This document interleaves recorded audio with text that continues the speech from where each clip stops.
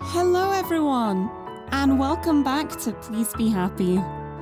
Ready to continue the incredible story that we started.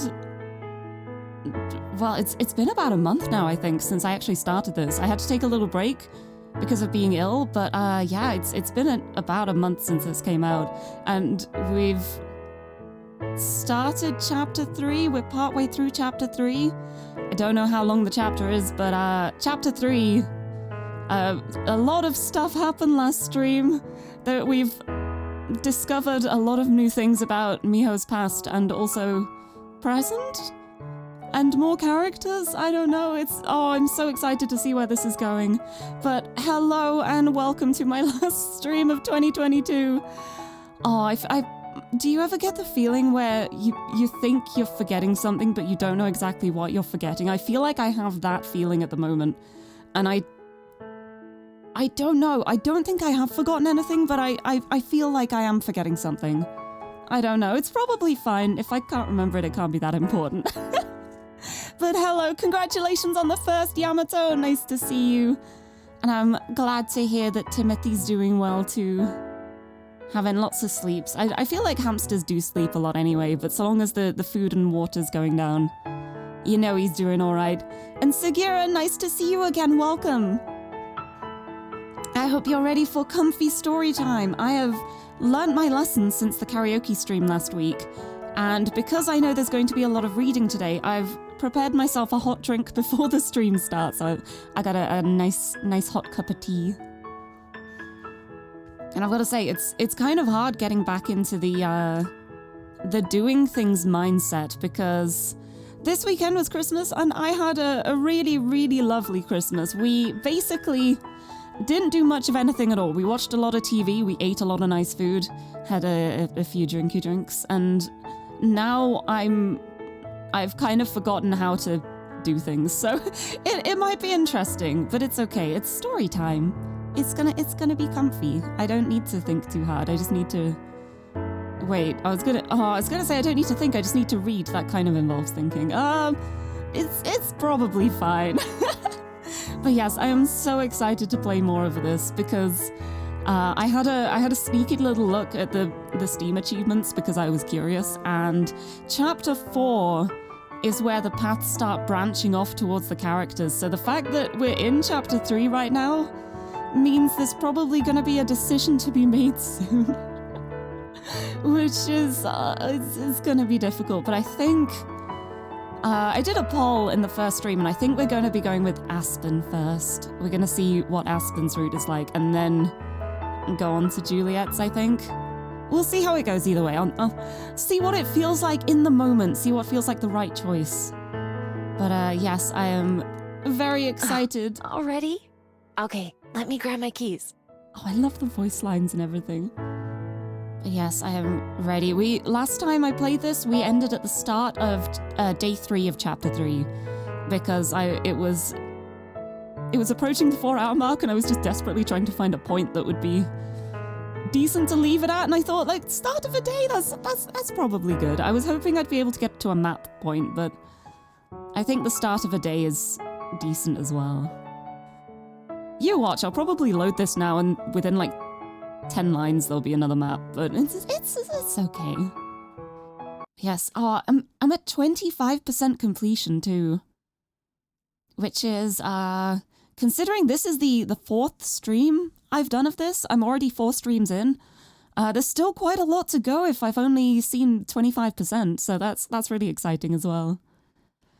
Right, anyway, so last time I played this, Miho went to a museum exhibit, found out some information about her person, is going to try and track them down after hundreds of years when they are probably not still going to be alive, but she doesn't seem to realize that. And so happy times, please be happy. And then we also had a very dramatic moment at the end of the stream too, where we met another Gumiho, who is basically different to Miho in every way, because she seemed very, very mean and violent, and sharp claws attack people. Yeah, we'll see how that goes. I'm so curious to know what's gonna happen with her too. But yeah, it's the start of a new day. Here we go. Yesterday's events, both the good and bad, linger in my mind while I perform the usual routine of tossing and turning in bed before I get up. Now that the shock's worn off, I feel a little better about what's happened. I wonder if I'll have forgotten all about the other Gumiho by the end of today. In fact, now that I think about it, it's possible I had met other Gumiho before and just forgot about them. Everyone forgets meeting me, so maybe it works in reverse too. Rather than dwell on the idea, I choose to ignore it. There's no way to know, I'd just drive myself crazy wondering. Instead, I keep myself busy by making myself more presentable for work. Heading into the bathroom, I clean myself up using the soaps and shampoos given to me by Juliet. She's helped me so much ever since I started working here. Looking into the mirror for one final check before I head downstairs for breakfast, I can't help but think of what the other Gumihos said, how I've domesticated myself. My spotless face looks back at me, framed by fluffy and pampered hair. I can't deny that I've let myself be spoiled by others, content to just go along for the ride. Snap out of it, Miho. There's nothing wrong with that. There's nothing wrong with being looked after, to a degree. I lightly pat my face, like I've seen Aspen do sometimes when she's getting ready to start her own job. I'm not sure what it's supposed to accomplish, but it makes me feel a bit more confident. I love the thought of Miho just slapping her face and being like, I don't know why I'm doing this, but I'm just gonna slap myself in the face anyway. Heading downstairs, I'm treated to the familiar scent of fresh-cut fruit and frying eggs, as well as the pleasant sound of Aspen and Juliet chatting about books. When I enter the kitchen, I'm greeted with 2 smiles. Morning, Miho. Good morning. Morning. Good morning. Breakfast will be ready soon. Cool. I slide into my usual spot at the table and grab some apple slices, munching on those while waiting for the other 2 to go back to their conversation. Instead, both of them look at me expectantly. Oh, they probably want to know about the museum, huh? So, how'd it go? The museum? A long story. Of course. What else? Was everything all right? When I didn't hear from you last night, I was fearing the worst. Oh, nah. It was fine. They even had what I was looking for. There were some more scrolls by my person. Yeah. Information. There's a loud clatter as Aspen drops her fork in surprise. Even Juliet's eyes go wide with genuine shock. There were? I love that they genuinely didn't expect Miho to find anything. They were just like, oh, it's Korean. You should check it out. It's honestly, the fact that there was information there is pretty incredible considering how big Korea is and how much history there is. Like, what are the chances? Are you sure it was them? Yep, definitely. I'd recognize that style anywhere. I learned a lot about them. No. Their name is Chongin, and they're a scholar. I don't know what they study, though. The museum person didn't say. For a long moment, there's silence, other than the sound of eggs sizzling in the pan. Both my friends just stare at me dumbstruck. What are those looks for? You seem awfully calm. I assumed you must not have found anything, or you'd have been back immediately. Yeah, well, there was some other stuff that happened too. I'll tell you about it some other time. I love that this is a huge thing that's happened, and she's just talking about it as other stuff. Just like, yeah, there was other stuff. Don't worry about it. It's fine. It's tempting to tell them about the Gumiho, if only because I know they'd reassure me about everything she said. But that's why I can't tell them. Not yet. In a way, I'd just be proving her right. Well, all right. No, I don't think it would be like that, Miho. We'll be here whenever you need us. Oh, they're so good. They're so good. I love them. Is breakfast ready? Food. Yes, just now. Here you go. Juliet fills our plates and takes her seat, and we all dig in. It's a quieter meal than usual, with only the sounds of chewing and silverware scraping against the dishes. I feel like Aspen and Juliet are having a conversation in their silence. Of course they'd expect more from me. I'd expect more from me too. And right after leaving the museum, I was that excited. I am still excited, of course. It's just been tempered a little. I still plan to ask Aspen and Juliet to help me get in touch with Zhongin, but I want to wait until I can do it with a clear head. Wow. Miho, you've grown up. Oh, the character development. Once everyone's finished eating, I gather up the dirty dishes and take them to the sink, while Juliet washes the pans and Aspen wipes down the tables. Another routine morning. I'll see you two later. Thanks for breakfast. My pleasure, as always. Bye! With that, Aspen politely takes her leave and heads out the door. Juliet and I then go into the library, ready to start the day. Or end it, in her case. I head to my spot behind the front desk and begin getting everything ready. The checkout sheets, my pens and pencils, my study materials, and so on. Are you all set, Miho? Yeah? Yep, I've got everything I need. Wonderful. Well, I'll leave you to it then. Have a good day.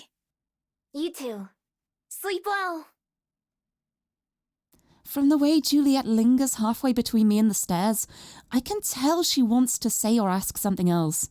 She thinks better of it, simply giving me a smile before heading up to her room. And Brushy, hello! Nice to see you!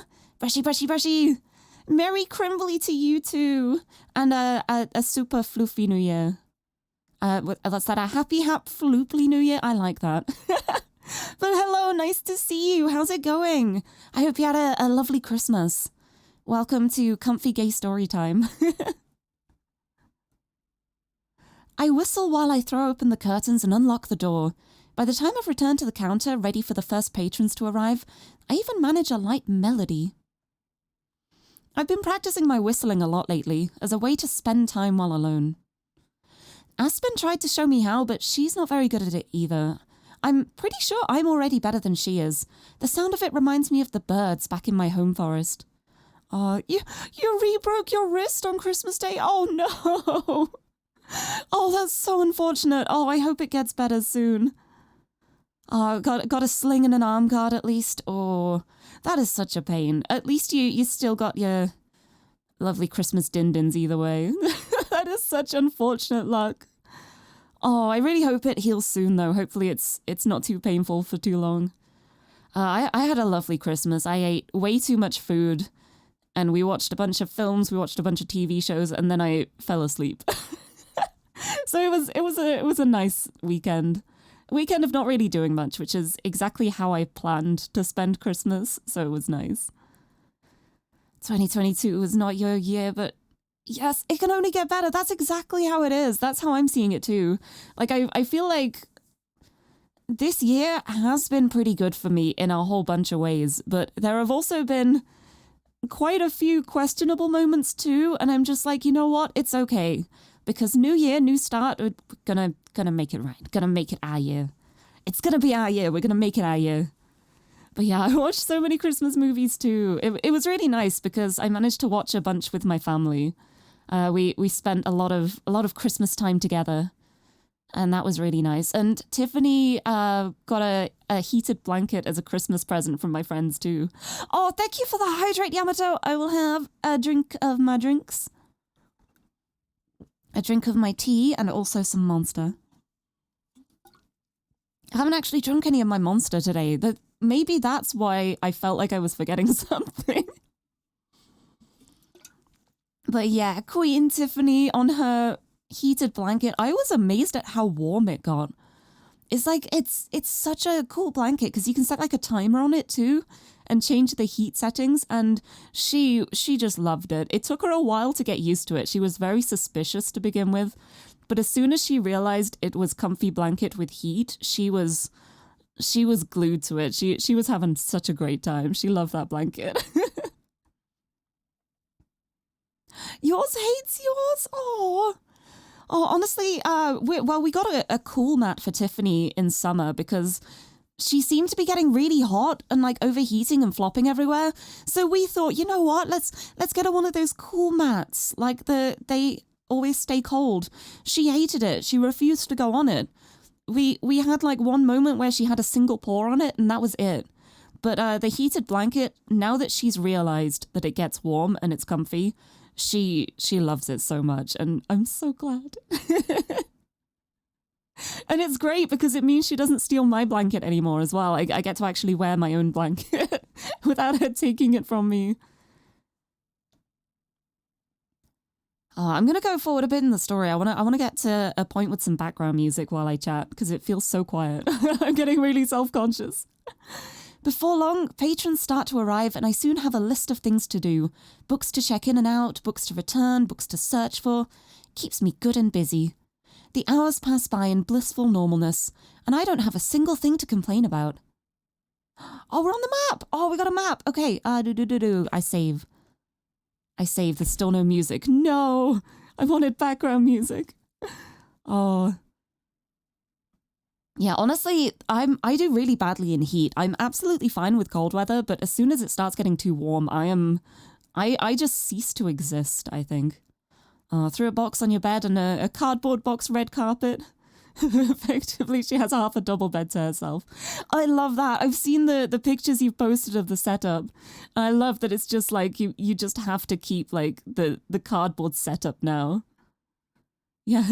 Yeah, we're British. We're like Nords in Skyrim. It's like, yeah, cold weather, used to it. It's fine.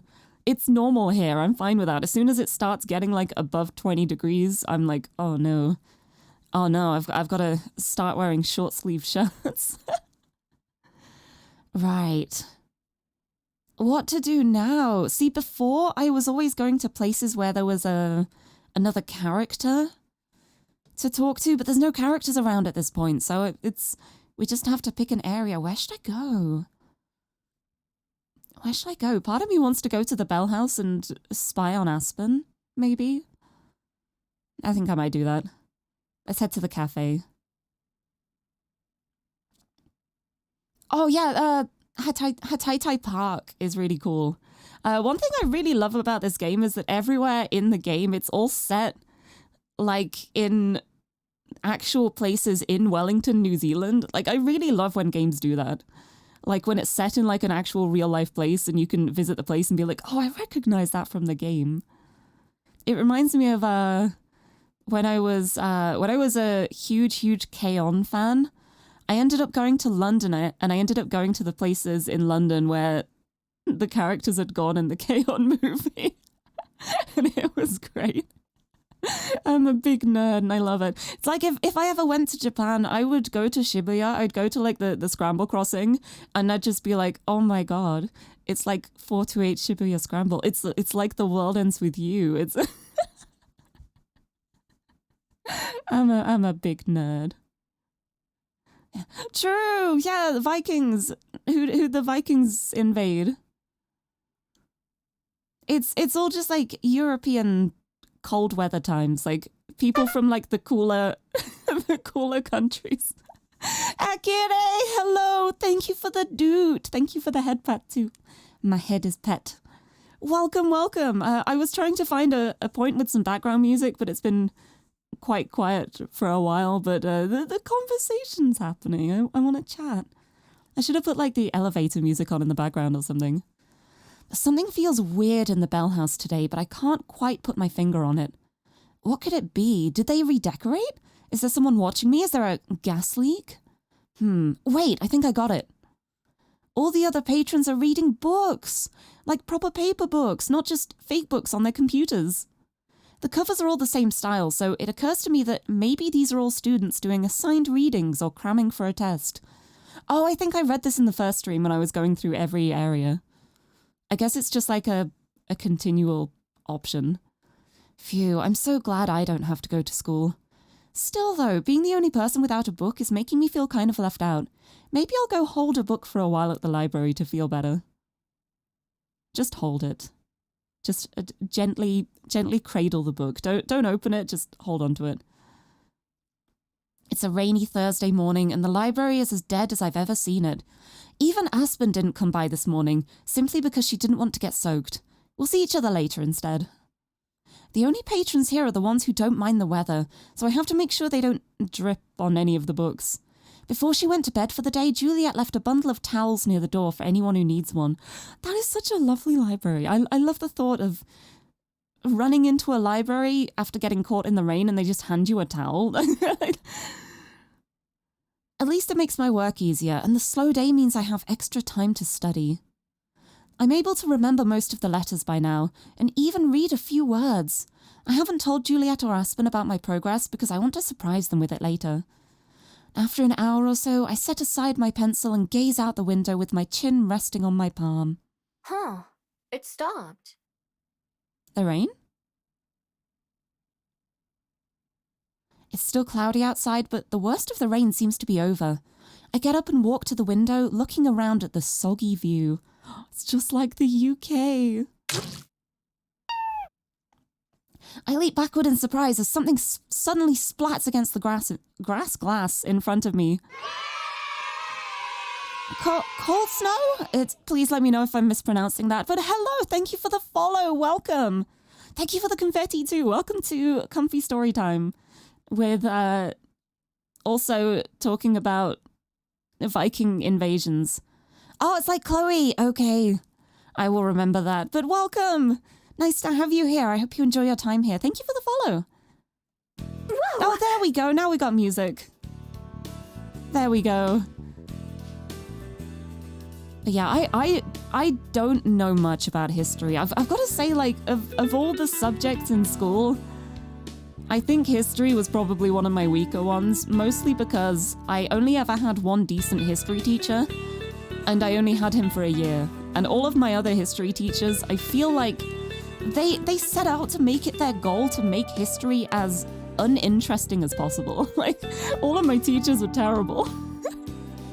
I feel like a lot of the subjects I did in school, the ones I ended up enjoying were the ones I had decent teachers for. And it always makes me wonder, like, if I'd had an interesting history teacher, like, would I have been super interested in history? Oh, 1066. Oh, wait, the Battle of Hastings. The Nords won a war and placed William I, the Conqueror, as our king. Yeah, see, that's one of the few dates I actually know, and it's actually really embarrassing how I know that one. It's because in the UK there was like a car insurance company. I think it was car insurance. It was some kind of insurance, and they were called Hastings Direct because the phone number was 0800 00 1066. Yeah, that's how I remember the date. That's the only reason I remember the date of the Battle of Hastings, because of those adverts, just 0800 00 1066. I will never forget that advert. Thank you, TV advertisements, for teaching me this. Oh, maths was one of your worst, Chloe. Oh, I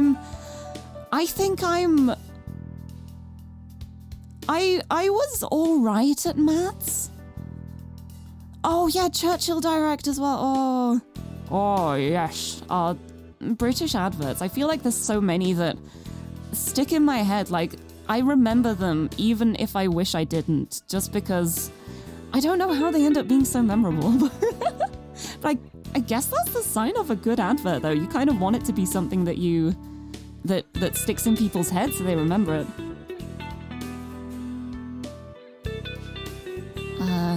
Remember the one with the kids in their cars talking like adults? I don't know if I remember that one. I don't know. Ooh. Yeah, I don't think I remember that one. That's interesting. You had a convo with your dad over Christmas and you talked about Russian winters and D-Days. And I only remembered it because of lyrics. Because of Sabaton lyrics. That's great. Honestly, I love when you can, like, remember things through other things. I feel like it's the way I actually memorize things the easiest. Like, if I associate it with something in my mind, I'm more likely to actually remember it. than if I'm just told something. If I am just told like a date or something, I am probably going to forget it. I need to attach it to something in my mind to remember it. Also, Yunji, hello! Thank you for stopping in. Oh, I can't stay for long. That is absolutely fine. I know it's super early for you. But thank you for popping in. I hope you had a lovely Christmas too. Thank you for being here, and thank you for the hydrate. I'm gonna have some tea. I've got my warm berry tea. It's I think it's strawberry, raspberry, and cranberry. Oh, I guess the cranberry's kind of seasonal as well then. It's such a nice tea though, I love it.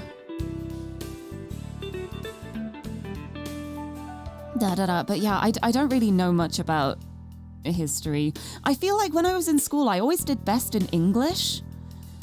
I was always like top of the class in English, which always amused me because it's basically just because I'm a weird person and I really like grammar and sentence structure and like the rules of the English language. It's one of the things that just always just kind of came naturally to me. And also, I was very good at writing essays, like analyzing books and just completely bullshitting them. Like that was like my biggest talent.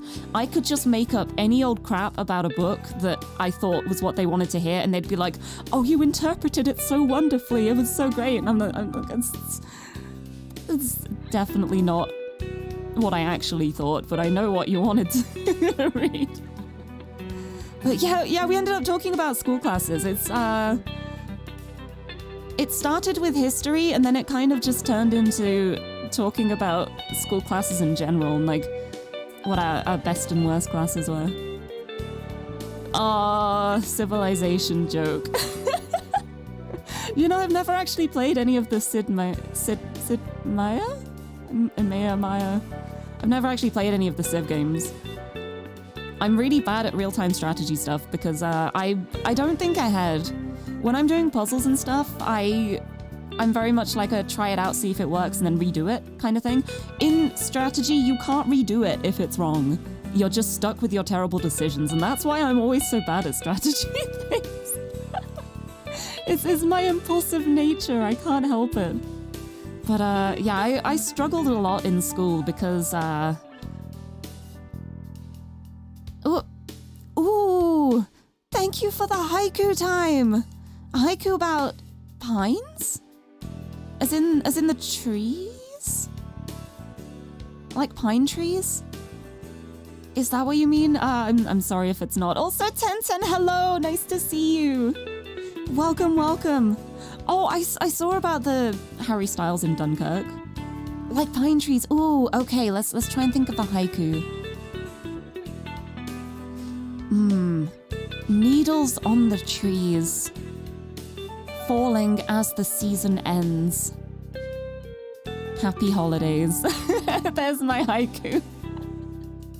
An ode to Christmas trees and pine needles. Oh, let's do another one too. Pine cones are so cool. I used to collect a bunch, then put them on shelves. Based on a true story. I used to love collecting pine cones. I remember like when I was in school, everyone used to collect like horse chestnuts and conkers, like for doing conker fighting. I would just collect pine cones and just be like, oh, this is pretty. I'm gonna put it on a shelf and collect it. But yes, Tencent, nice to see you too. How's it going? Welcome to Please Be Happy, and also talking about school classes, because I don't know how it happened, but we ended up there.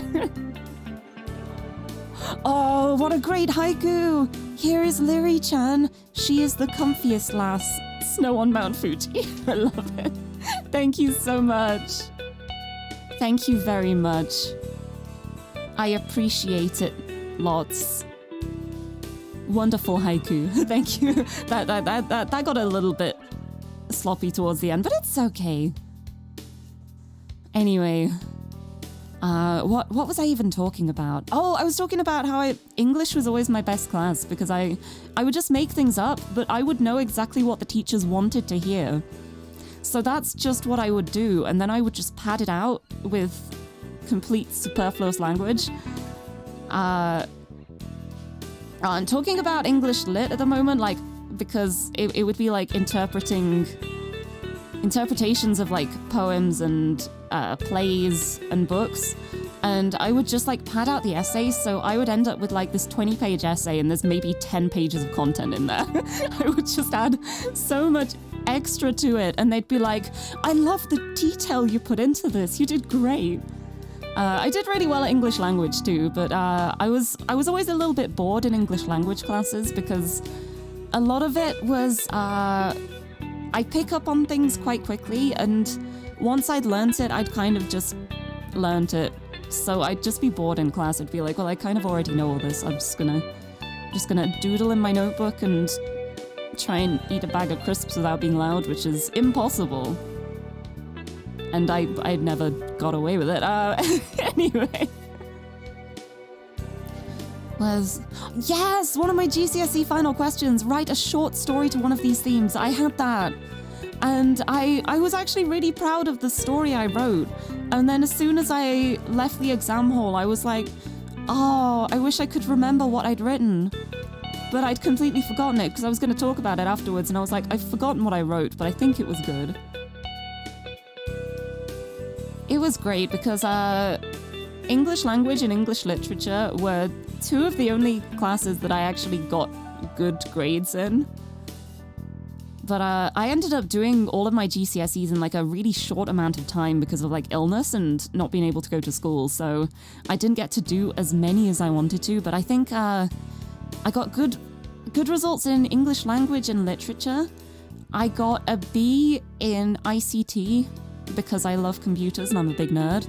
And then I got a C in maths, but it was because I did the lower graded paper because I didn't have time to do all the coursework for the higher graded one, but I got full marks on the exam for that, which I still to this day have no idea how I pulled that out of the bag, but I somehow managed it. But yeah, that was kind of disappointing to me because I was like, if I'd been able to do the higher paper, maybe I could have gotten a really good grade, but it's all right. It was still a pass, so I was just like, eh. I don't really like maths. I don't plan on going into a maths-related job, so. Don't think any of your English lit classes let you do creative writing. You never got into a creative writing class through college. Oh no! Is that something you're interested in though? Do you like the creative writing side of things? Honestly, I really liked writing, but it's the kind of thing I haven't done in a very long time. But my main problem is that I'll have lots of ideas and I will write them down, but they don't really connect with each other. I will just have like a bunch of ideas and then be like, I'd like it to end like this, and then I can't figure out how to like piece it together, so I just kind of push it to the side and forget about it. I've got so many half-finished stories. I'm better at creating characters, I think. I've got a lot of original characters that are just kind of lying around waiting for me to do something with them. Also, Kanan, hello, nice to see you. Thank you for the doot. I'm gonna have a sip of my tea in honor of doot. But welcome. How's it going? How are you feeling? I hope you're feeling all right, but welcome. Do you love creative writing? Written some lore for your Final Fantasy character and a Vindictus character. Oh, nice. Oh, I've got to say, I've created a lot of lore around my old Final Fantasy XIV character. She has a lot of lore that I've never actually written up properly, but the information's all there. And I've also created a lot of tabletop roleplay characters. I've got a whole roster of characters for TTRPG kind of stuff. I'm an undrawn comic that has folders full of characters, locations, plot points. Just no comic. I see. I do a lot of tabletop roleplay stuff. I have a regular group who I've been doing tabletop games with every Saturday evening for several years now. It's been quite a few years, but I really love tabletop stuff. But a fun fact though, I've never actually played D&D. I've done a lot of like homebrew stuff, and my current campaigns are all like it's the Call of Cthulhu system, which I really, really love. And there have been some horrific Cthulhu moments in it, for sure. But I really love roleplay stuff. I just love getting into character. I've created some weird characters. It's like the kind of stuff that I would never feel confident enough to do as me. I'll just create a character for it. Like, I've got one character who is just an absolute asshole. She does not care about what other people think about her. She will just say it as she sees it. And several times I've said something in character and then I've had to just quickly be like, I'm so sorry. No, that's not me. I wouldn't say that. It's so much fun though. It's so fun. And it's so fun when she says something just like completely out of pocket and then everyone is laughing and I'm just like, I don't know where that came from, but it's great. Oh, getting ready to DM your first Pathfinder scenario. Oh, good luck with that. I've got to say, I feel like DMing something, I don't think I'd be able to do it. I don't think I would be able to think quickly enough on my feet. Like, being a player I'm all right with. I don't think I would be able to lead a story. I'm like a follower. I add to the story. Oh, and you have nothing to apologize about. I feel like this happens with all of my Please Be Happy streams. It's just something in the story will spark a thought and then I'll speak on it and then it just derails into a little conversation. But that's part of the joy of streaming. We just see where it goes, what direction we go in. Maybe we will play the game. But no, yeah, I have nothing to apologize about. I always love chatting. It's always nice having people around to chat with. It's fun. But yeah, I feel like this game too. Oh my goodness! Oh my goodness! Hello, thank you so much for the sub. A resub for 3 months. Oh my goodness. And Hobgoblin612, thank you for the follow. I love that a Hobgoblin is joining right as we're talking about D&D. But hello, oh Sazaza. I'm so glad you're able to make it. Might have been busy with work until late night, but no way you're missing last stream of the year. I'm so glad you could make it. But thank you so much and welcome. Yeah, this is the last stream I'm going to be doing because tomorrow I'm off to visit friends for New Year's. And I'm really excited for it because it's going to be the first time I've taken a break since, like, summer, I think. I have not actually given myself a break in so long. The last break I had was because I caught COVID, and I wasn't really having a break then. I was just trying to recover from being ill. So I don't think that counts. But, yeah, I'm really looking forward to that. Hope I'm not coming up north. No, I'm going... I was going to say south. It's not south, like Midlands south. I'm going down a bit, but I think the place I'm going to is actually colder than where I live at the moment anyway, but I don't mind the cold, so it's totally fine. Also, they have 3 cats, so I'm looking forward to it. But yeah, it's going to be really nice. I'm actually letting myself have time off for a bit. I'm taking an entire week off. I am not going to work. I'm going to refuse to do any work, which is going to be really difficult for me because I am a workaholic. If I'm not doing things, I feel like I'm failing. But I'm not going to let myself work. I'm going to relax and play video games, and we're going to eat yummy food and play board games, and I'm really excited for it. Thank God the event ended at 10 and turnover took just 30 minutes at the hotel. Oh, that's good at least. Oh, if it was any longer, we would have started camping in the toilet. Oh, I'm really glad it's over at least. But yeah, I'm so glad you could make it. But no, Xander's going off to visit friends for New Year's. I'm going off to visit friends, but my mum's staying home. So her and Tiffany are going to be spending New Year's together. So she will be comfy at home with her heated blanket. So she'll be fine. She'll be fine until I come back smelling of 3 other cats. And then she will pretend to be annoyed at me for about 10 minutes because that's about how long she lasts. It's like every time I come back from my friends, I'll always smell of the 3 cats and Tiffany will like pretend to be annoyed at me. But at this point, because like I've been friends with these guys for like over a decade now. She is used to the smell of these cats, and she just pretends to be annoyed at me And then she'll just come back and be all snuggles again. But yeah, she's got a heated blanket, so she will be happy. Oh, you live separate, and so your cat goes to the cattery. Oh, honestly, I'm the same. We took Tiffany to a cattery once. It was a while ago now. It was years and years ago now. And she did so badly in there. She was distressed the whole time. So ever since then, I've always sworn that like if there's nobody in the house to look after her, then I'm just not leaving. I'm not doing that to her again. She needs her home. But yeah, I'm really looking forward to that though. I'm looking forward to having a nice New Year's break. It's gonna be weird not streaming for a week, but it's okay. Hopefully I'll still remember how to stream when I get back. Anyway, something splattered against the glass. Ooh. Snow? Wait, no. At first it looks like a puddle of water that's stuck to the window, but then it starts to wiggle. Wait, hello? I stare in confusion as a pitiful-looking face forms in its middle, then frowns at me. Suddenly it hits me what I'm looking at. This must be a water elemental. I've never seen one for myself before now. They usually hang out in rivers or lakes, but I've heard they'll sometimes come out onto dry land when it's rainy. That must be what this one did. It's such a sad face. I wanna pet it. A little baby. Now that it's stopped raining, though. Oh, are you stuck here? Oh, no. Oh no, you could dry up.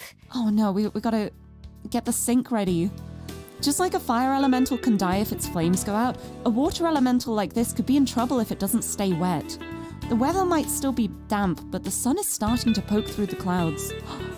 Okay, wait right there.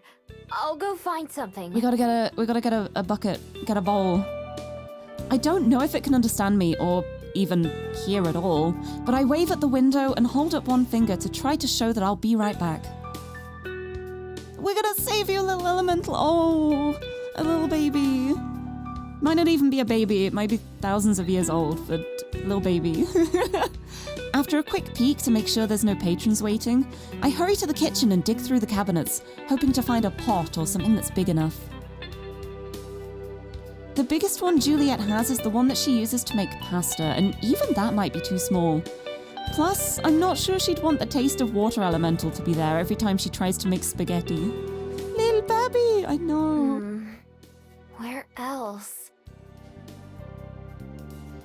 I could just wake Juliet up and ask her, but I should really try to solve this myself before bothering her. Instead, I start hunting through the other rooms for something that might help. There's nothing in the bathroom nor in the library area. When I check the dining room a second time, however, I notice a big bowl on top of a shelf that I hadn't seen before. Perfect. I hope this is not a valuable bowl that I shouldn't be taking. I have to stand on one of the chairs to reach it, but I grab the bowl and fill it half full with tap water before hurrying back to the window. Oh, Phoebe! The elemental is still stuck there, like a very sad bumper sticker. Oh, smiley! It already looks a little smaller, but it ripples with excitement when it sees me, its frown shifting into a watery smile. Don't worry, I've got you. I've got you, friend. I head out the front door and skip around to the window, squelching through the wet grass as I go. Here you go. Come on.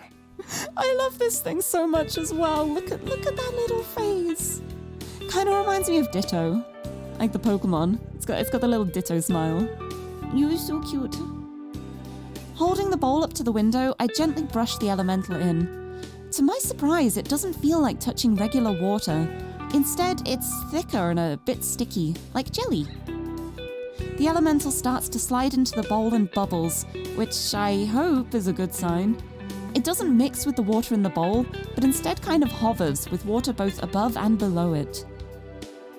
When it gets itself fully into the bowl, it almost fills it up. The water sloshes over the edge and onto my hands, leaving the bowl almost dry except for the elemental itself.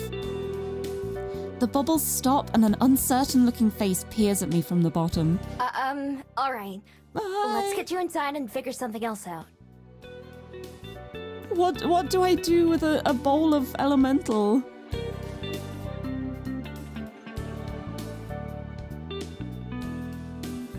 I want to make a haiku now. Just what's inside the bowl?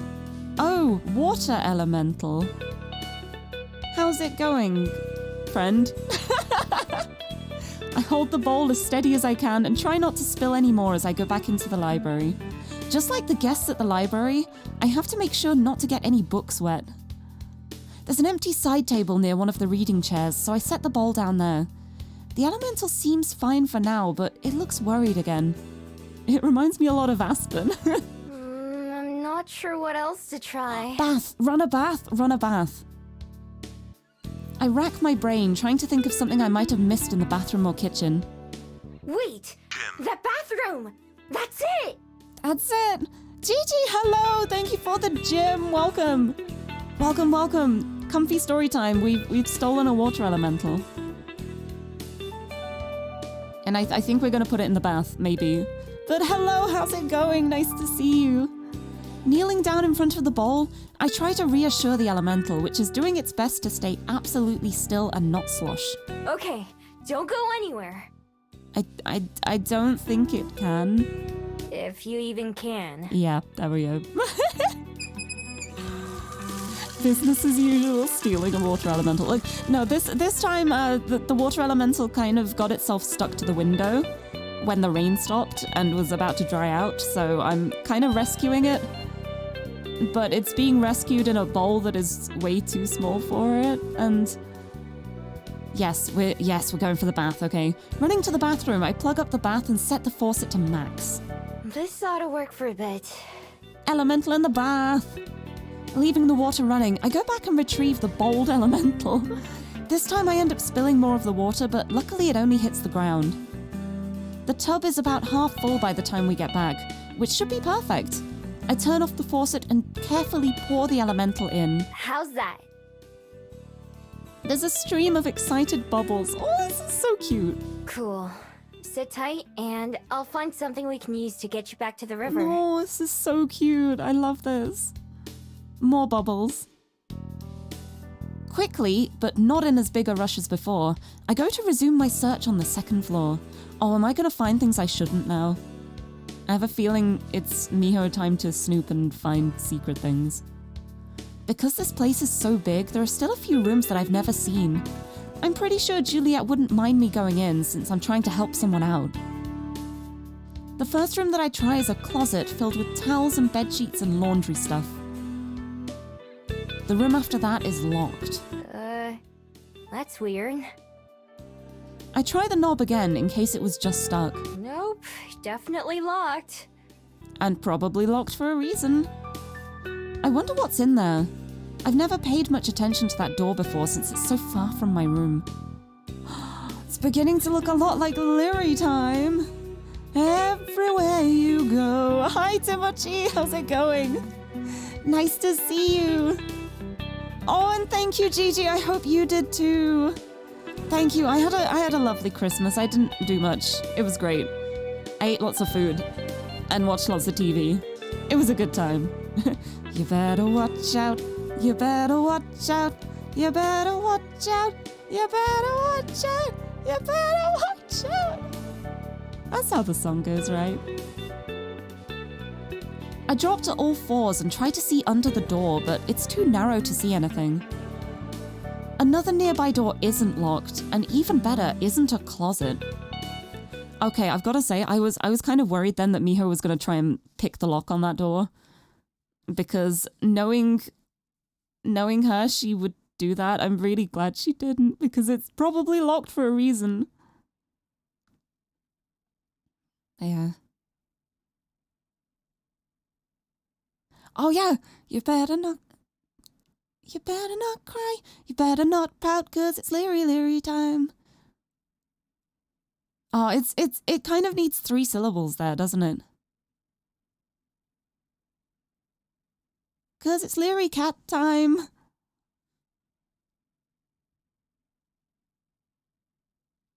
Pink-haired puzzle cat from UK.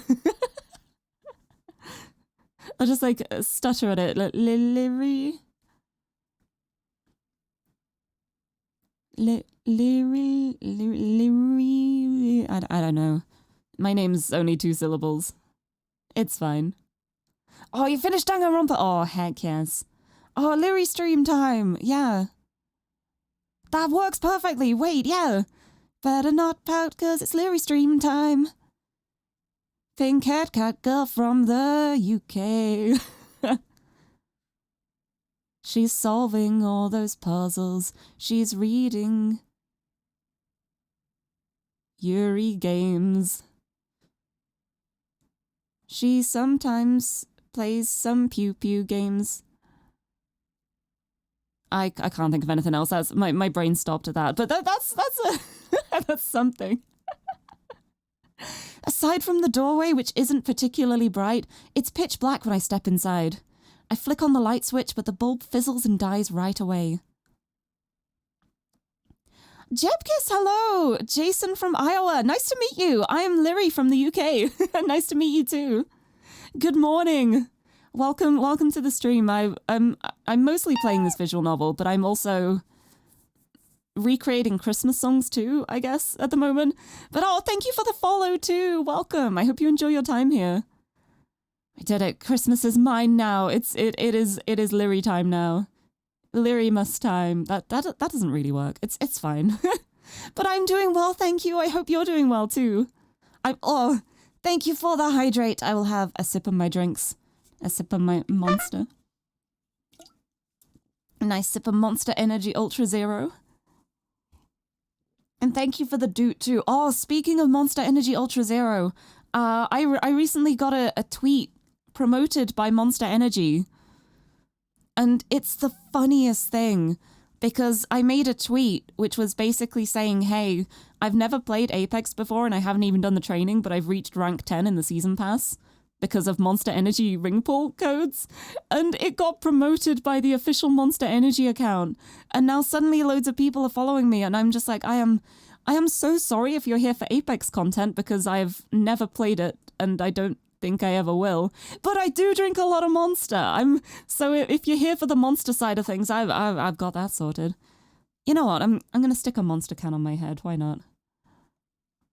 The logical conclusion of this strange trail of thought. I don't know what I'm doing. It's fine. Da da da. Where's my Monster?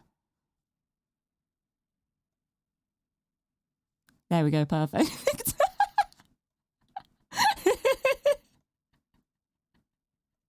I have my Monster. Wait, maybe I shouldn't have it on my head like this. It looks a little bit precarious. Thank you for the head pat. Oh, almost patting the Monster. There we go. Pat the Monster. let's put it on my shoulder instead. There we go. It's kind of there. What if I just make it really tiny? Just have a little baby can. There we go. That'll do. That'll do. But yeah, my favorite flavor is the Ultra Zero.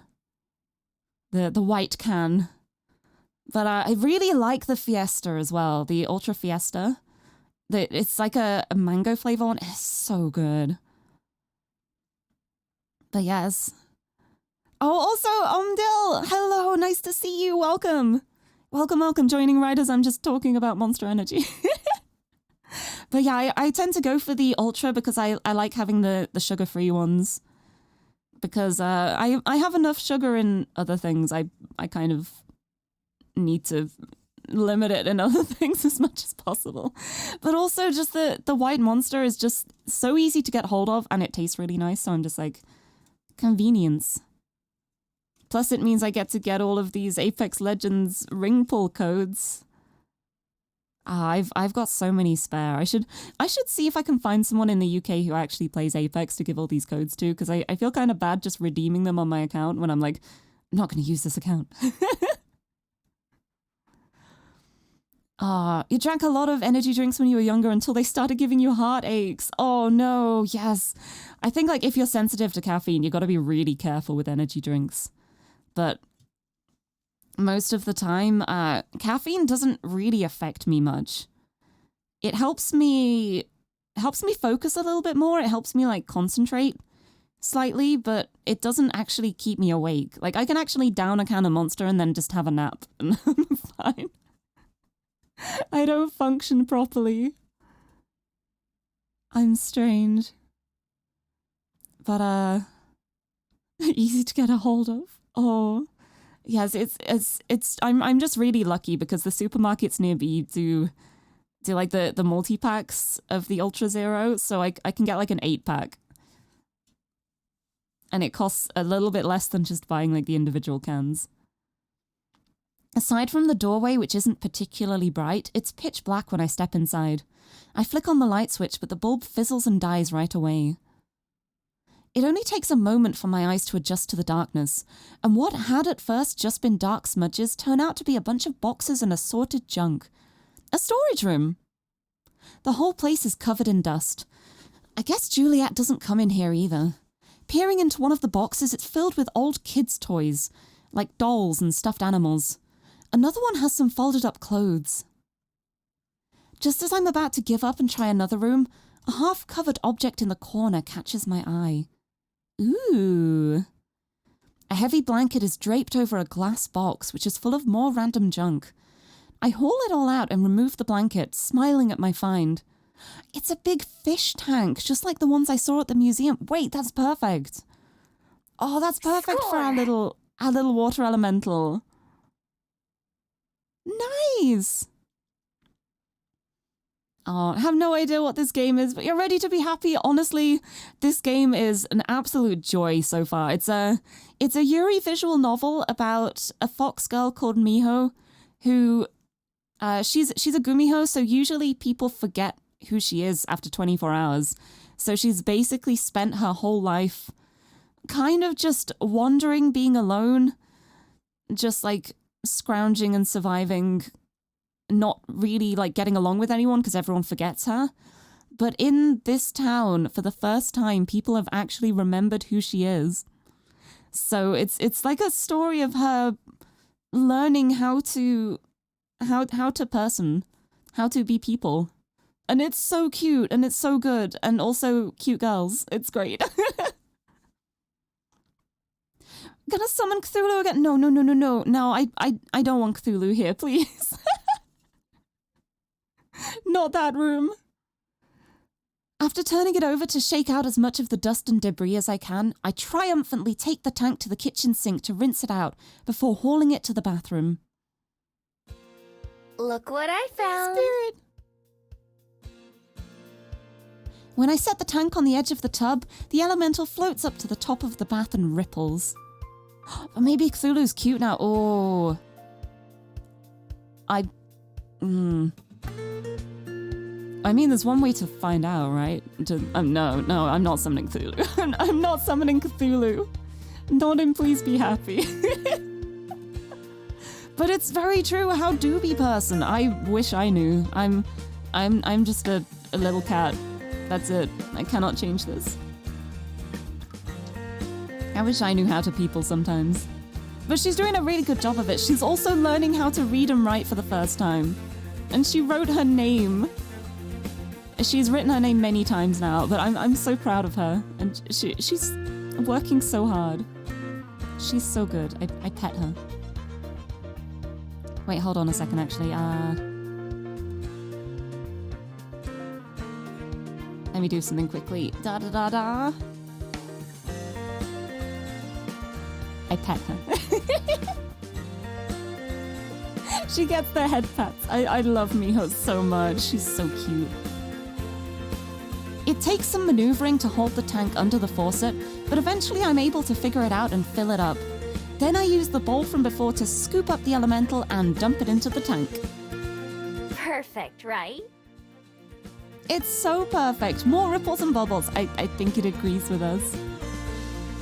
Yeah, Miho is doing a better job of peopling than I am, honestly. She's so good. I love her. Okay, let's get you to the river. We saved an elemental. I wrap my arms around the fish tank and lift. And nearly tear my arms off. Oh yeah, that's gonna be heavy, huh? Probably didn't think about that before filling it up. That's heavy. I think we're gonna need a Juliet for this. As much as she wanted to solve this situation on her own, I think we need vampire strength for this. I think we need a Juliet for this. I didn't notice when I was just getting the tank set up, but with all that water in it, it weighs a ton. It's way too heavy for me to carry to the front door, much less all the way to the river. This could be a problem. Wait, just get like is there like a trolley? Can we find a trolley somewhere? It had seemed so perfect, so lucky. Even after dumping out some of the water, I still can't carry it. No. Her poor little human arms. Her undeveloped muscles. I guess they'd be kind of undeveloped. I don't think she does much working out in human form. I don't know, but yeah, we definitely need some vampire strength here, I think. Sitting down on the tile floor, I sigh. The elemental floats dejectedly. Miho?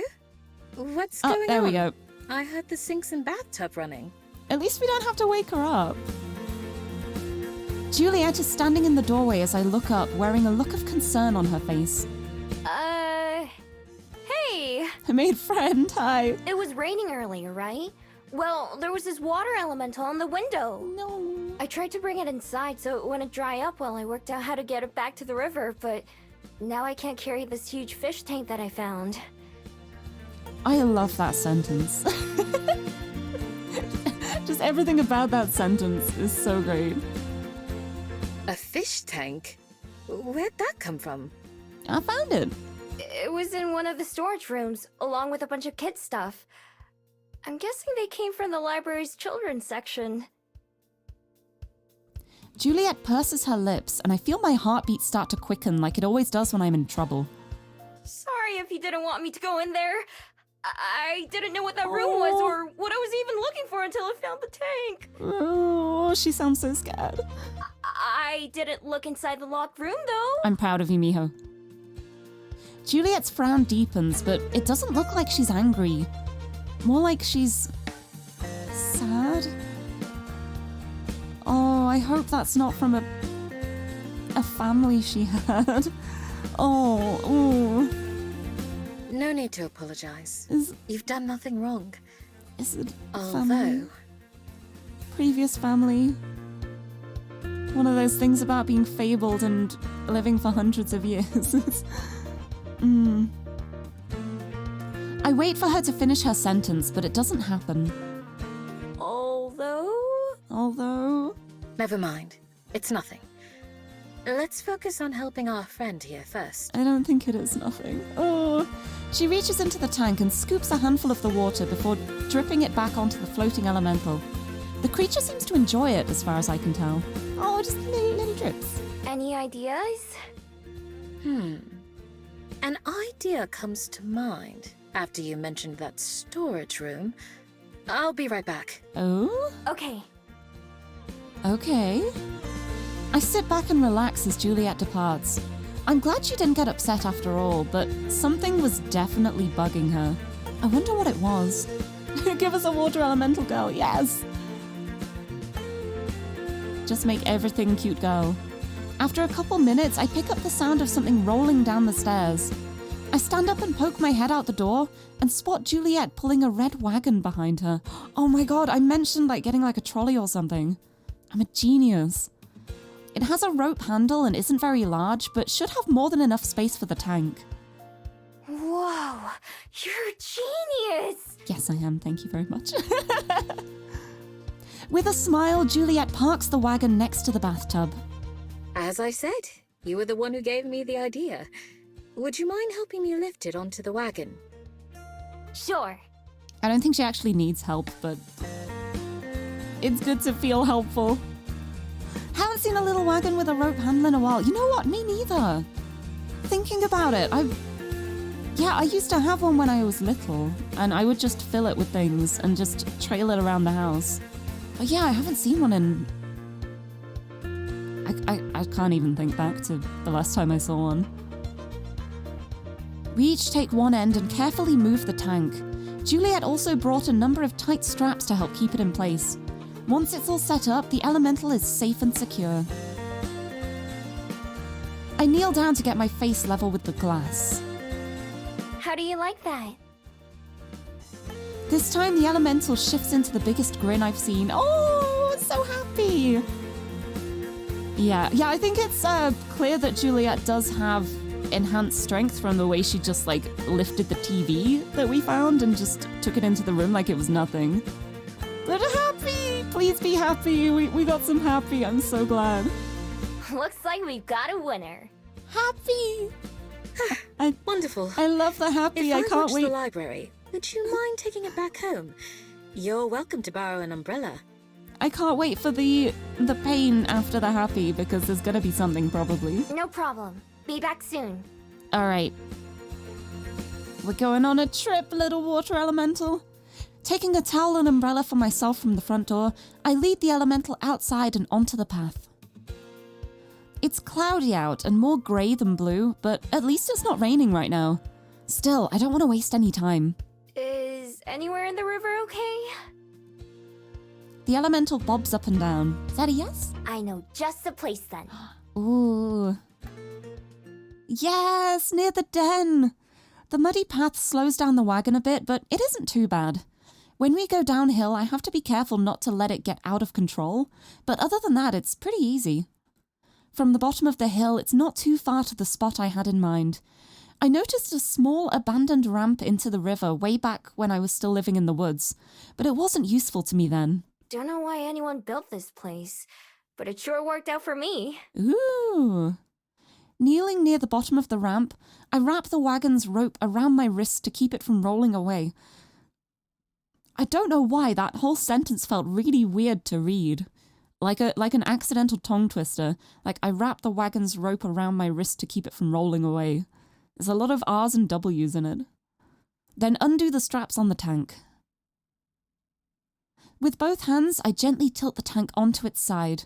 The water and elementals spill out, flowing down the dirty concrete and into the river. Whee! The water begins to churn immediately, bubbling as if something huge is coming to the surface. A rushing sound echoes about the empty area before a torrent of water suddenly shoots upwards like a fountain, arcing clear over me. Rainbow! As I look up, I see the elemental shimmering within the water, catching the light from the sun. For one brief moment, the most beautiful, vivid rainbow I've ever seen hovers before me, so close that I could touch it. Then the water and elemental crash back into the river, and everything goes still. I smile, certain that I understand. Yes. I am indeed gay, thank you. You're welcome. Oh, and we're back to another map decision. Another map decision. Where are we going?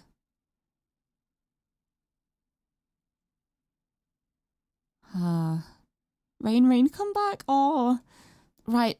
Last time we did this, I went to the Bell House Cafe. I kind of want to go to the cafe again and see if anything changes. See if it's different. Yeah, I'm going to do it. Why not?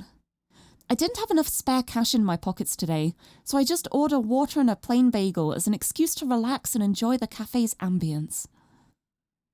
Perhaps out of pity for my meager order, the cashier slips me a free packet of cream cheese too. An angel. As I'm people-watching today's patrons, I notice a guy staring at his drink with an expression I can only describe as complicated.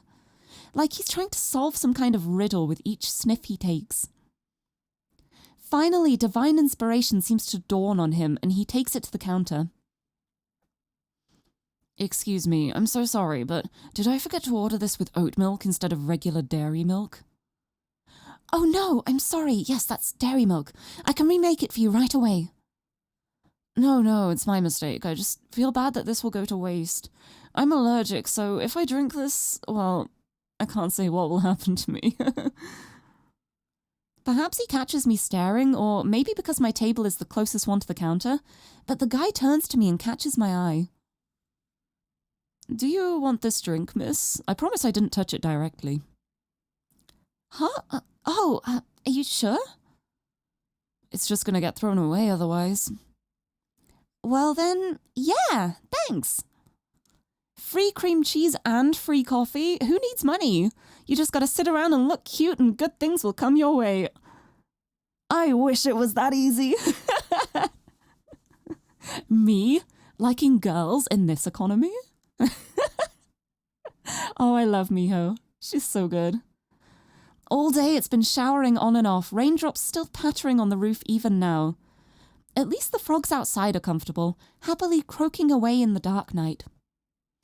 To stave off the cold, I keep a warm blanket wrapped around me while sitting up and watching TV. I don't really understand all the complicated things the presenters are talking about, but it's interesting to see their reports from all around the world. My ears prick up as I hear someone walking up to the door, a series of 3 knocks gently ringing out against it. Always 3 from Juliet. Yeah? Ooh, pajama Miho. Oh, that's the kind of nightdress I like to wear. I'm making some tea. Would you care to join me? Nighttime tea? I can make some hot chocolate as well. Nighttime hot chocolate? Ah, yes. Sure. Be right down. A warm drink sounds nice right now. Not wanting to leave my cozy blanket, I decide to hold it tightly around myself and waddle down to the kitchen with it. The stairs prove a little difficult, but I manage. That a light switch at the window? I think it might have been. Be handy. It's like an extra switch that you can just turn the lights off while you're lying in bed. That is handy. I've actually got 2 light switches in my bedroom. They both work for the same light, but I can use either of them to turn the light on and off. It's very handy. Like, one of them is like by the door when you come in, and then I've got like a pull light switch thing that's like right next to my desk. So at my desk, I can just turn my light on and off. It's very handy. Now then she waddled away. Waddle, waddle, waddle. Oh, you control your light switch with your phone. Oh, if you got one of those, like the Bluetooth bulbs and stuff. That would be so handy. But honestly, I'm fine with using a switch. I will just lean over and get the switch. But I feel like if I did have a control of all of my lights through my phone, I would never get up. It would make me so lazy, like lazier than I already am. Now you have the duck song in your head. You are so welcome. Got any grapes? There are already 2 mugs sitting on the table when I arrive, and the kettle is already steaming.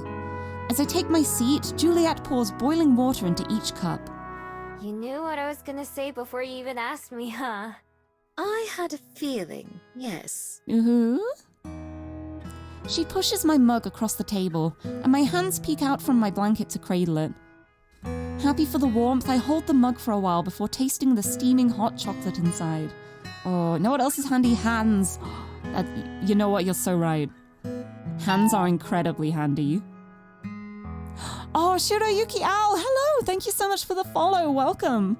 I hope you enjoy your time here. We're about to have hot chocolate with a cute vampire.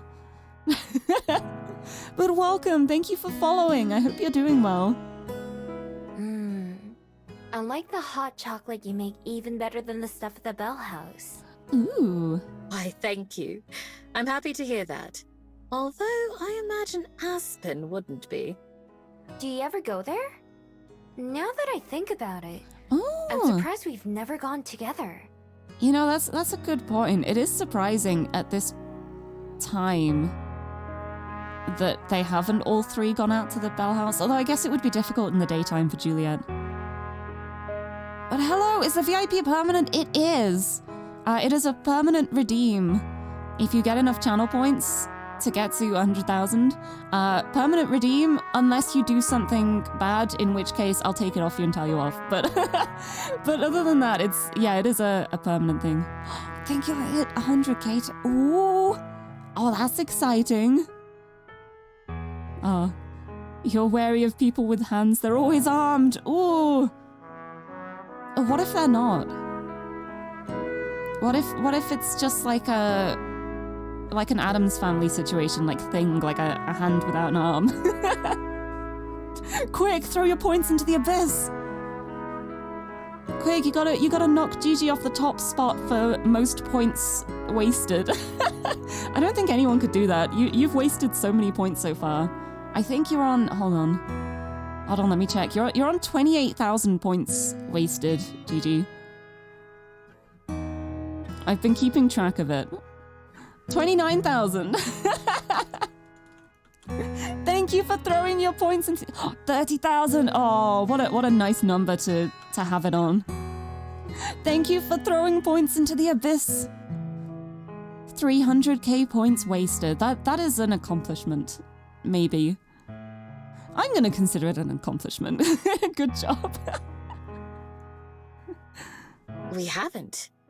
Well, why don't we change that sometime then? Like a date? Perhaps we can meet Aspen for breakfast there instead. Has been a while since I've stopped by. Oh, yes! Date at the Bell House! Sarah Cat, hello! Welcome! Yes, we got more of this game. We have more cute girls and emotions. But welcome, I hope you're doing well. And Rava too, nice to see you. Gotta get to 69k points wasted for the memes, yeah. The next goal. And then 420k. Oh, thank you for the hydrate! I will have a sip of my drinks. Get hydrated. Ugh. Have a sip of my drinks. I'm gonna have both. Oh, my tea's gone cold now. I should have drunk it faster. I am silly and I never learn. But thankfully, the fact that I have fruit tea means that, like, even if I leave my tea to the point where it starts getting cold, it still tastes nice when it's cold as well, because it's just fruit. It's just nice and fruity, so I don't, like, have to have it hot, but it does taste nicer when it's warm. It's nice. Didn't redeem hydrate fast enough. Oh, it was on me too. I just forgot to drink it. I was too busy talking about school classes, I guess. It's alright. It still tastes nice. I still get the berry tastes. Sure! I've never gotten any food from there. Only drinks. Oh, yeah, I wonder what the Bell House food tastes like. You're in for a treat then. They serve delicious pastries and sandwiches. Ooh. Oh, I want a pastry. There's a particular one that I know Aspen enjoys. Although, I can't remember what it was. That's okay. I'm sure I'll be fine with anything they have. I can't remember the last time I tried something that I didn't like. I do. I remember the last time you tried something you didn't like. It's when you had tea without any sugar in it. That must come in handy when traveling the world so much, Because I'm sure. you crunched the sugar cube instead of putting it in the tea. Latest in the story, since the end of last stream, not too much has happened.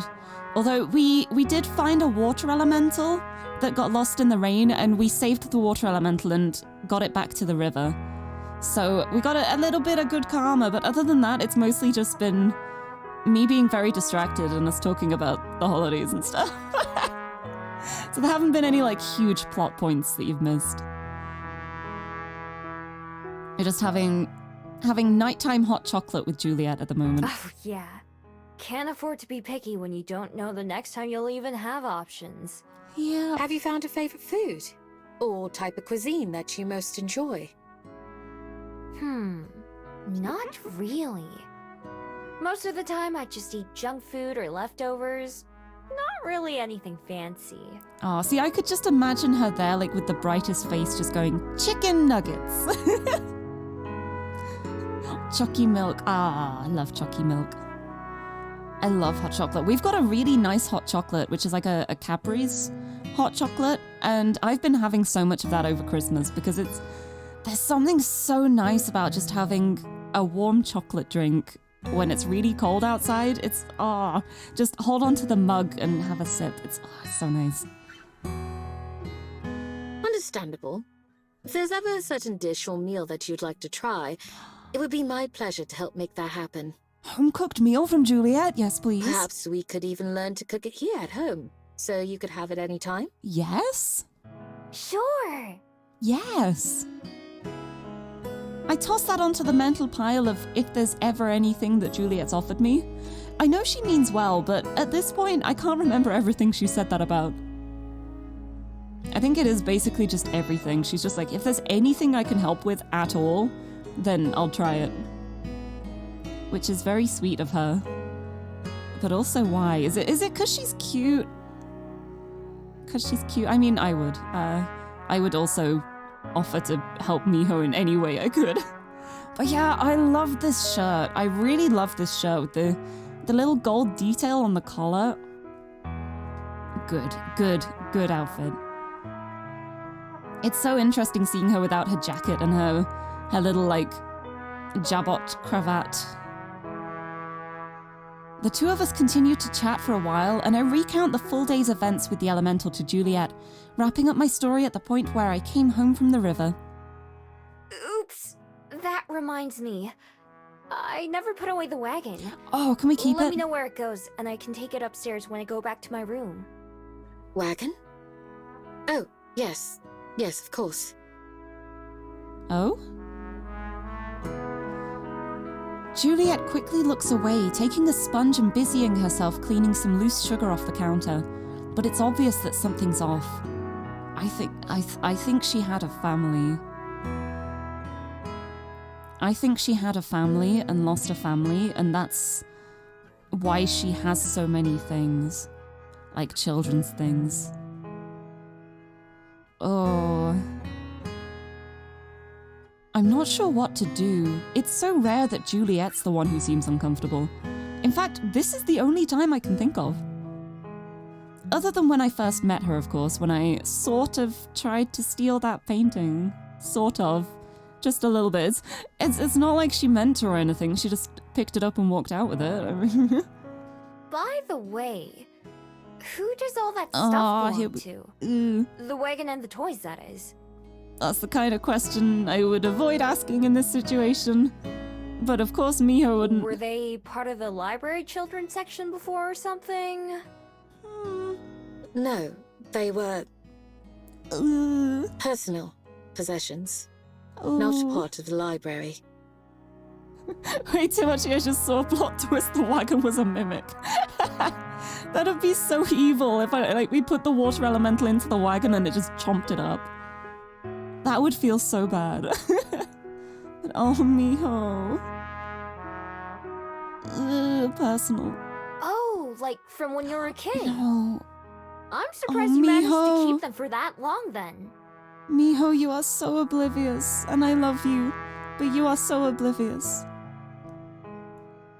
You are so oblivious. Oh. No, not my childhood. Yeah. Nothing but fluff between those ears. Oh, headbutt from Miho. Oh, thank you. Hold on, let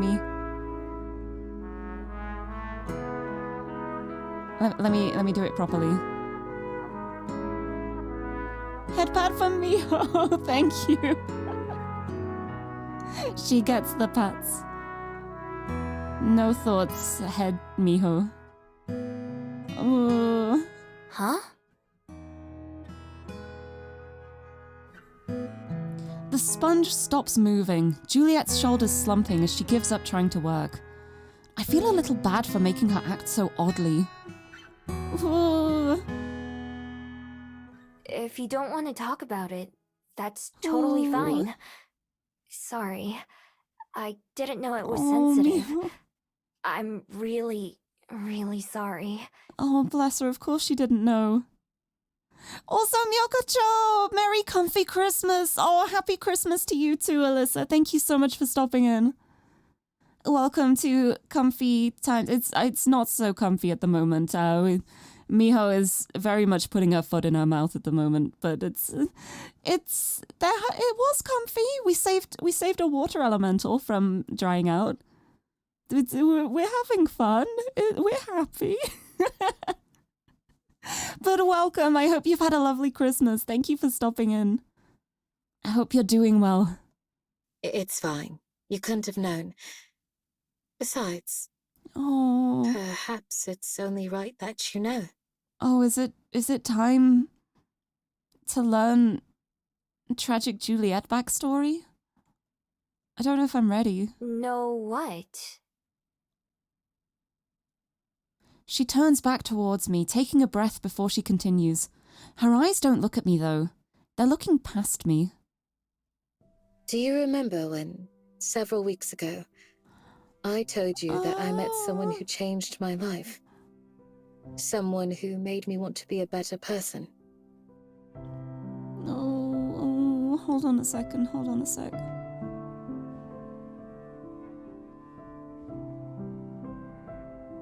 It's Juliet head pat time. I think she needs it.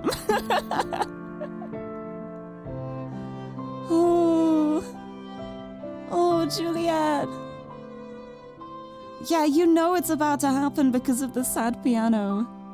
But honestly, I've got to say, like, the music in this game, this music has been used for, like, it's been used for sad moments. It's also been used for, like, bittersweet moments. It's so versatile. It's so good. It's such a good soundtrack. Oh, Juliet. Yeah. It's so good. Honestly, the whole soundtrack is incredible. Well, her name, my daughter's name, is Cosette. Oh, wow. Oh, wow.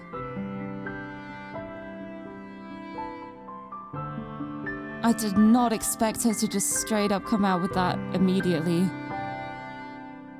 Oh, wow.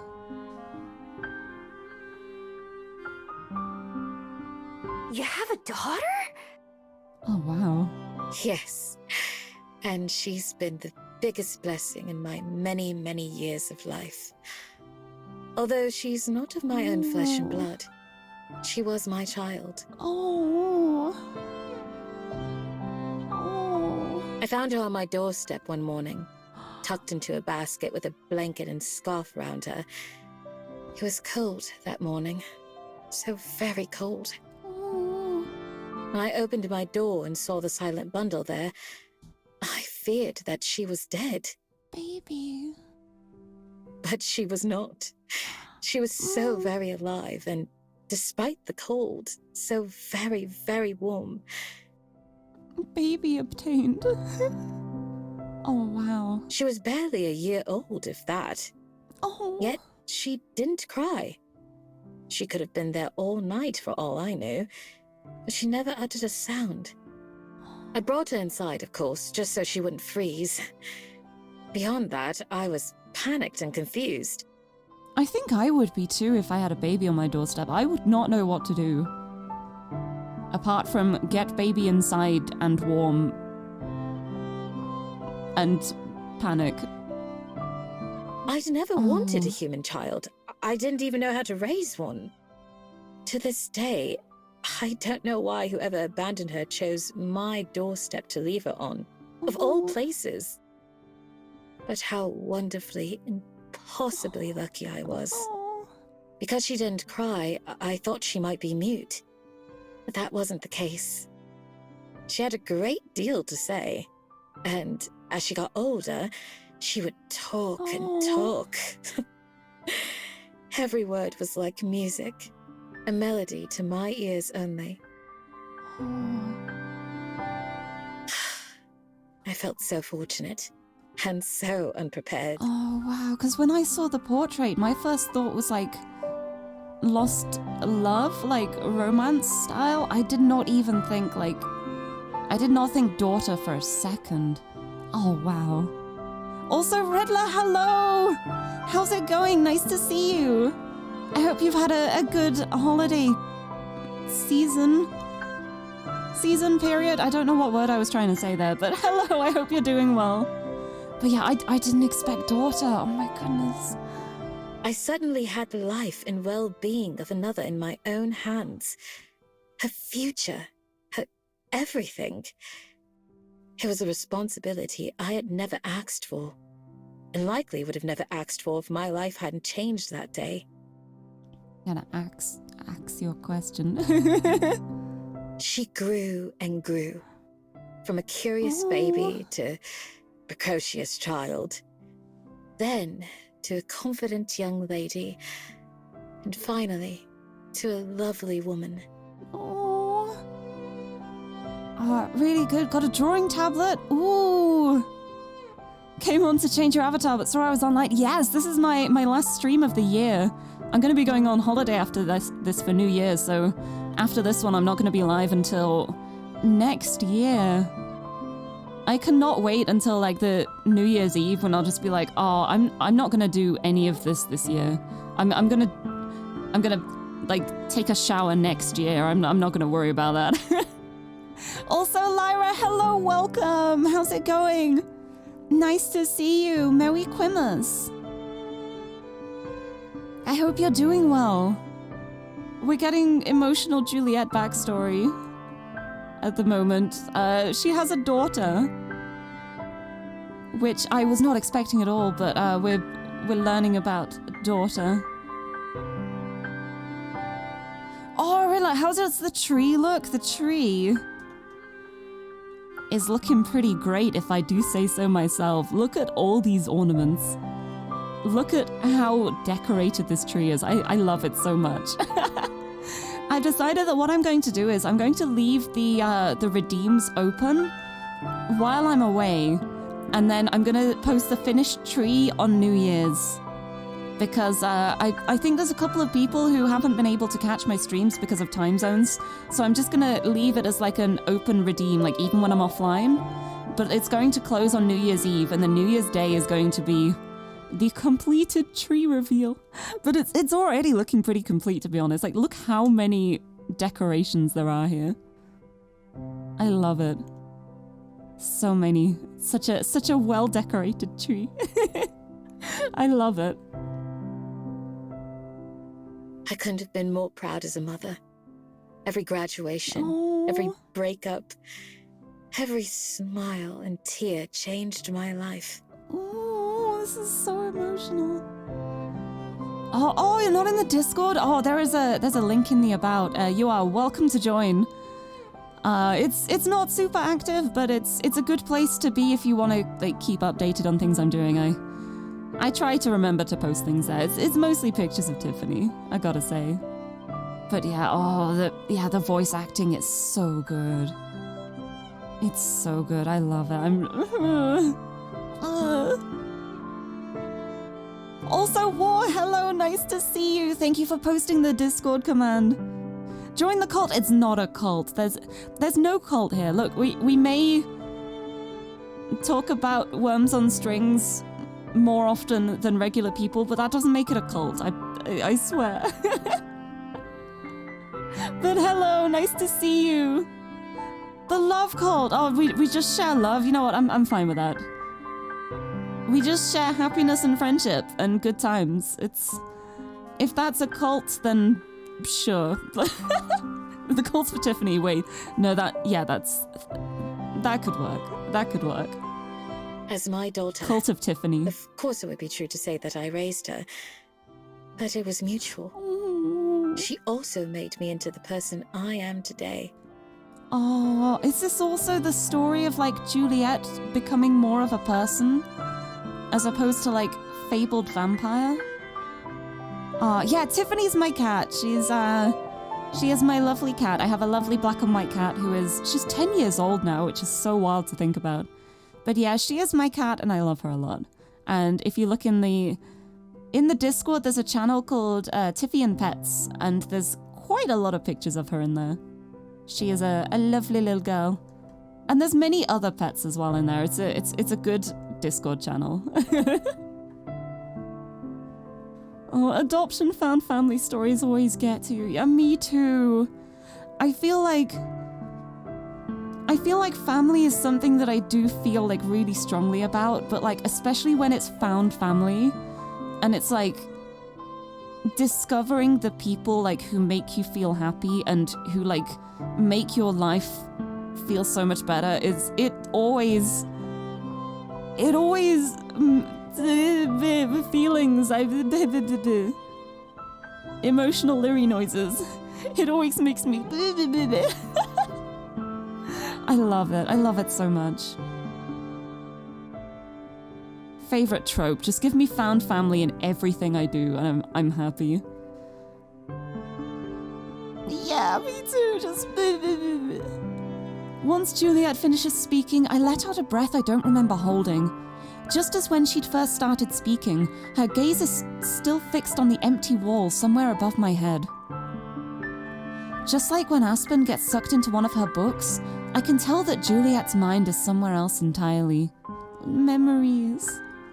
The moment that I resolved to raise her, Remembering. I made a promise Aw. to myself and to her. A promise that I would do all in my power to make the world Cosette lived in, grew up in, a better one that I had experienced. Oh, it's so noble. And oh, I'm glad you love Tiffany too. I love her. She's my little angel. I love my cat. It's so bad because like every time I start talking about Tiffany, I feel like if I don't control myself, I will just go on for hours just talking about my cat. I'm just like, duh, I love her. I love cats. And I love fox girls too. Look at her. That I would show her how to find the beauty and the joy in all things dark and terrible. Oh. In a sense, I ceased to exist as a single person. My life was no longer my own. It was tied, forever and always, to another. Oh. So, all those toys and things. They were hers. Yes, the treasures and mementos of another life. Oh. Entire stream is just me talking about Tiffany. Yeah, that's just a normal stream for me. But yeah, I have so many stories to tell about Tiffany. I love her so much. And it's like the fact that she's 10 years old now, coming up to 11 years old next year. I've got lots of stories about her. We have many tales. I'll have to do another just catting stream at some point. The first time I tried to do a just chatting stream, it turned into just catting. It was just me talking about Tiffany because I got so distracted thinking about like all the different Tiffany memories I have, and before I knew it, it had been like an hour of me just talking about her. I thought Tiffany only had one tail. Oh, that's such a terrible joke. I love it. All the tails, but only one tail. Of Oh. happy days filled with laughter, of scraped knees and tummy aches, of heartbreak and homecomings. God, I've got to say as well, like, I know that, like, at its heart, this is a Yuri game. It's going to be about the romance. But I love that there's all these stories about family as well. Like, showing that love doesn't have to just be one thing. Like, there are so many different kinds of love. Like, you can love somebody and not want to date them. Like, my friends who I'm going to visit over New Year's, I love them so much, but it's like family. We're like a little found family, and and it's that kind of love is still just as important as romantic love, I think. Like it's something that is very easy to forget. Because if you hear the word love, I feel like a lot of people just instinctively think of like romance, like getting married, being partners with someone. But it's you can there's so many other forms of love. I have so much love for my friends, but it's hard sometimes because I want to tell people I love them, but then I'm like, I really hope they don't take this the wrong way. It's like I love you like a bro. Why did I say it like that? Why did I say it like that? You know what I mean. It's fine. I keep them there as it's not simply a reminder, but a tribute to those times. No. Wow. I would have never guessed any of that. I never knew you were a mom. Mom. Yeah, I think that's part of a British thing too. I feel like it's very British to like not fully show your emotions. You're like, oh, I'm I am happy to be your friend when in my heart I'm just like, I love you. I'm so glad I know you. I'm so happy you're in my life. And it's just like, I'm glad we're friends. It's very, like, subdued, I think, almost. But I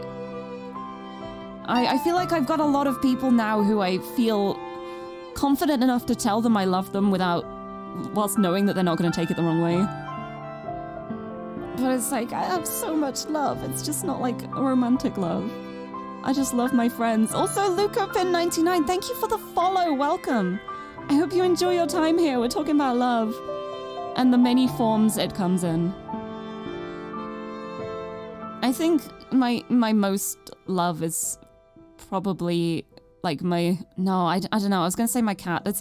I love so many people, but I love my cat like in a different way. She's special. She's special. She's my little Tiffy butt. She's my little baby. Oh, followed in the cutest moment then. Yes, it was like a discussion talking about like how love can mean family as well as like romance, and love coming in different forms, and like I love that. I love love. I love talking about love. And I want to tell everyone I love them, but I don't want people to take it weirdly and make things awkward. It's so tricky. But Flying Blue Ice as well, happy to see you. Welcome. It is Miho time. Here she is. I pet her head.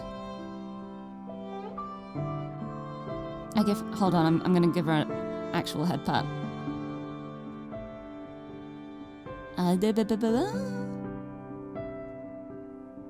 Head pats for Miho.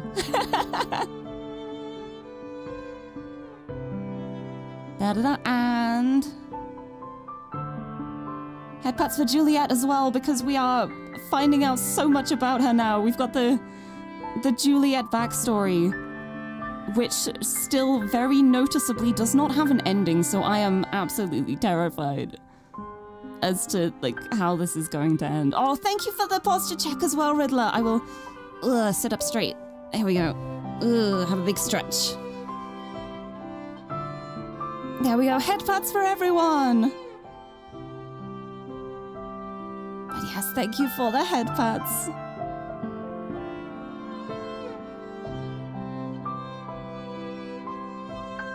I'm gonna give myself some extra head pats as well because I can, because I was playing around with the head pat stuff. But I love this so much. But yeah, we've learned now that Juliet has a daughter. We don't know how old that daughter is now, which is the part I am a little bit worried about. But I'm sure it's fine. I'm sure it's fine. But the way she's saying it's like as a tribute, that is getting me a little bit worried. Her gaze returns to me, to the world that we're in now. She gives a little smile, but it looks fragile. Well, I suppose it's not something I speak of very often. Oh. And why would that be? I don't want to ask that. Sometimes you feel that too. You have a friend who's going to move to a different country in a month. Oh, love him so much. He's going to try to get his dream job. You'll miss him a lot, but you're so happy. And it really is such a complicated feeling. Like when you have to let someone go to live their best life, it's always just like, I'm gonna miss you so much, but you do this for you. I hope you thrive, but I'm gonna miss you, but I hope you do well. I felt a little bit like that when my brother went off to uni, because he ended up living away from home for a while, and I was so happy for him. Like, he was doing well, he was studying, he was staying in an apartment with his friend, he was doing well, and I was like, I'm so glad you're doing well, but also I miss having you around to just play video games and watch silly films and stuff. But he is living at home again now because his uni course finished, and he has done with uni, so he is back home, and it's really nice because it means we can like play games together and watch films. I swear, like, without my brother Xander, I would not watch like half of the films I've watched. He is like the reason I actually watch movies, because I just don't get around to it on my own, but he is such a big movie buff. He's got so many Blu-rays. He really loves films. So because of him, he like introduces me to things and I'm like, this is really cool. I can't believe I wouldn't have watched this without you. This is really cool. But I love the films he's introduced me to. Want to hug everyone here in chat right now, and you just came here. Good, that's what we're going for. It's comfy time. We're sharing the love in a non-weird way. It's comfy time for everyone. We just share the good vibes. Hopefully good vibes. I'm so scared of what she's gonna say next. Oh. Does she live here in Wellington? Oh, here we go. Could I meet her? Here we go. It's time to find out. Okay. Juliet regards me with a strange look, similar to earlier with the elemental. It's not that she looks angry, but like she's thinking about something very hard. Is she thinking about how to word this to Miho? I stare back, not sure of what else to do or what I might have said wrong. Like always, her expression soon softens. She is in Wellington, yes. A bit of a walk, but not too far. You can go in the morning if you'd like. It's been a little while since I have. I think I know where this is going. And if we're going to visit a grave, I feel like this is going to be a grave. It's going to be, Sure, fine by me. I don't know if I'm ready for this. I guess it is getting kind of late for a visit, huh? A little bit of a walk. We can go in the morning. It's been a little while since I have. I think it's going to be a grave. I think we're going to be walking to a graveyard and tending to a gravestone. I don't think she's still alive. Like the word tribute to begin with immediately was just setting off warning bells in my head. Oh no. Yeah, it's a cemetery. Cemetery, graveyard. It is indeed. Burial ground. Speaking of which, I actually have some business I must tend to myself. Will you be all right on your own, Miho? Oh, yeah, of course. Don't worry about me. Yeah, see, I'm just here, like, if her daughter was still alive, there's no way she would say, like, it's been a while since I've visited. Because, like, the way she was speaking, there was so much love there. She would see her every day, I could imagine. Oh. Have a good night, then. See you in the morning. Oh, I'm scared. See you. I'll be ready to go first thing. Please be happy. As Juliet leaves, I watch her go. It might just be me, but it seemed like she left in a hurry after saying all that. Maybe she and Cosette had an argument about something. Or maybe she just didn't want me to meet the other people in her life. Miho, you are so oblivious and pure and innocent, and I'm gonna cry. I'm probably just imagining it. The way she talks about Cosette is so different to the way I've heard Juliet talk about anything or anyone else. I can tell she cares a lot about her. Hopefully it'll make more sense tomorrow after I get to meet her. Oh. When I finally decide to head up to my room, I take the wagon back first, as promised. I have to pick it up and carry it to get it up the stairs, but fortunately it's not that heavy, even with my blanket bunched up inside. Thank you for the head pat. Oh, I need the head pats at the moment, I think. Oh. Once I get to the second floor, I put it down and drag it the rest of the way to the storage room. After pushing the wagon into its empty spot, I take a proper look around now that I know what this room actually contains. More than just toys, I also spot racks of clothes and stacks of books, and all kinds of other belongings. The whole room is pretty packed. Slowly making my way back to the door, I carefully maneuver between a rocking horse and a dollhouse, taking care not to step on anything or knock it over. I feel like these are all pretty old-fashioned toys. Thank you. The head pats are very appreciated. It's basically the way to hug a cat girl, I guess. Get the Thank you for the head pats. Get the little ear ruffles. Also, Bob, hello, nice to see you. I'm so glad you could make it. How's it going? I hope you've had a nice Christmas. Welcome, welcome. Welcome, you joined right in the middle of emotions. Everything happened so much. But welcome, I'm glad you could make it. Taking one last peek around before I head to my own room, I get the feeling that there's nothing missing from Cosette's childhood in here. I can't say for sure, but it certainly seems like Juliet hasn't let anything go. Yeah, right in the middle of emotions, yeah. It is one heck of a time at the moment. This game is so good, but it is also so much. But I'm doing well, thank you. I had a lovely Christmas. I got to eat lots of food, watch lots of TV, and be small. I am small. Thank you. Thank you for the chibi redeem. I am just little now. Now I get little head pats. Emotions equals cute. Oh, but it's like deep emotions at the moment. But maybe I need the chibiness to actually get through it. But yes, I am just small. I am a little bean. It is time to be small and round and cute. But thank you for the redeem. Right, on to the next day. Oh, thank you for the hydrate as well, Flying Blue Ice. I will have a sip of my drinks. Finish off my cold tea. It's alright, at least it still tastes good. Little bean needs little drinky, just a little sip, a tiny sip. I lied, I'm not having a tiny sip, I'm having a lot. Big sip for big head.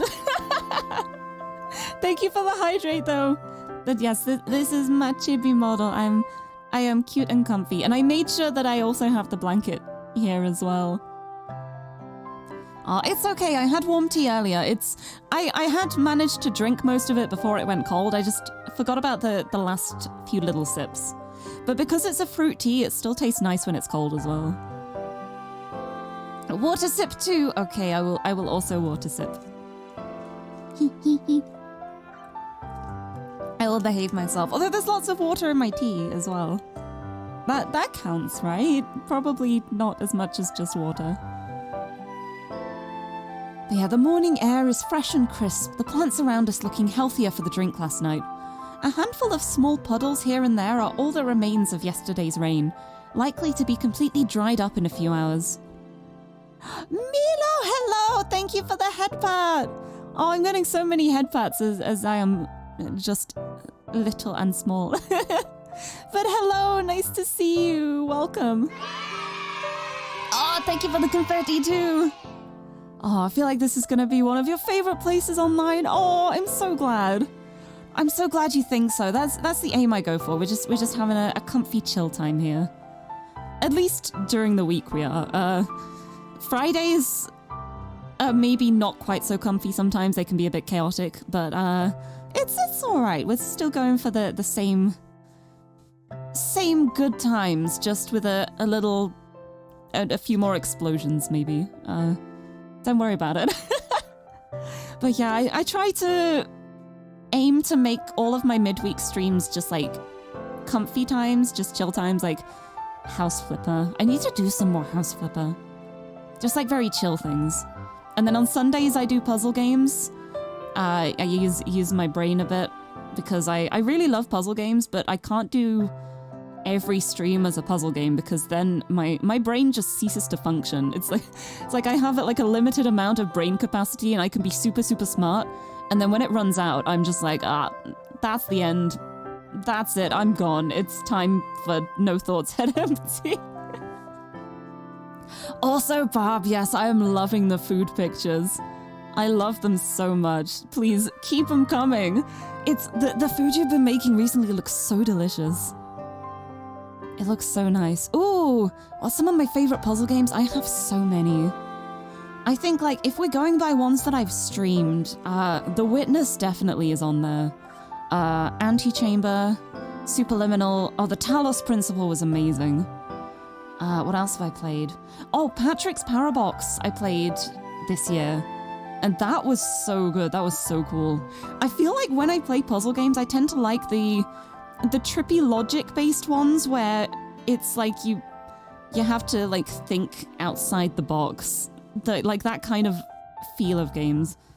And the Portal games, of course, as well. Patrick's Parabox. It's like Paradox, but with a box, because everything is in a box. But it's such a good game. Oh, right. I'll type it out, there we go. But it was an incredible game. It's a really clever game. And I had so much fun playing that. I highly recommend it. But yeah, I really love puzzle games though. I've already got a big list of more games that I need to play too. Oh, love Professor Layton. Oh, I love the Professor Layton game so much. I'm pretty sure I've got like the whole DS collection, like on little cartridges. I've got all my little DS carts from playing Professor Layton. I love those games. I had so much fun with them. And it's been ages since I played them. I kind of want to pick them up again. Revisit Professor Layton sometime. That's an idea. Ooh. Oh, Bob, yes, the indie puzzle games we played were great.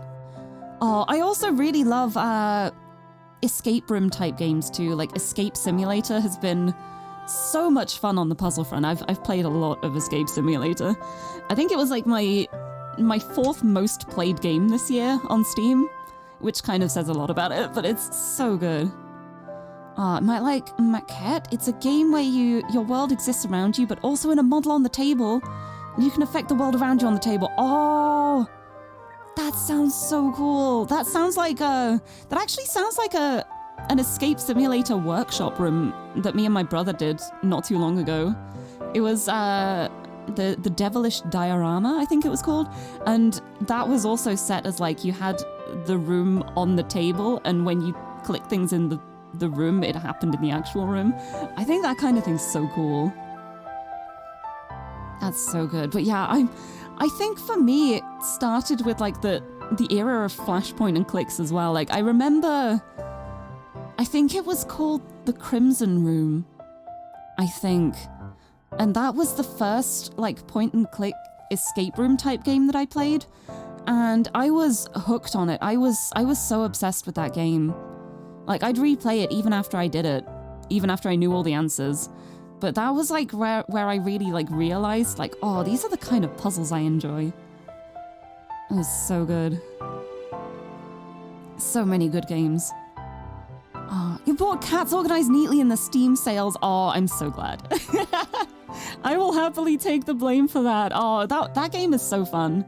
That's one I ended up playing before I started streaming, I think, or like while I was streaming, but I didn't stream it, but I had a lot of fun with that.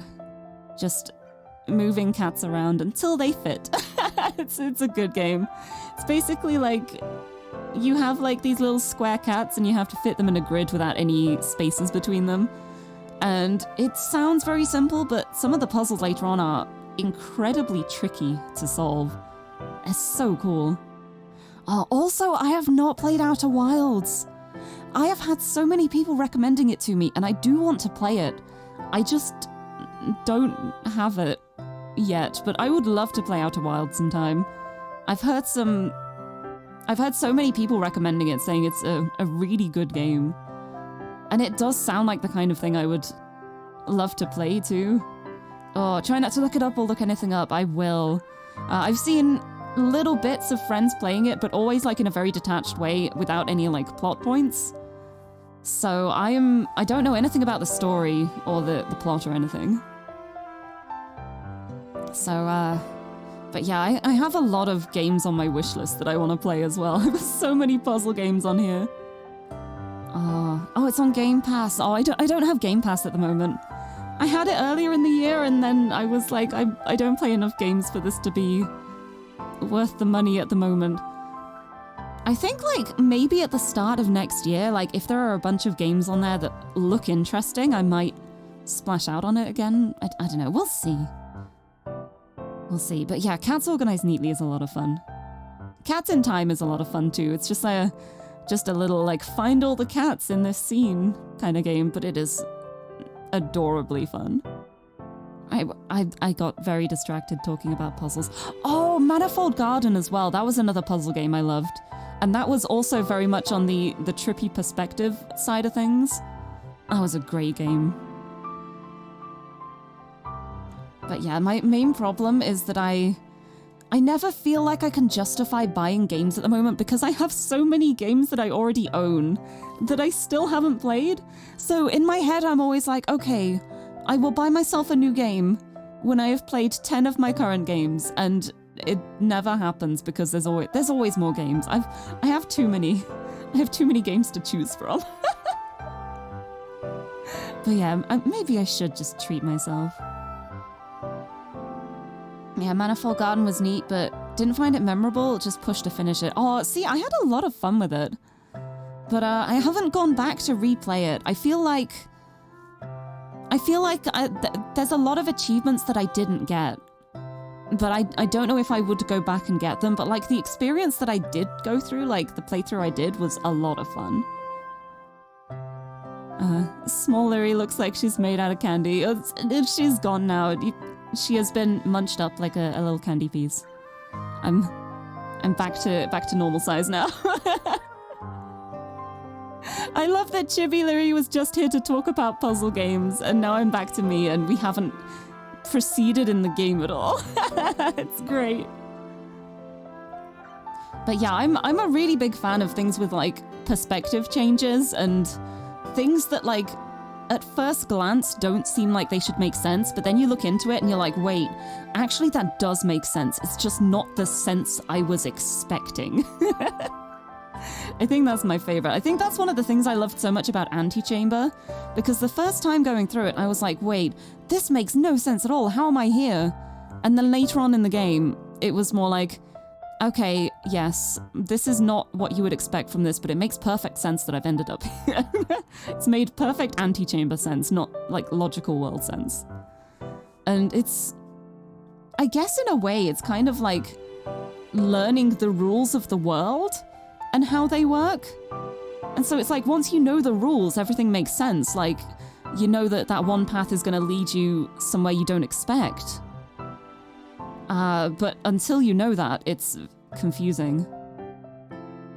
And I guess it's like that kind of pattern recognition kind of thing. That's my kind of puzzle.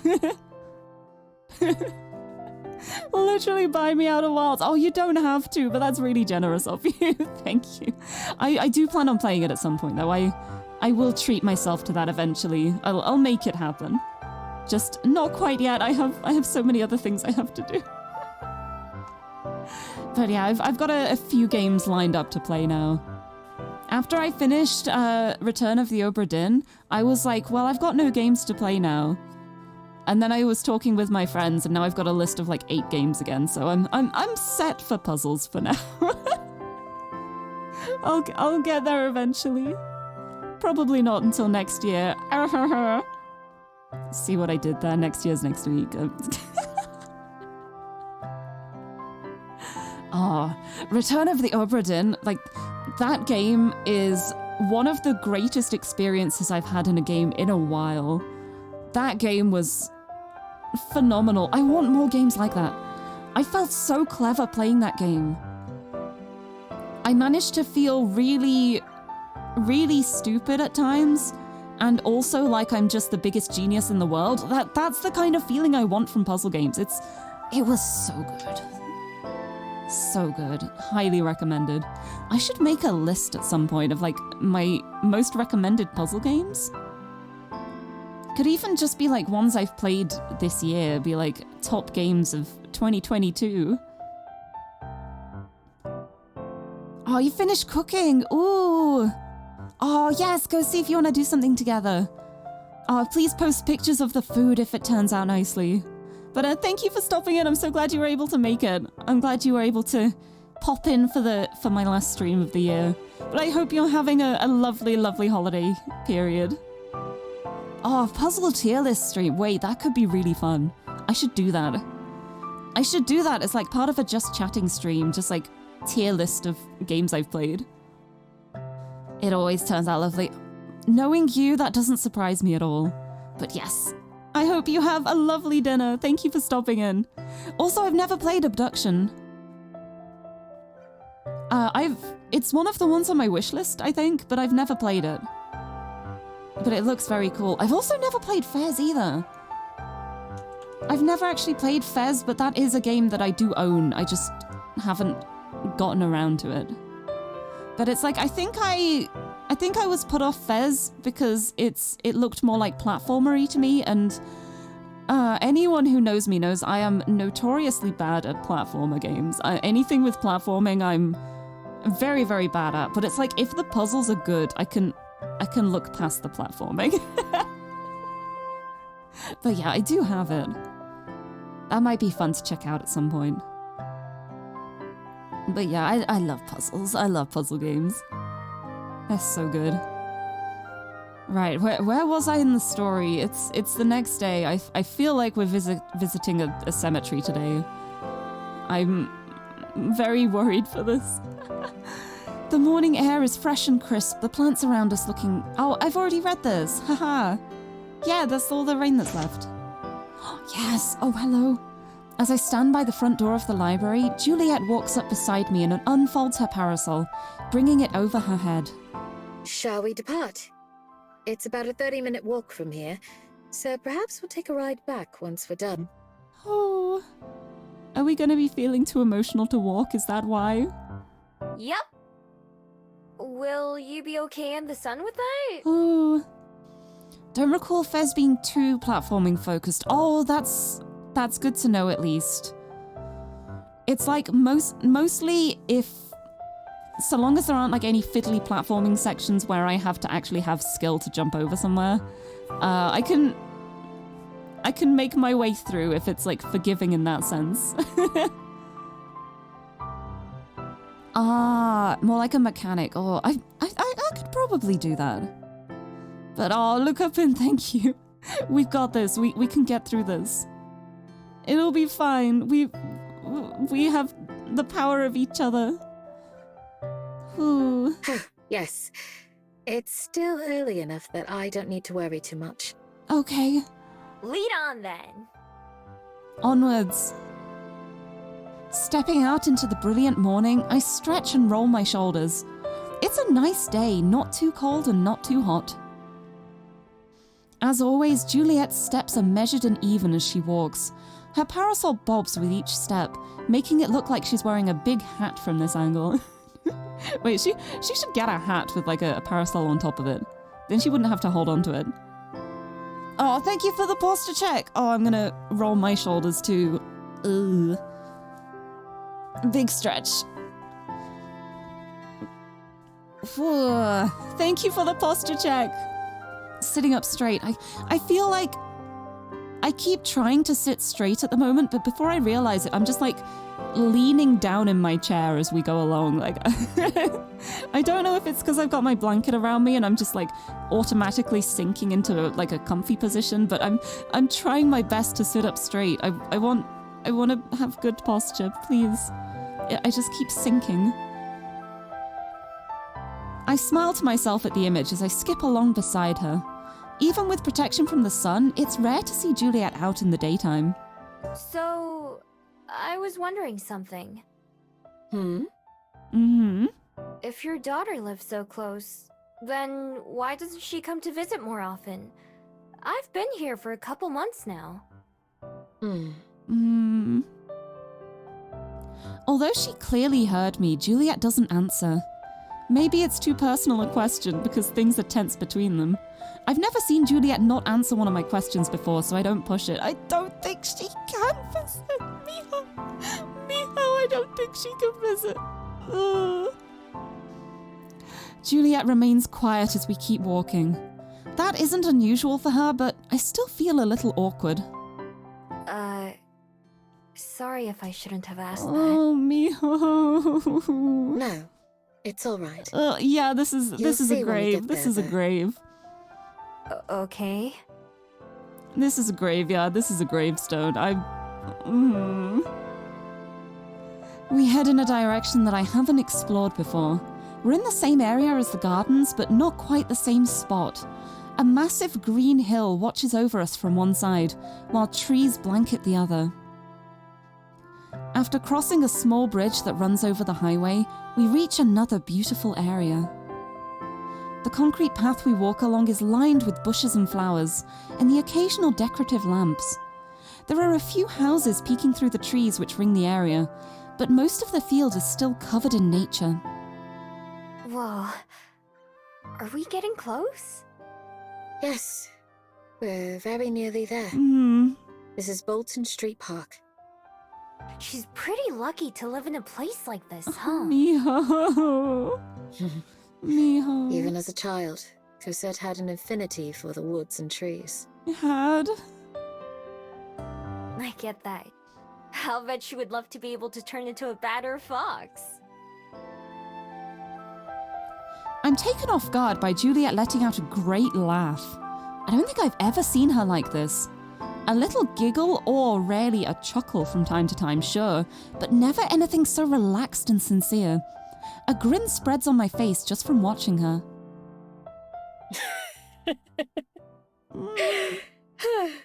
Yes, I think you're right about that. Oh.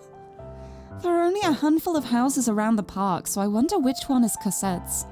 Time and time again, we walk on past the turns which lead to any of them.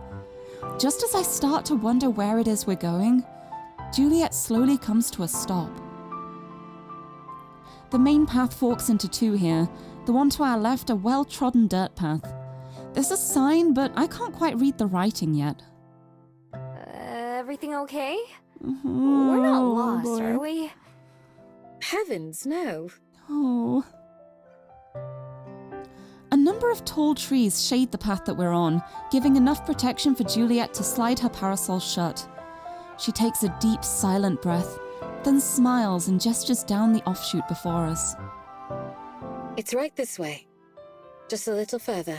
Oh. Nodding, I follow again as she leads us onwards. Right away, I notice that something is a little bit off. Juliet's steps are slower and a bit more uneven, like she doesn't want to get to wherever we're going. After a few more minutes of walking in silence, she takes one last turn off from the path we were on, leading me up a small hill dotted with trees. Once we reach the crest, Juliet comes to a stop. Still confused, I step up beside her. Here we are. Huh? I don't see... Oh.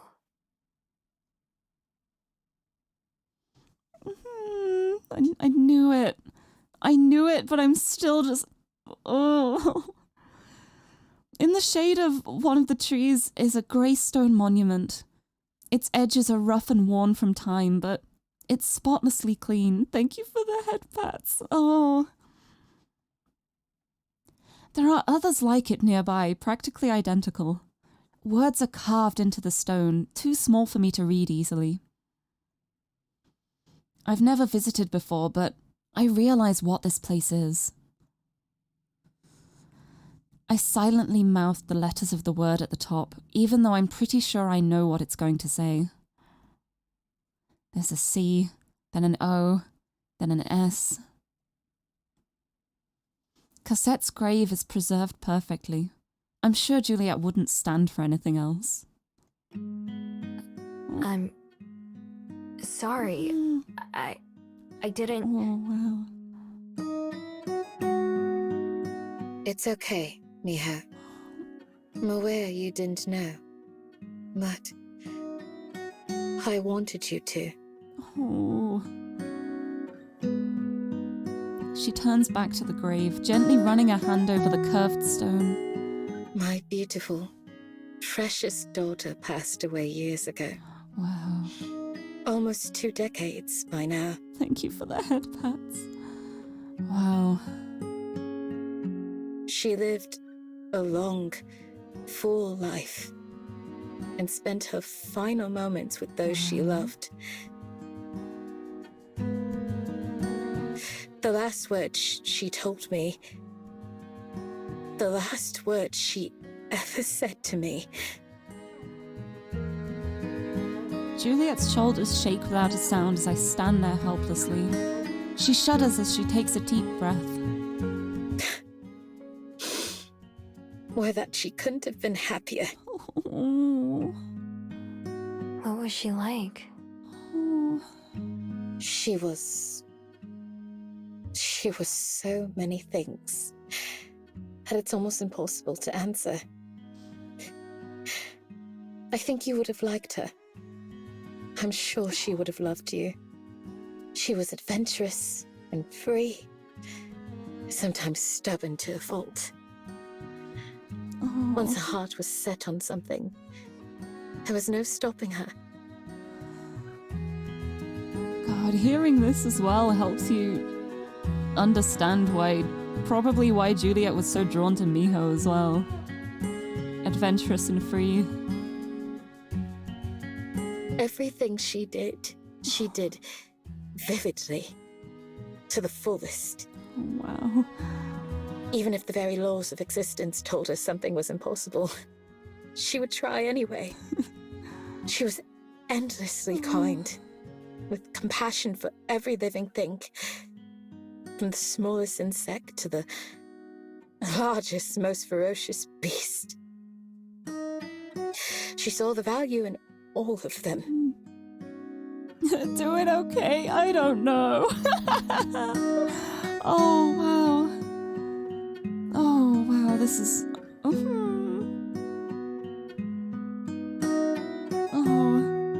She gives a small smile as she looks at me, even as tears well in her eyes. I gulp to try and force down my own emotions. You should have seen her as a child. She would talk your ear off. Both of them, if you'd let her. There wasn't a single person near us who didn't know who she was. So open and free was she. That warmth and care. Oh. It was the core of her life. If she saw someone in need, she would rush to their aid. Where's the gift tissue redeem? I need them at the moment. Oh my... Oh, wow. It just naturally came to her. If you or I see someone hurting, we may choose to help. For Cosette, it wasn't a choice. Wow. It was simply who she was. Oh my god, the voices. The voices too. Oh my god. To know her was to adore her. Wow. Every day that went by, I was more and more proud of her. Those virtues never faded a bit. Wow. Even on her last day, Oh. she was worried for me more than anything. I promised her that I would...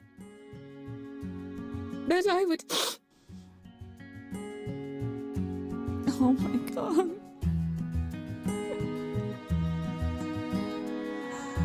Head pats quick. Oh my god. Thank you for the head pat. Oh god. Thank you for the hydrate. I need to hydrate to replenish the tears that I'm losing. I mean I'm not crying. I'm not crying, you're crying. Oh my... I think Juliet needs head pats too.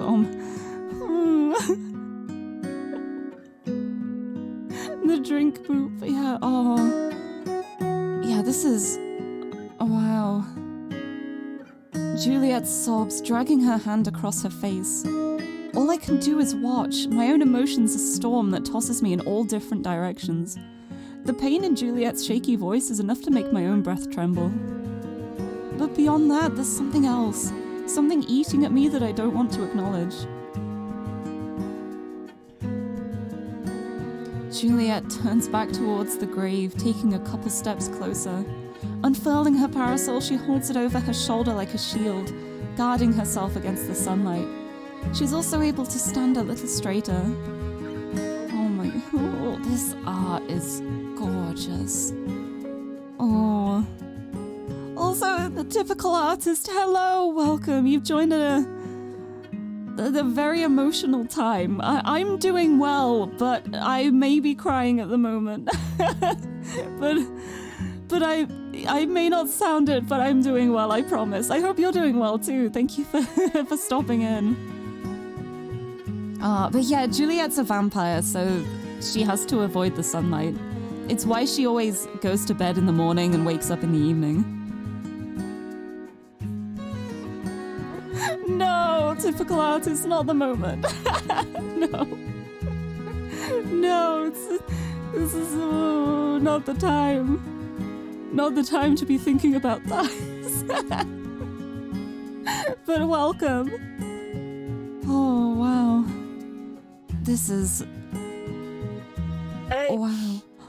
I promised her that I would live as she did, to honor her memory with kindness and with virtue and with compassion and patience for all. Oh, wow. Thank you for the head pats. That I would ensure her legacy lived on in the many lives she had touched. Oh.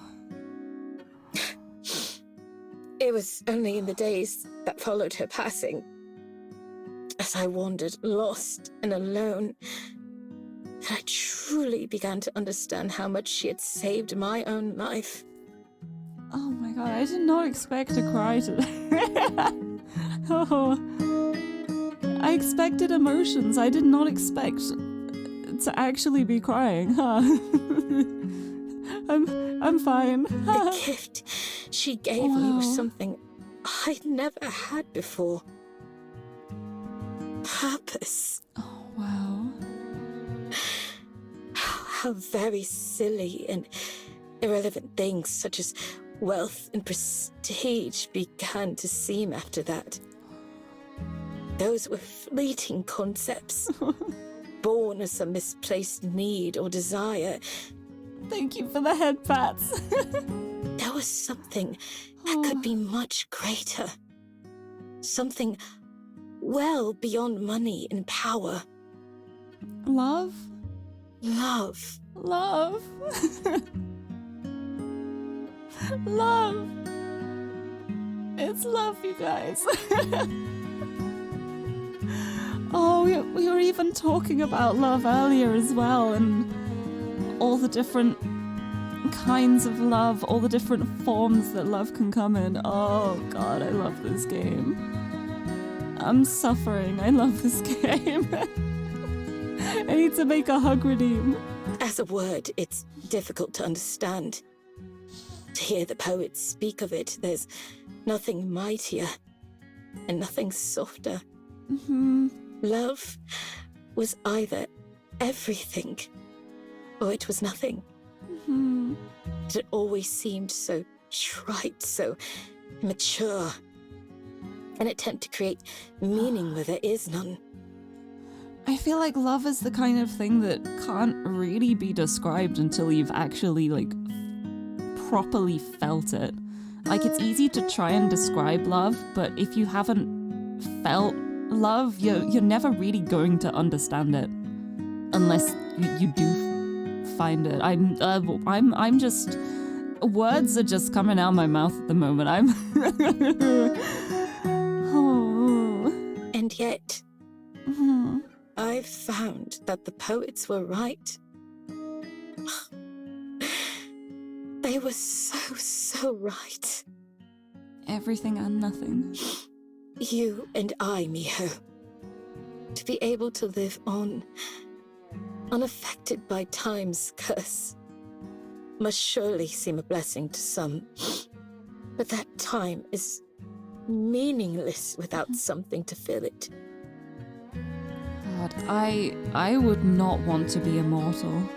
Or to have a really extended lifespan. I don't think I'd be able to handle that. To those of us who walk alongside Father Time, rather than fleeing him, it's awfully lonely. Oh, Juliet, I just want to run over and give her a hug. When I first became a vampire, I told myself that I had no more need for humans, that I was beyond them. Now, I realize I was afraid. There's a simple contentment and joy that can only be found in experience and age, I've learned. Wisdom does not exclude humans. God, yeah, this game is so beautiful. It is incredible. But to look on as once vibrant hair fades to grey, and as once strong hands soften their grips, as once treasured memories become distant, there is pain. To watch someone you love grow up is beautiful. To watch them grow old is to suffer. Cosette lived into her 80s. A good, long life for a human. Even as her flesh started to fail her, her mind never did. She was sharp as a sword and quick as a fox. Wow. That means it's been about 100 years since that baby was dropped on her doorstep. Oh my goodness. Oh. For a human, there is no kinder, gentler end than that of old age. And every day, I'm thankful that Cosette was one of those lucky ones. To slip away peacefully and painlessly. Oh. As I held that soft, shaky hand for the last time, I wished desperately that I could trade places with her. I would have done anything to give her just one more day, but there was nothing to be done. Oh. Cosette passed on with no regrets, and a smile on her face. She lived as full a life as any human could live, and when she was gone, I was still there. My flesh not a day older than when I met her. God, that must be hard. That sounds so horrific to go through.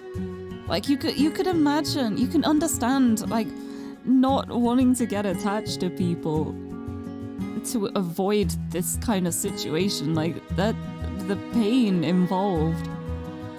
Oh. It was then that I realized what a cruel gift immortality could be. What a slow, repetitive torture if I chose to let it. So for the sake of Cosette's memory, and of the promise I made, I swore that I would continue to live as I had not lived before. For virtue, for friendship, for others, for tomorrow. For Cosette. Oh. To die is human. To live is a privilege. Oh, wow. Oh, wow. What a line.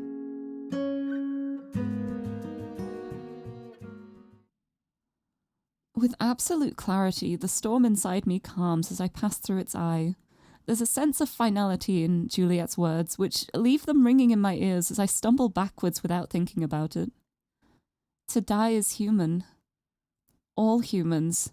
Cosette, someday Aspen, but also even mine. My person. Oh no, this is her realization moment. Me. Oh no. Oh no. Understanding hits me like an arrow to the heart.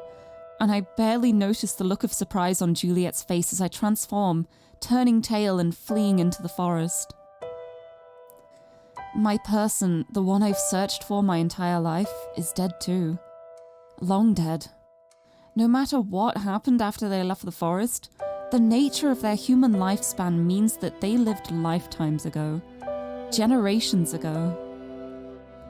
As I run farther and farther away, one thought echoes above the others. All this time, all these years, all these decades, they've been for nothing. I dig my claws into the earth with every step, tearing at the roots and leaves. I do know the name for the feeling pulling and tugging at me, the one that had taken over Juliet as we stood there. One I've heard of, but never felt until now. Grief. Grief. Every lie, every theft, every struggle and hardship, everything. For nothing. That word swirls in my head, a dying leaf drifting towards the ground, falling and powerless to stop itself. Finally, I come to a stop, not even knowing where I am or for how long I ran. I just stop when I lose the will to run anymore, transforming onto my knees. Every decision I've ever made, every place I've ever gone, have all been in service of one dream. Over time, I grew to rely on it. I didn't ever have to think or make a difficult decision for myself. Instead, it was like I had a path to follow, however long. Celia Witch, hello! Welcome to Emotions. Welcome to Emotions. I'm not crying, it's allergies, I swear. Oh, please be happy. But welcome. There is so much. This is so much. But that path wasn't actually leading anywhere. All it did was take me far away and leave me on my own. Rising to my feet, I look around the area. Although the trees and slopes remind me of Mount Victoria, I don't recognize it at all. Juliet's nowhere to be seen. The sprawling sunlight means she couldn't join me here even if she wanted to, even if she found me. I wonder if she's looking. Juliet, who always seemed so calm and put together, behind that mask, she was hiding all these feelings. What else don't I know about her?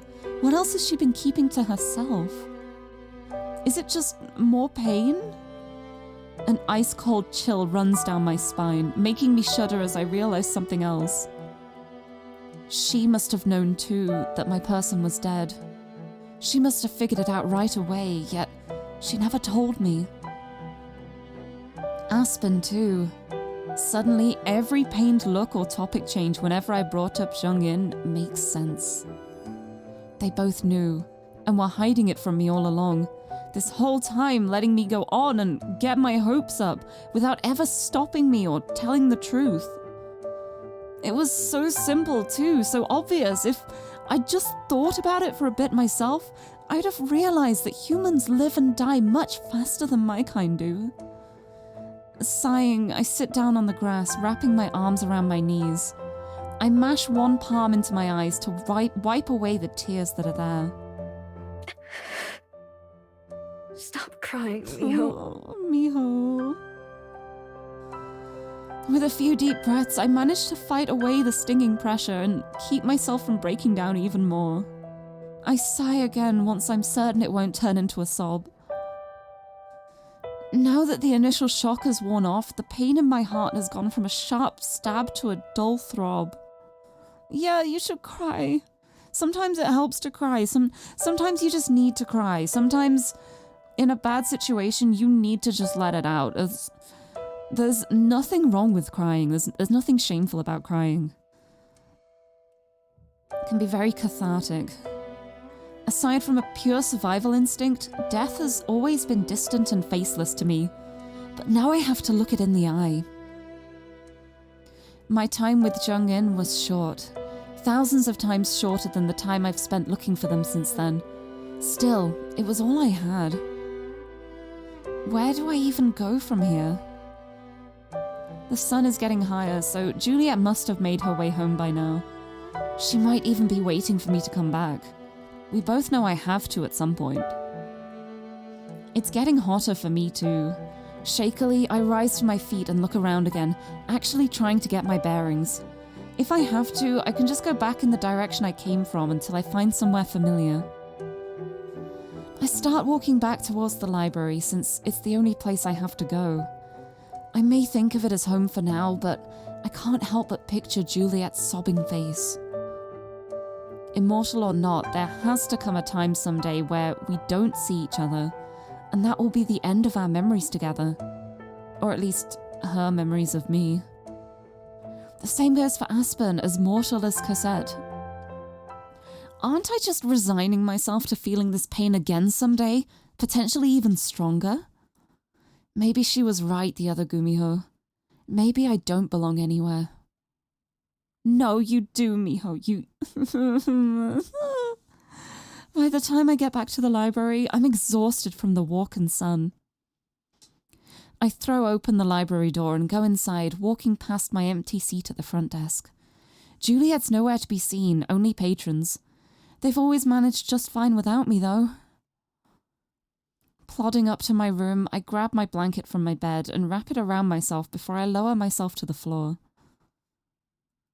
That's when the tears hit me again, and this time, I can't hold them back.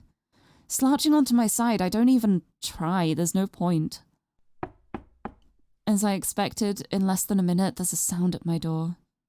Oh, Miho. Oh, Miho.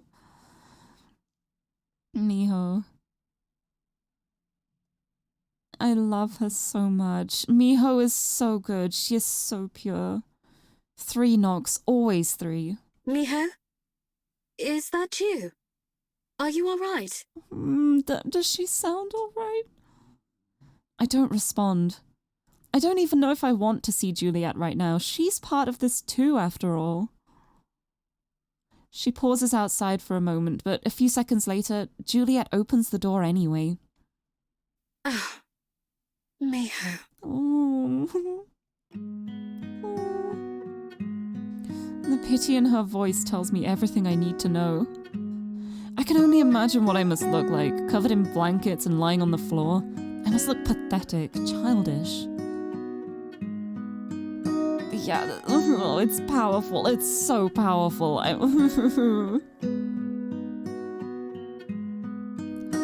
must be how I always look to her. Miho, I'm sorry. I didn't mean to. Juliet trails off, still just inside the door. I can see her legs and cane, but not her face. I can picture the concern on it, though. Didn't mean to what? The words come out as a growl, surprising even myself. But I can't pretend.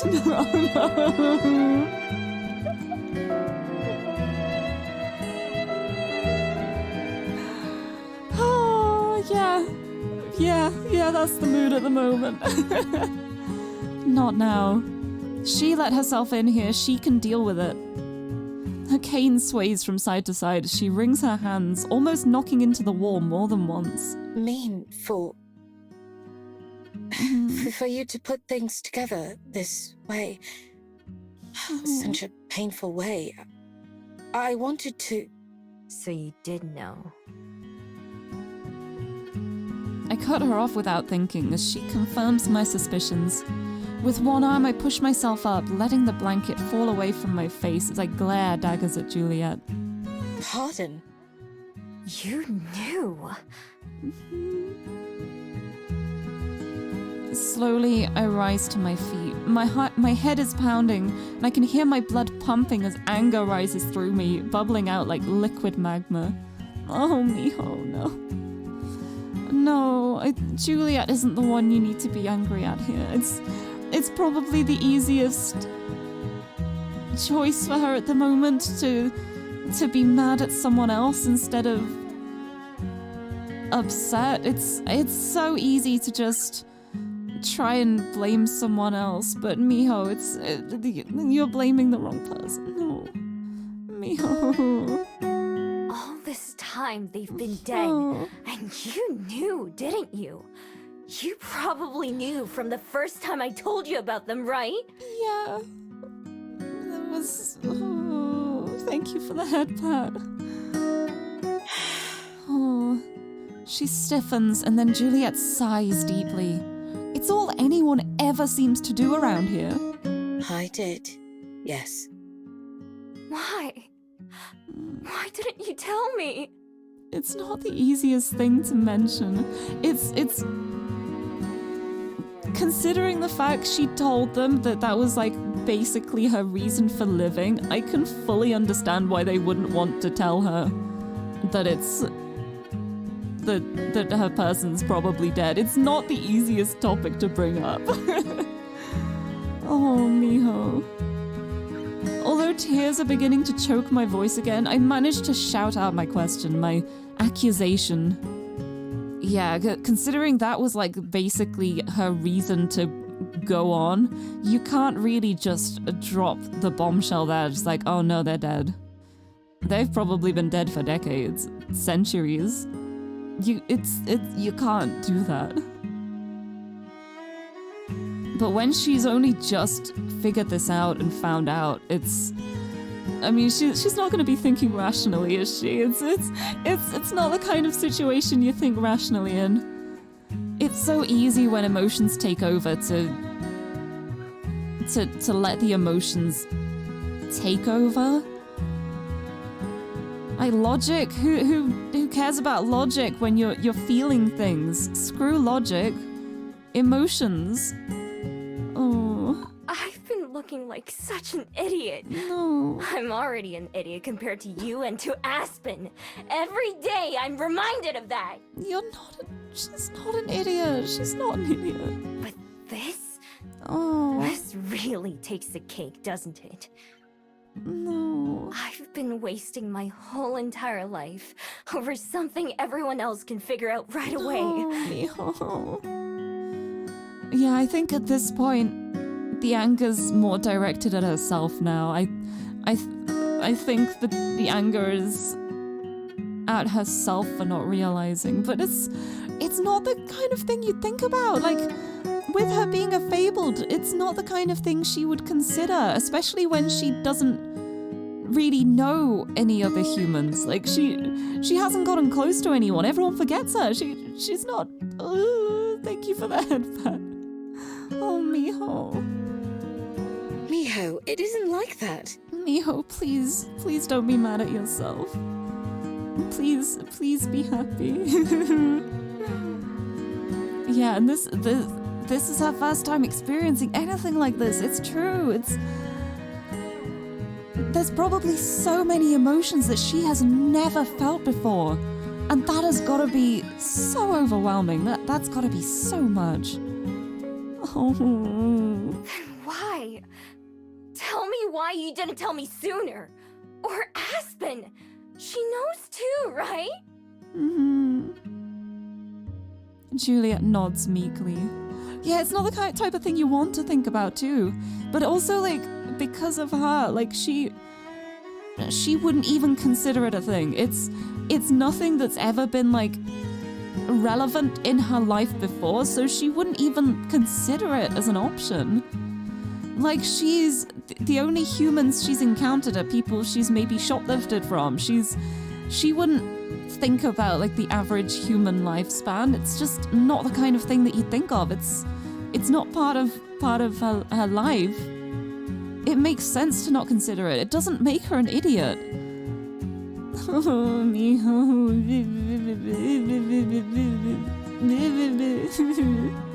Miho. My eyes burn and my nose is running. My face hurts in every way possible. We didn't know how. Mm-hmm. Know how? What do you mean, know how? I can't keep myself from shouting. I feel so stupid, so angry, and so sad. Please, Miho, try to understand. We were still just getting to know you. You barely trusted Aspen or me. God, the voice acting is incredible. If we just told you that the person you were looking for was deceased, we didn't know how you'd take it. You might not even believe us, for one thing. Or perhaps it would give you cause to run away again. Yeah, thank you for the head pats. Head pats. Head pats for everyone. I think we all need head pats. Hold on. Head pats for Miho.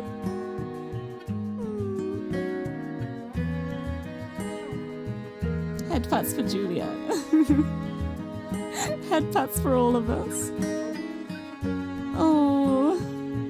As the weeks went on, we wanted to, but it never seemed to be the right time. But then, for something like this, it's never gonna be the right time, is it?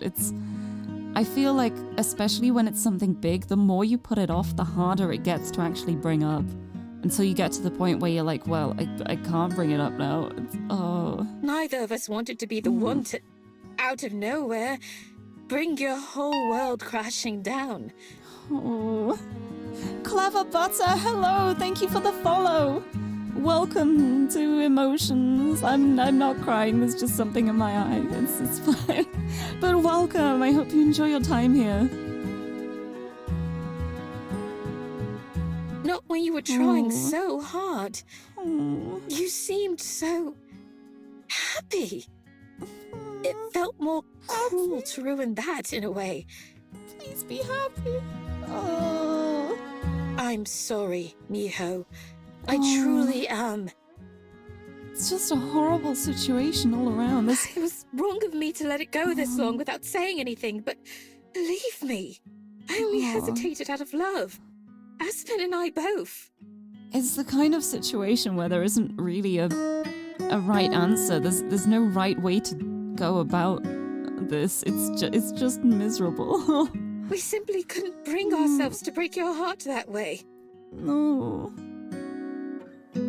Fat lot of good that did. Juliet sniffles and I have to look away. I don't want to see her cry again. Not when I'm already like this. Stooping down to the floor, I pick my blanket back up and wrap it around myself again. Even as I do, I can't help but think of how it's not really my blanket, it's Juliet's. She just lets me use it, like everything else. Go away. Oh. To my relief, she doesn't try to argue, doesn't even say anything else. She just nods and silently leaves the room. The second the door shuts behind her, I collapse into my bed, put my pillow over my face, and succumb to my grief. Oh, Miho. No wonder the game's called Please Be Happy. It's just pleading the whole time. You're just there like, please be happy, please. Please, everyone, you're all so good. Please be happy. Thank you for the head pat too. Oh, my everything hurts when I wake up, damp pillows still covering me. My face and head hurt from crying, and my body hurts from passing out in an uncomfortable position. I didn't even mean to fall asleep. I must have cried myself into it. The memories of yesterday don't even give me a chance to wake up before they flood my brain, pulling a groan out of me in response. I don't want to get up. I don't want to leave my bed. What's even the point? Still, I know I have to. I have to see Aspen within the next few hours. And Juliet too, eventually. I don't know what to say or even what I want to hear. As much as I'd just like to avoid everything and everyone, the rational part of me knows that I can't. Instead, my magic and bead force me to conform like always. Either get up or be forgotten. It's not really much of a choice. Yeah, that's such a mood. Just like, I don't want to get up. What's the point? But I got it.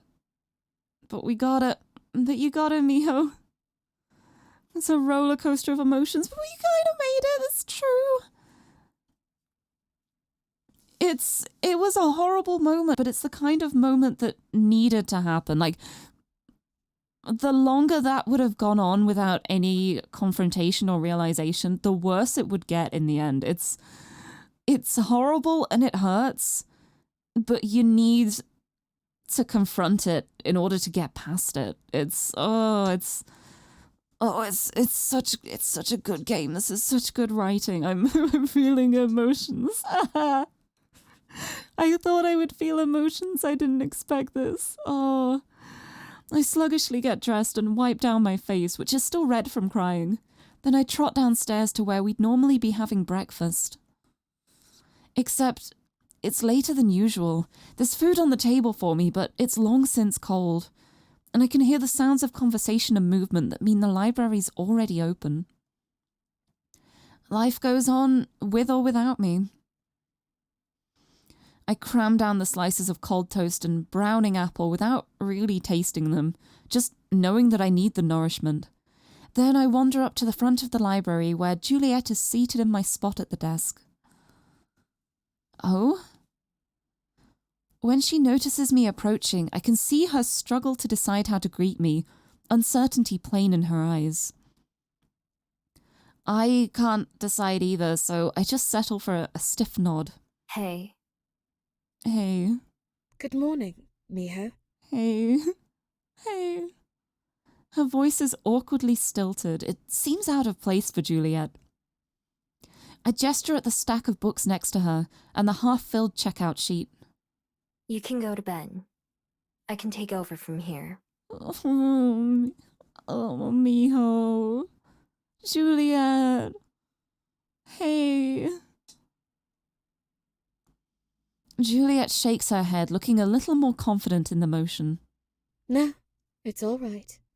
You're in no state to be working today. Let me handle it instead. Oh. Thank you for the head pat. Got the points back. Oh. See, I can understand what Juliet's doing here, but part of me wonders if it might actually be better for Miho to be working. Like something to take her mind off things. She might consider it as her continuing to be useless. I don't know. Really, it's fine. Oh, they sound so...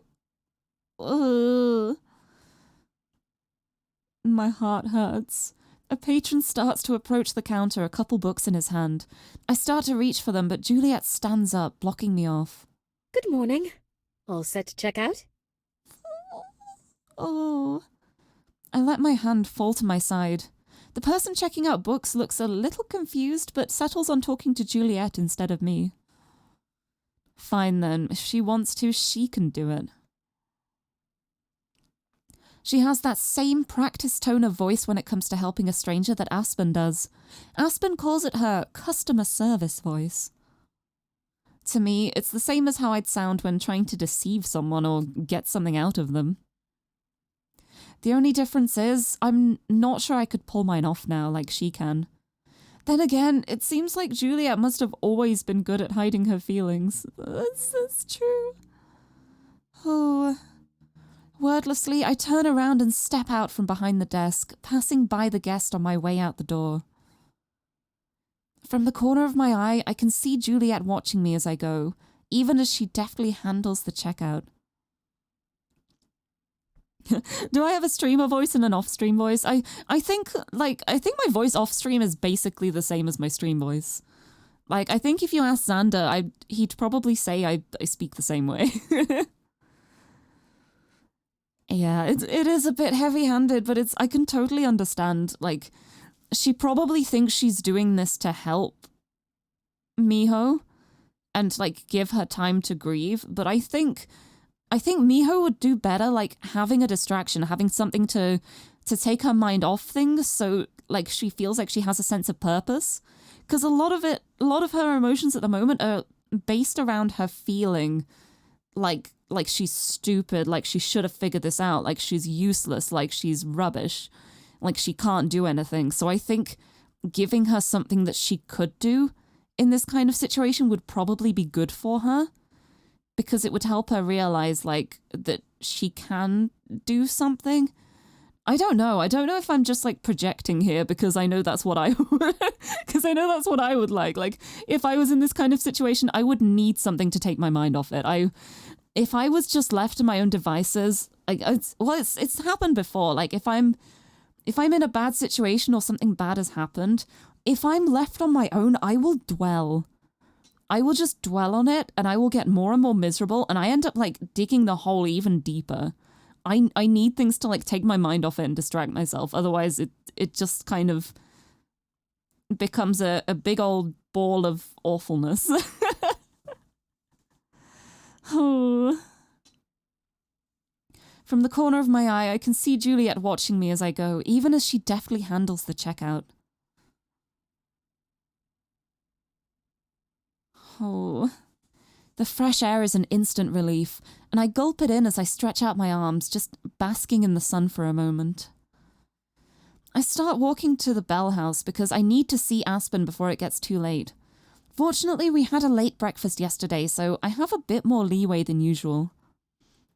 I do my best to keep my head empty on the way there, because if I let myself think, it'll turn bad. Oh, me too. Yup. Don't think about it, because then the thoughts will... You'll think more, and the thoughts will be bigger, and you will think more. Oh. Oh. It's so much. Oh, thanks for this stream. Even though you haven't experienced such heavy things that have happened in the game, there's some words you needed to hear. Oh, I'm so glad you think so. And you are more than welcome, and thank you for being here too. It's... I always love when things end up like this. Like, it's... It manages to be so deep with... Oh, well, I was going to say without being too heavy. This is pretty heavy at the moment. But it's... I feel like it's heavy, but not in like an unbearable kind of way. Also, thank you for the hydrate. I will sip all my drinks. I need to refill my tear ducts. But it's like, it's the kind of thing that I think is very important to think about, but it's really difficult to speak about it in a way that doesn't just make everything feel awful.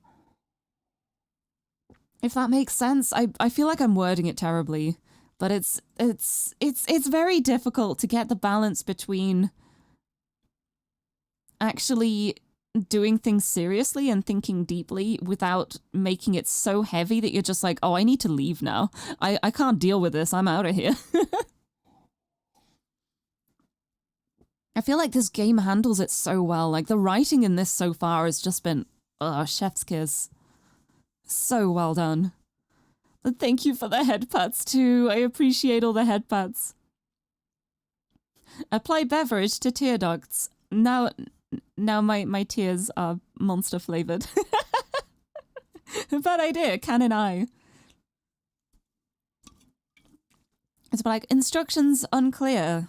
My face is now covered in Monster Energy Ultra Zero. Oh.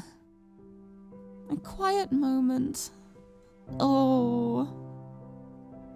So instead, I just focus on putting one foot in front of the other and on paying the minimum amount of attention to my surroundings. Just enough to get me there. Yeah, oh, I'm so glad you think so, and you're always welcome here too. I'm really glad that you're enjoying your time here. Things aren't usually this heavy, I've got to say. It's usually a lot more a lot more casual and relaxed and just me talking about cats and stuff. But yeah, I'm really glad you're enjoying it here. Thank you so much. Oh my goodness! Oh, here you go. Well, you're stuck here now. You got a gift sub. Thank you so much for that gift sub, whoever gave that. Oh, thank you. I hope you enjoy the ad-free viewing and the emotes. I got some pretty good emotes. Get to use the emote, which is my default state of being most of the time, which is this one. No thoughts, head empty. But oh, thank you so much for whoever gave that gift sub. I'm so glad. Yeah, that's my loading emote. It's when I'm trying to figure out what to do in a puzzle game when I've already been playing for 4 hours. But oh, I'm so glad you're enjoying it here. Welcome aboard. I feel like I should come up with like a community name or something.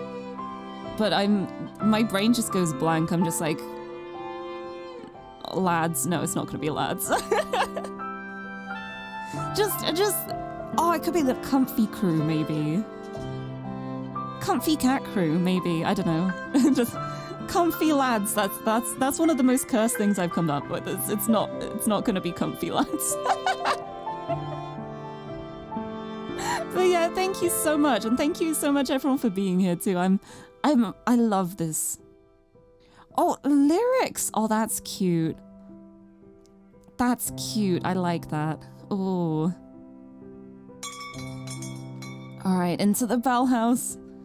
Aspen herself is working the counter when I enter the cafe, and she waves eagerly when she sees me. Oh, Miho! I was just thinking of taking my break early to come see you. Juliet said you were feeling a little under the weather this morning. That's one way of putting it. Oh, goodness. But yeah, it's not gonna be lads. It's...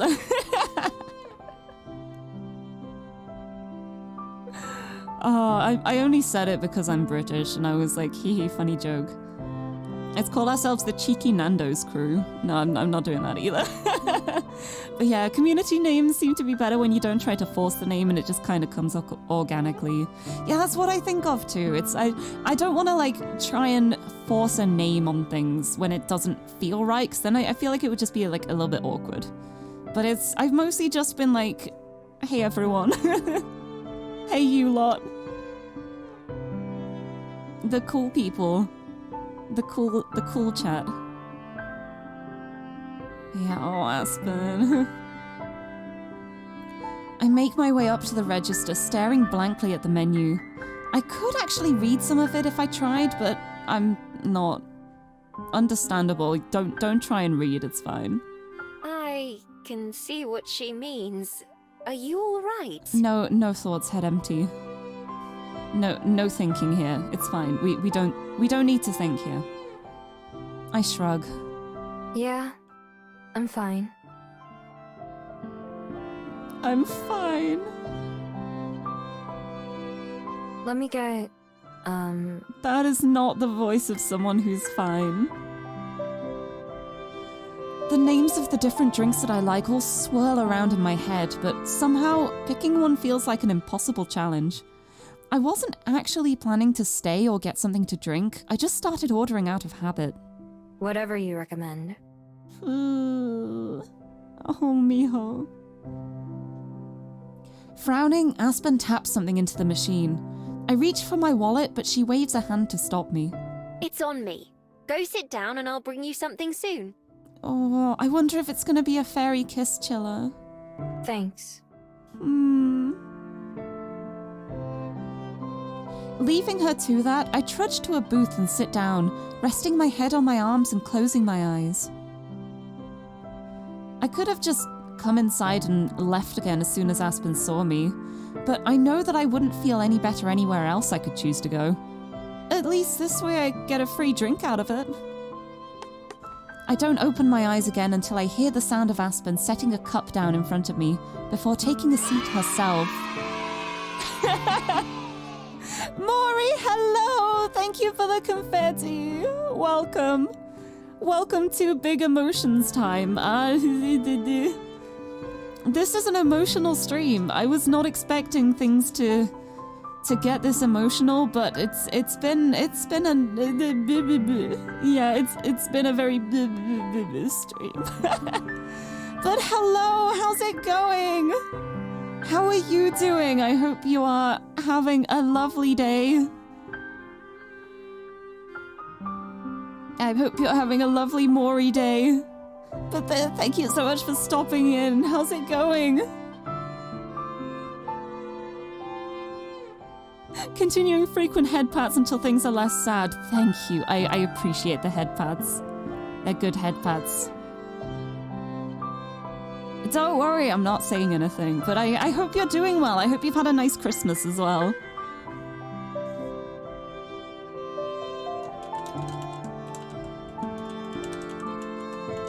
Hold on, I am gonna do this though. I'm doing this and you can't stop me. I know you're on hiatus, I don't care. But thank you. Oh yeah, we had a lovely Christmas. I got so many really nice things for Christmas. I got a bunch of Switch games, which I was really surprised about, but it's really fun because I've got some visual novels I've wanted to play for a while, so yeah, it's been a fruitful Christmas. I also got a lot of alcohol. We got loads of Prosecco, and I'm just flashbacking to the horrendous hangover I had on my mum's birthday. So we're just here with like 4 bottles of Prosecco, and we're like, we're not gonna drink all this. What are we gonna do with all this Prosecco? But yeah, we got a lot of nice drinks. Thank you for the head pats too. Oh, I also got a bottle of Archer's as well, Archer's peach schnapps, which was very nice. Because I usually get the cheap off-brand stuff, so I've got the actual branded stuff this time, so I can make nice drinks. Oh, you got a bottle of the rum you like? Oh, nice. Yeah, Xander got a couple of bottles of mead. He's a big mead drinker, so he got a bunch of mead. I got Archer's and Prosecco. We got a bottle of wine as well, but I'm the only person in the family who really drinks white wine, so it's basically mine now.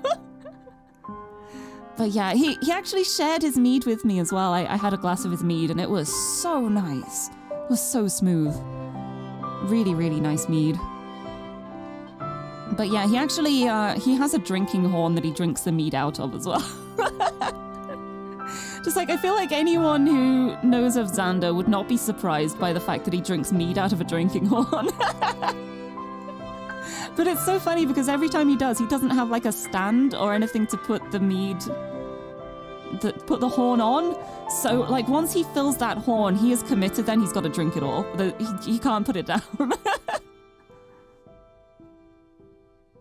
Just all of the mead, just drinking the mead. Satisfyingly exasperates after a swig too. Yeah, just the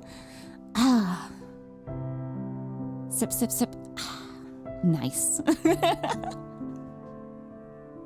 Yeah, we also got a bunch of beer as well though. There's a beer that we got from the Isle of Wight a little while ago, which was really, really nice.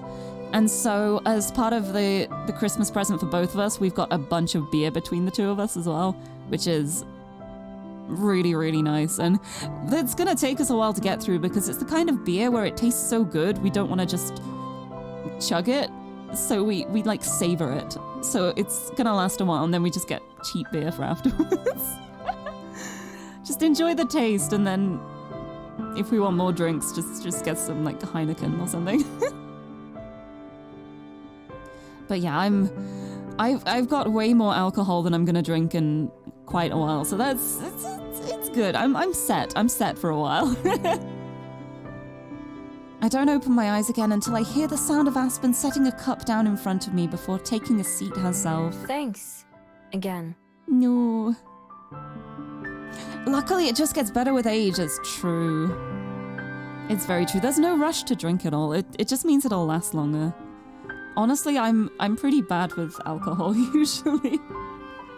I'm the kind of person where like I can drink quite a bit and not really get affected by it, but then it all just hits me at once. Like once I reach the end of my tipsy threshold, I am then just completely drunk. There's no warning or anything. I'll just be like a little bit tipsy, a little bit tipsy, a little bit tipsy, drunk.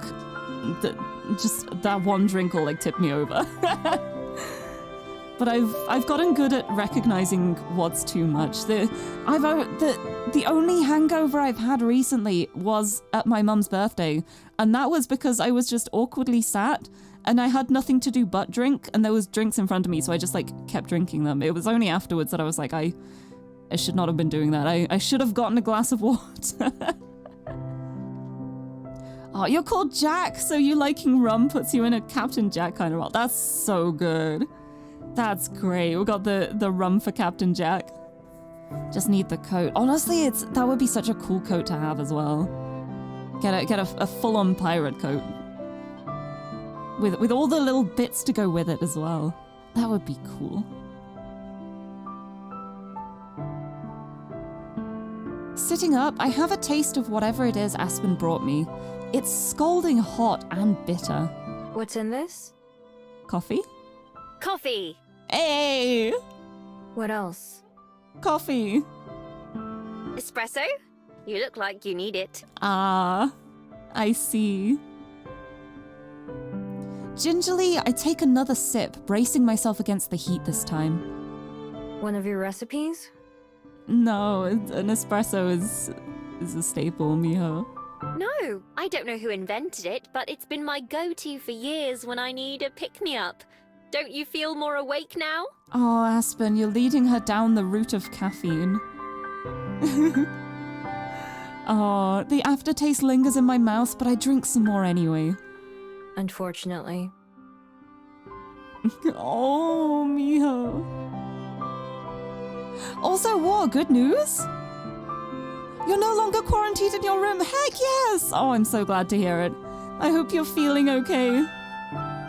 That is victory, though. I love that. You feel more awake, unfortunately. It's me when I wake up on a day I don't want to do things. Just be like, right, okay, you've tried the espresso, here's the Monster Energy. And then she gets a taste for it and has like 7 cans. Then it's doing its job. Oh. Oh, quarantined in your house because 3 of the 4 people in your family tested positive. Oh. Wait, did you manage to avoid it then? Is that a good thing because you haven't tested positive? I hope it is. But oh, what a situation to be in. I've seen so many people testing positive for COVID at the moment, and it's like right as the holidays are starting. It feels so unfortunate. Oh, you were the second person to get it. Oh no. Oh no, I hope you feel better soon. But at least you can actually get around the rest of the house now. Not much of a consolation if you have COVID, but oh, I really hope you recover soon. Honestly, I'm still really annoyed that I did catch COVID, but I feel very thankful to have caught it like end of November because it meant that I was recovered for Christmas. So I managed to avoid that much at least, but oh god, not a nice time. Oh, but you can play video games again. That's a good way to pass the time. But oh, I hope things pick up for you soon. You really do look a mess, though. Were you crying? You don't just say she looks like a mess, even if it's true. Aspen, please. You know what, it's fine. I appreciate her bluntness at this time, honestly. Oh, got it after Christmas at least. Okay. At least there's that. But bad thing is yesterday you had... Oh, high fever.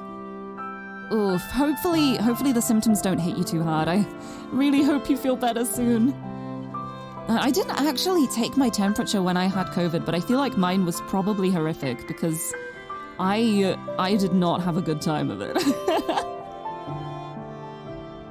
I've got all the positive tests photos taken though. Oh, that's rough. I really hope you feel better soon. As soon as Aspen takes a second to look at my face, I see her take on that same look of concern as Juliet. I raise my cup to my lips again just to hide myself. Yeah? Yeah, I was crying. What of it? There's an awful scraping sound as Aspen slides her chair a little closer to mine, taking one of my hands in hers. I pull away immediately. See, I don't really know Fahrenheit. I don't know what Fahrenheit translates to, but I know that over 100 is... Is it over 100 that's bad? I think, like, 102 sounds really bad, but I use Celsius like the rest of the world, so I don't really know how Fahrenheit translates, like, that is... Oh, that's around 37, just over 37. For the 99.4. Unfortunately you need to go and leave, but you are so welcome. Thank you so much for stopping by here. Hugs to us all. Be back if possible. I really hope you can come back sometime. Thank you so much for stopping in and following. So glad to have you here. Thank you. Oh, thank you for the head pats too. But I hope you have a lovely rest of the day too. Thank you so much. 37.4, I see. Yeah, Fahrenheit really confuses me because it's like Celsius is just like 0 to 100. It makes sense. It's very straightforward. I have no idea how to convert things. But yeah, I know how Celsius works to a degree. But yes, thank you so much. You're great too. I'm so glad you managed to find the stream and join in. But yeah, I hope you have a lovely rest of your day. Ooh. There's an awful scraping sound as Aspen slides her chair a little closer to mine, taking one of my hands in hers. I pull away immediately. Sorry, I should have asked first. Hand holding. Man, I don't even know the origins of Fahrenheit and Celsius. See, Fahrenheit as a word sounds kind of German. But from the physicist Daniel Gabriel Fahrenheit. So Fahrenheit originated in Europe because he was Polish to a German family who then moved to the Dutch Republic. Huh. Interesting, I'm learning things today. Fahrenheit is the system where you can set your oven to 420 and your thermostat to 69. Wait, I love that. Okay, that's the one good argument for Fahrenheit that I've heard. But I can't believe Aspen is trying to hold our hand so soon. That is so forward of her. What's wrong? Did I do something? Oh no! Oh no! Oh, it's gonna be the confrontation, isn't it? Her face starts to redden, and I already know what's coming next. It's fine. It's not fine. Stop saying that, Miho. It's not fine, please. I don't know how to respond, so instead I opt for a question that's been lingering on my mind. Do you know who Cosette is?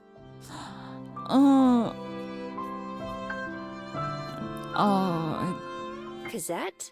No, I don't believe I know the name. Oh. Is she a friend of yours? So Aspen doesn't know. Oh. No. Don't worry about it. I guess there hasn't been a reason to bring it up with her, but if Aspen doesn't know, I'm not going to be the one to tell her. Still, it doesn't surprise me in the slightest that Juliet never mentioned her before, even though the two of them are supposedly close friends. As for my human, though, may as well just get it out there. At least then we'll all be on the same page. Oh, this is gonna be so hard. I found out my person is dead. Oh my god, Miho! Why did she just say it like that? Why did she just say it like that? Oh. Although I've been sitting with that thought for hours now, it's the first time I've said the words out loud. To my own surprise, they come out as steady as everything else. At least I don't feel like I'm going to cry.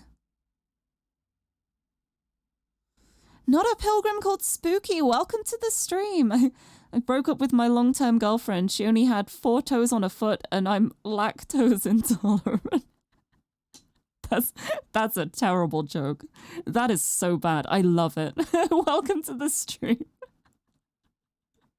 I love that we're having such an emotional moment in the game and then it's just incredible pun in chat. But yeah, somehow I don't feel like I should be surprised that she just straight out says it like that, but it's just the way she said it. Just, oh, Miho. Oh. Oh, Aspen. Oh, Miho.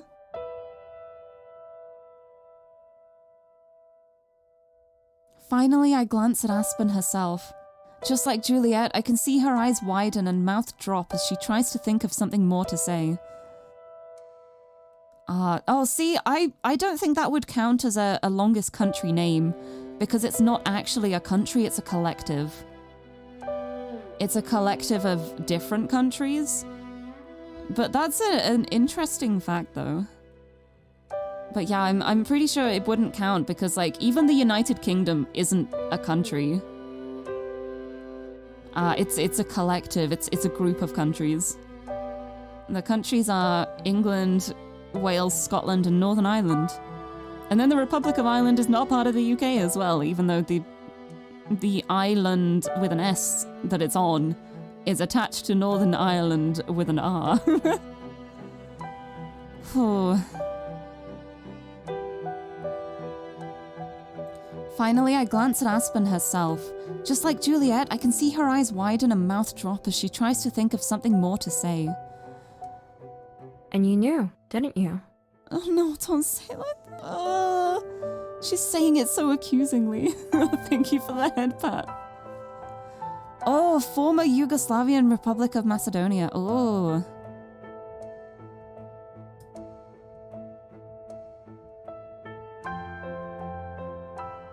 That is a long name. Yeah, I would have no idea. I'm terrible at geography. I feel like I've demonstrated how terrible I am at geography before on stream. I think it was a House Flipper stream. I ended up bringing up a world map and revealing how little I know about countries and their positions on the map. Oh. Her hand toys uselessly with an abandoned straw wrapper on the table. I suspected as much, yes. Oh.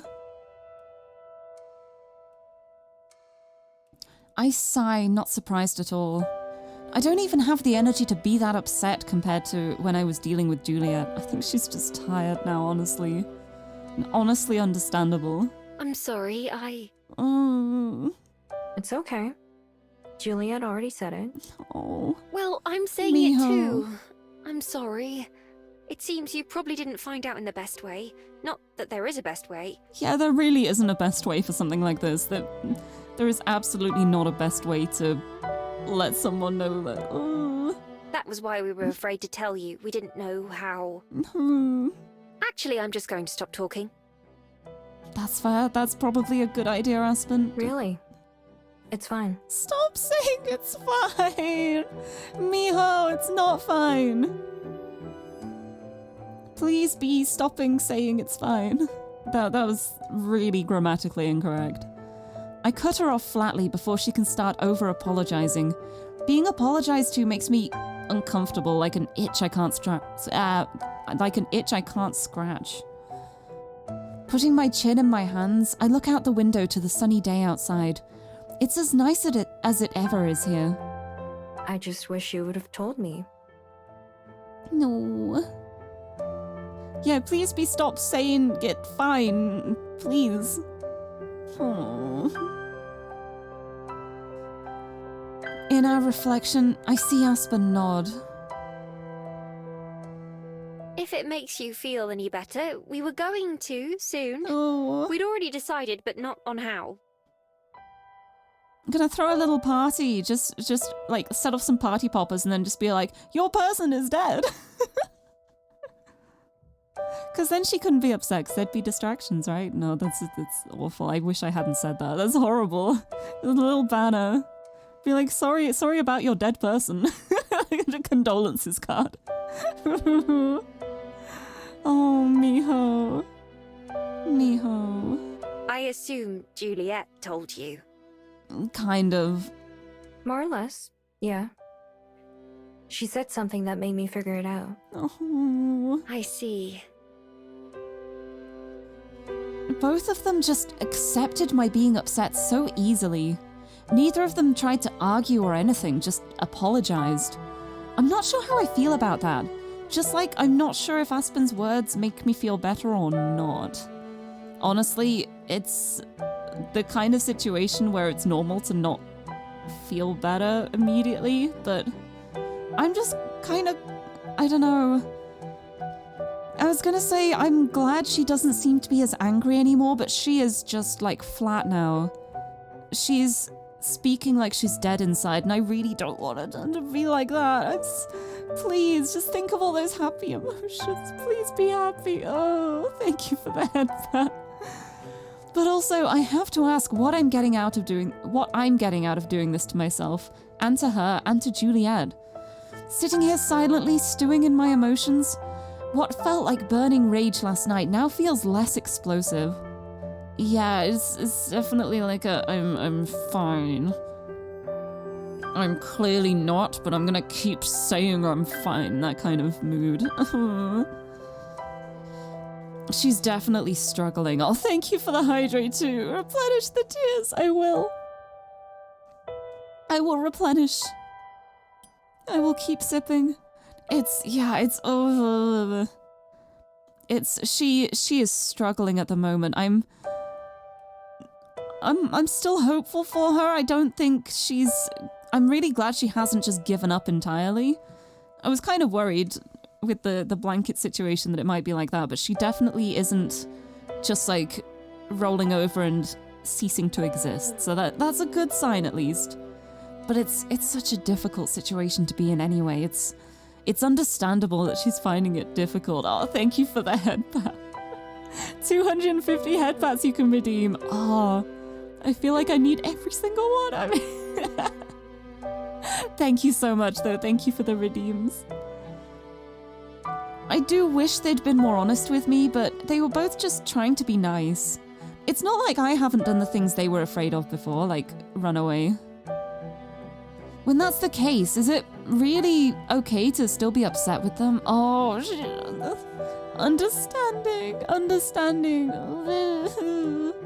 Miho. Sorting through complicated emotions is difficult. I like when things are straightforward and I know to be sad or mad or something else. Right now, seeing how sad it's also made Juliet and now Aspen doesn't make me feel better either. Oh, it's just so much character development. It's so hard because it's like, obviously this is an awful situation and I don't want her to feel like this. But the fact that she does feel like this is proof of how much she's grown as well. I'm so proud of her and I feel so sorry for her and I love her. Thank you for the head pat. I think we need another Miho head pat as well. Let's give Miho another head pat. There we go.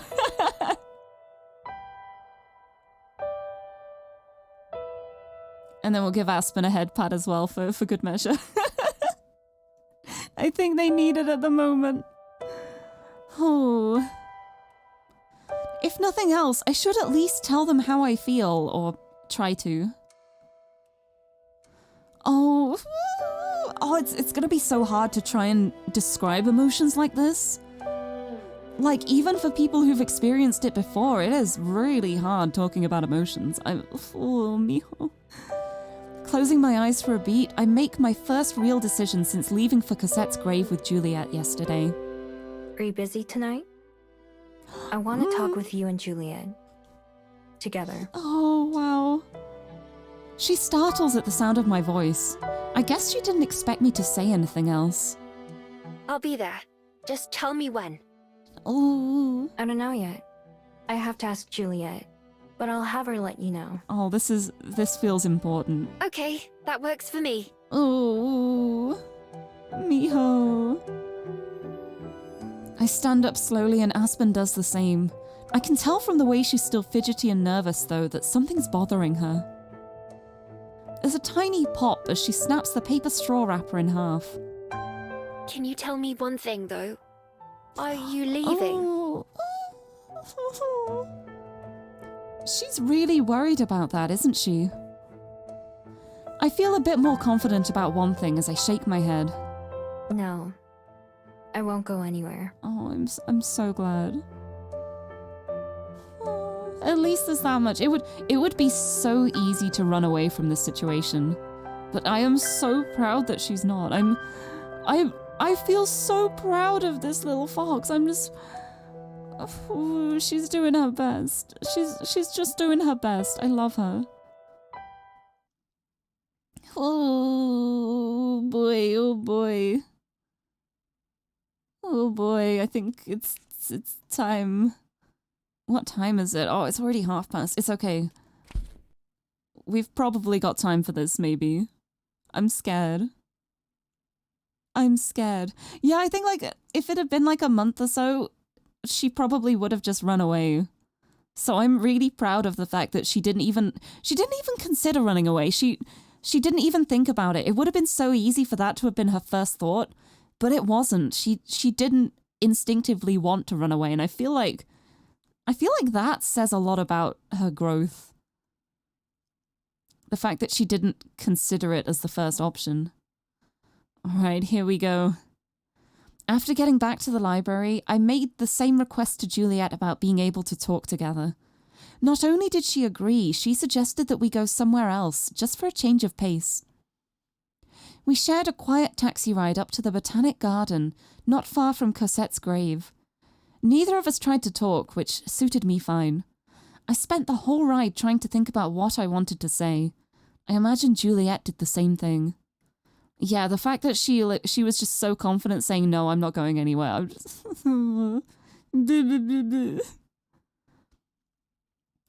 I feel like this whole game is just me going, mijo. The taxi driver drops us off as close to the entrance as possible, tipping his hat in thanks as Juliet pays him before driving away, leaving the two of us mostly alone. There are a few people around, but more of them are leaving than entering at this time of the evening. Thank you for the head pat. Thank you. I need the head pats. I'm so scared. Oh. One of those people, a figure sitting on a bench reading, stands up and approaches us. When they step into the light, it turns out to be Aspen. It's certainly a new feeling to be the one waiting, instead of waited for. Oh. Hi, Aspen. Hi. Good evening, Aspen. I hope we didn't keep you waiting for long. No, not at all. Besides, I Aw. can hardly complain when it gives me an opportunity to catch up on some reading. I thought about exploring the gardens a little, but I wasn't sure I'd be able to find my way back out. Understandable. There are worse places to be lost, at least. Thank you for indulging my request to come here in the first place. It was a good idea. Not to say the library's gotten boring, but... I feel like a change of pace is probably good for everyone in this kind of situation. Like a neutral ground for them to just discuss things without it being like attached to too many familiar places. I feel like it would be easy to get emotional. I don't know what I'm talking about. I feel like being in like a neutral place is a good decision for this kind of discussion. We never really go anywhere else? I feel better now than I did this morning, at least enough to make a couple jokes. A lot of things still weigh heavily on my mind, but I'm determined to not just be an emotionless rock. That wouldn't help anyone. I'm so proud of you. I'm so proud of her. I'm just... I feel like so much of this game is just me being like, I am so proud of you, Miho, my daughter. I've adopted you now. I'm so proud of you. You're doing so well, sweetie.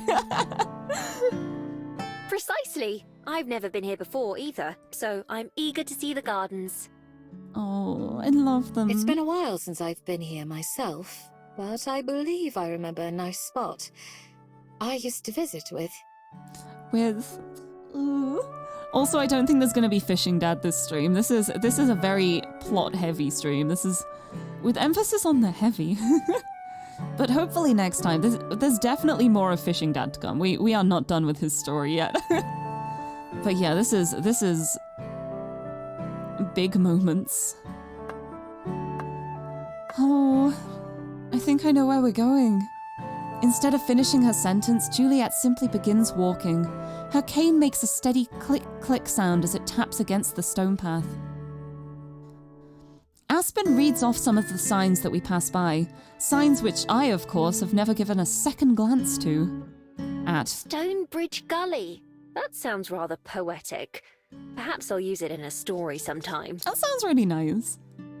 Pine Hill Path too. Whoever named these gardens was having fun, weren't they? They're such cute names. Juliet still seems preoccupied, not ignoring us, but not seeming to pay much attention either. She does wait while Aspen pauses to read one of the big signs that talk about the gardens. She writes a little bit in her notebook, then scurries back to us. Sorry, one of the photos there caught my eye and I wanted to take some notes for further research. Understandable. I hadn't realised there was more to this park than just this one garden. Really? Like what? There's an old estate for one thing. Also another garden just for native plants. Ooh. There's even a cemetery not far away that's apparently part of it. The steady rhythm of Juliet's cane misses a beat, but she keeps walking. Yeah, I think I know where we're going. After a short uphill stroll, we reach our destination. Oh, wait, this is beautiful. Oh, this is gorgeous. A small brick path just off the main road, leaning to an overlook covered by a glass roof. There are a handful of benches around, but all of them are unoccupied. Would this do? Oh, this is gorgeous. Oh, Juliet, it's breathtaking. I have to agree. Aspen walks slowly to the edge of the overlook, pressing her hand against the glass as she looks out over the view. I stand beside her and do the same. We're higher up than I thought, with a good view of the rest of the Botanic Garden from here. I even spot the main gate. Far across, the same rolling hills that I noticed a couple days ago tower over us. Tower over us. I'm smushing words together, I think, at the moment. But yeah, Aspen is so tall. I love how tall she is. It's kind of intimidating. I love it. Though she smiles, Juliet doesn't join us, instead sitting down on one of the benches. What do you think, Miho? How does it compare to some of the sights you've seen? You're the most beautiful sight in my eyes. I'm sorry, not the time. That's pretty nice. I like the view from up on Mount Victoria better, though. Oh, it's been quite a while since I went up there. Perhaps I should see it myself sometime and compare. She's too but it wasn't me. You should. You can see the library from the top. I used to go up there to clear my head before I started living at the library. No. I'll be sure to invite you along, then. Oh, they are having such a moment, and I'm just waiting for the misery. Ugh. She lingers for just a moment more, gazing out at the darkening sky, before taking a seat on the bench across from Juliet. Only I stay standing, pacing back and forth.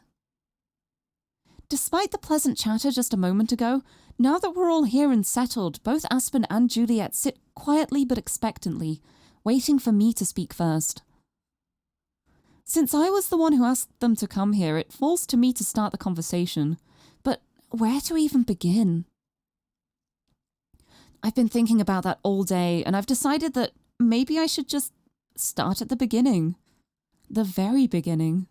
I never told you anything about my person, right? About Changin. They both shake their heads.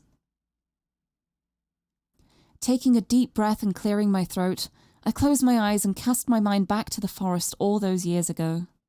I was just a regular fox back then. I don't know how old I was. Foxes don't think like that. All we know about is eating snacks and lying in the sun.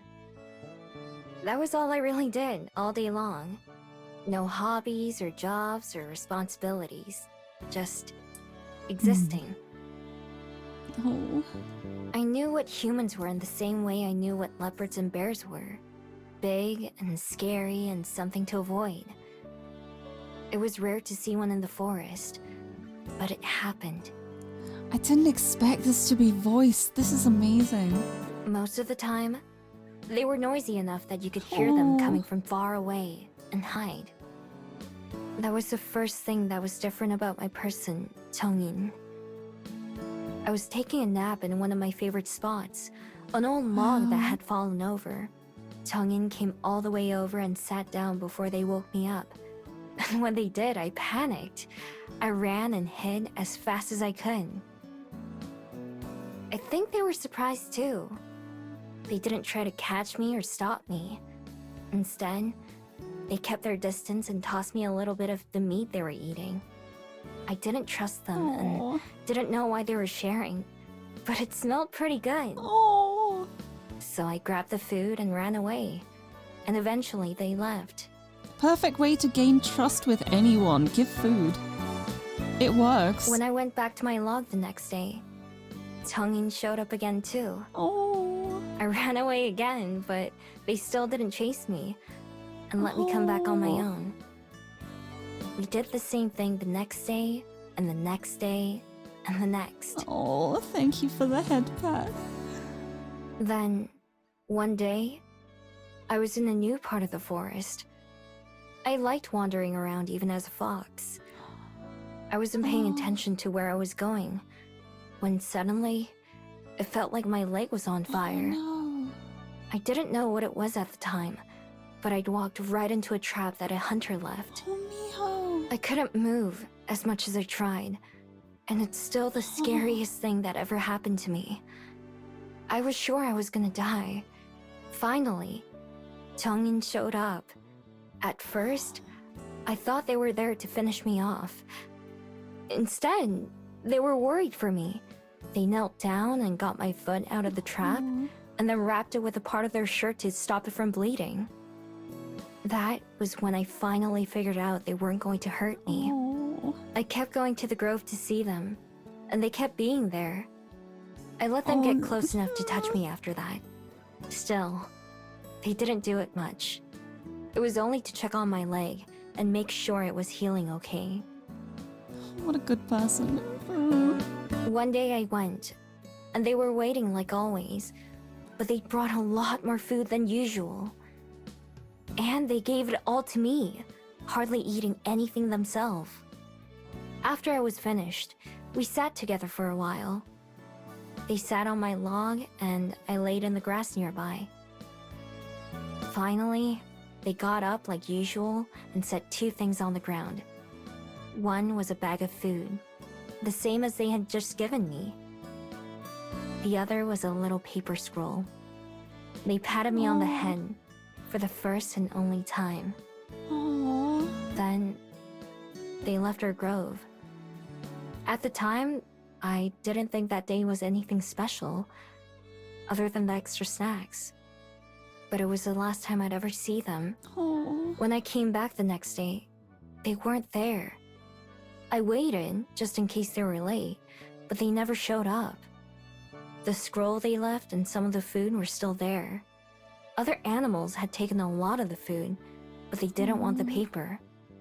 I am so curious as to what's on this scroll. I took the scroll with me when I left.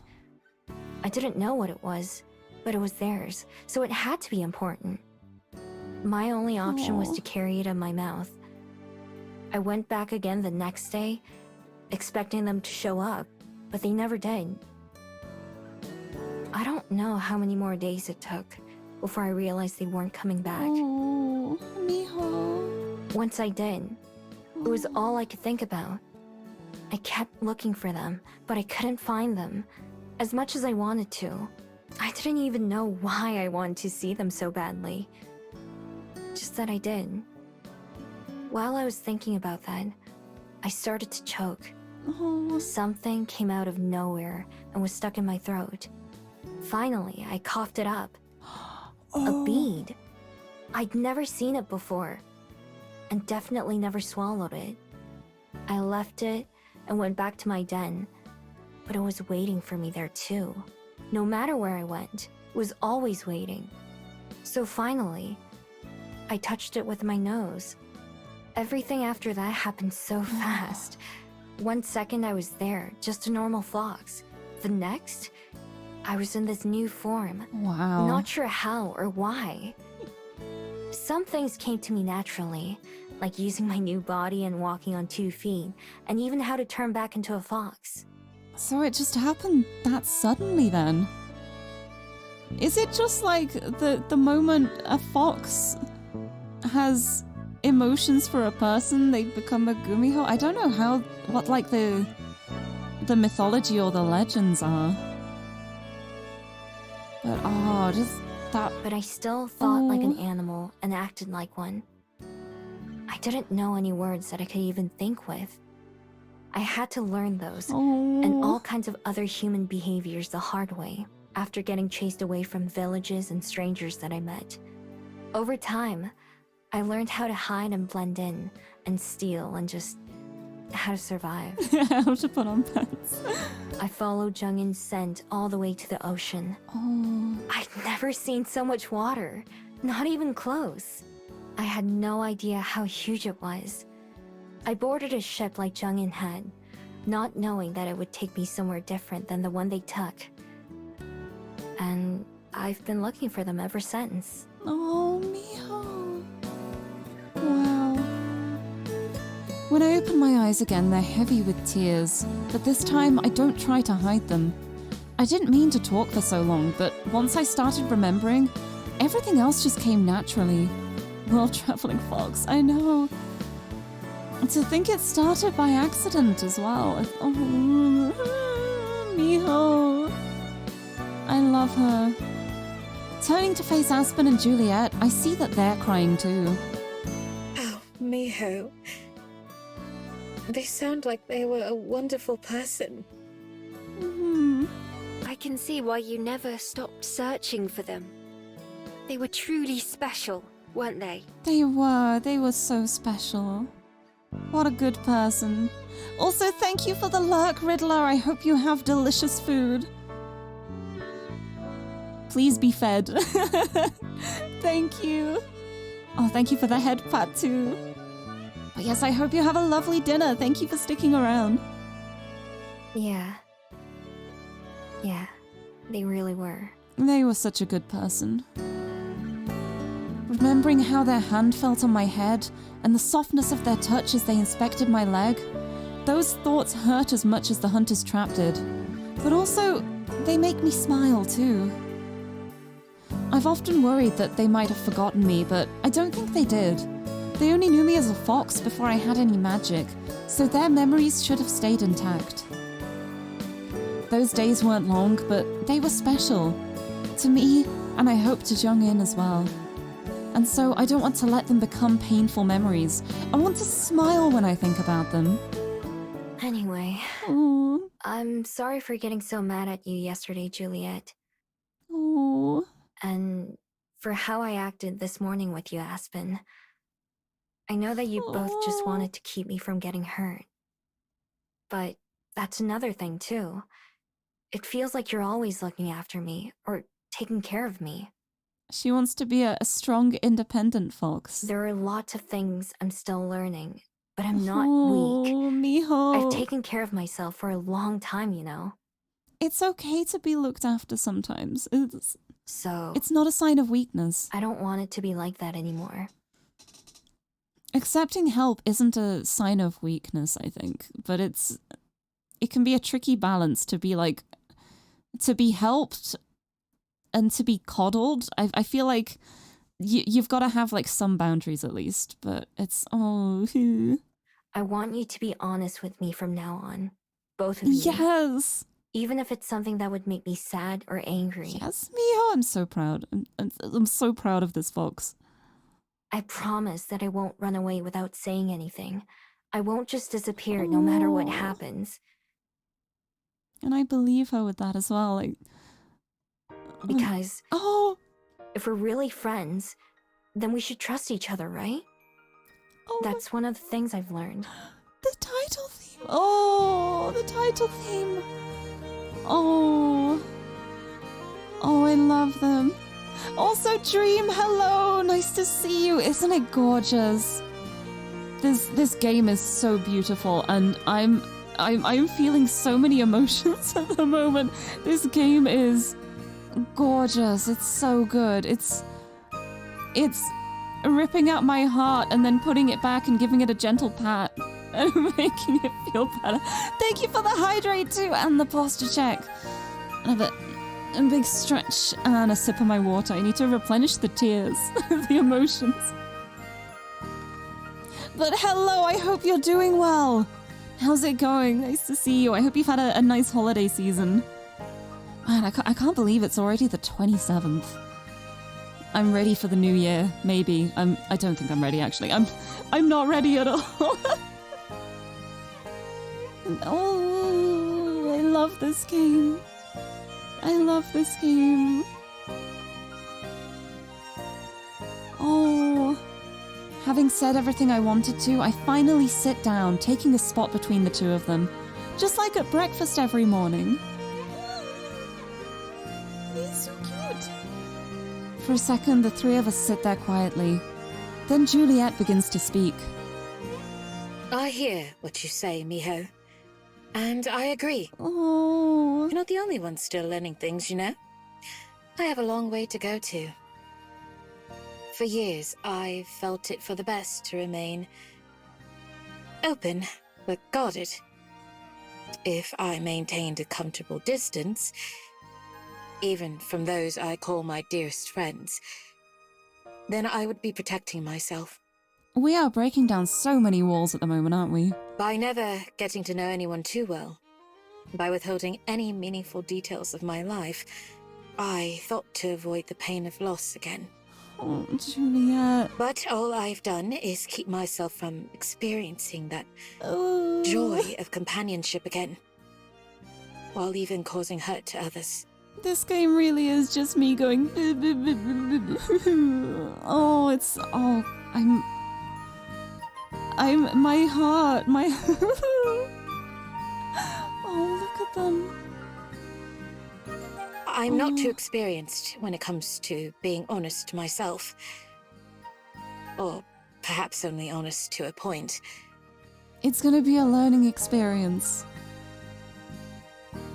But they can all learn together.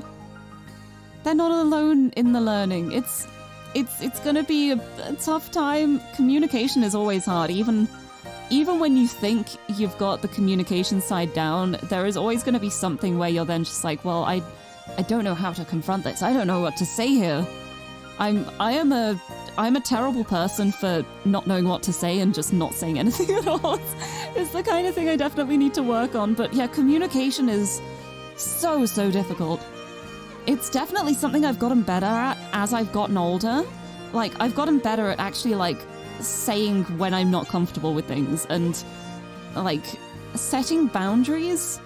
I used to be the kind of person where I would just let people walk over me because I didn't want people to feel awkward or to upset anyone, but I would upset myself in the process. So it's as time's gone on, I've gotten much better at recognizing what's best for everyone and being more compromising. Like, if someone asks me for help with something and they desperately need it, I'll be like, okay, I can't help with everything, but I can maybe do this and or lead you to something else that can help.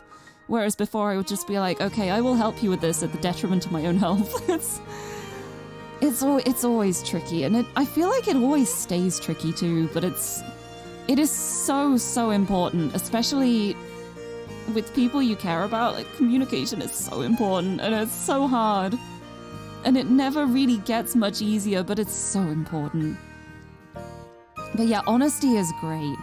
It's like, I always try to be as honest as I can. I feel like if I do end up quote-unquote lying, it usually tends to be lies of omission, where I just don't mention something instead of, like, actively lying about it. But even that is bad sometimes, because then it'll get to a point where it's like, I need to mention this thing that I have not talked about and have pretended isn't a thing. And the longer it goes on, the harder it gets. It's way easier to be honest from the beginning, because then I don't have to worry about when I'm gonna reveal things, I guess. I don't know. It's not always that easy, though.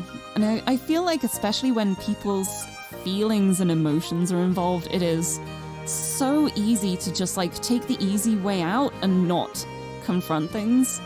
But, oh, it's tricky. It's that fine balance between being confrontational and aggressive is that I feel like that's the trickiest part. Like, sometimes you need to speak up about things and confront people, but sometimes it's better to either let things slide or just, like, not be as harsh with it.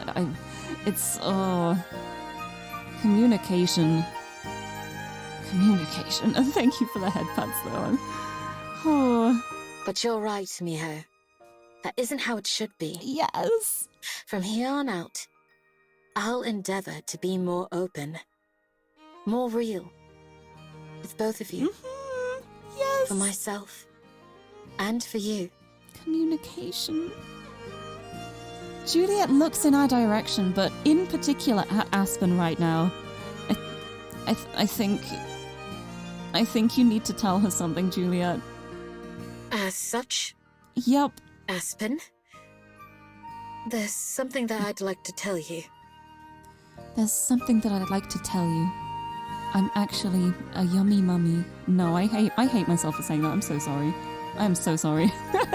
She begins telling Aspen about Cosette in much the same way she told me yesterday. I sit quietly and think about what she said. Hearing Juliet describe herself reminds me of me. In the end, we've both always been running away, haven't we? Despite how perfect and put together Juliet's always seemed, she's actually been struggling just as much. She was just better at hiding it than me. As Juliet recounts the vow she made in honor of Cosette, I see Aspen is listening with rapt attention, like when she gets really absorbed in one of her books.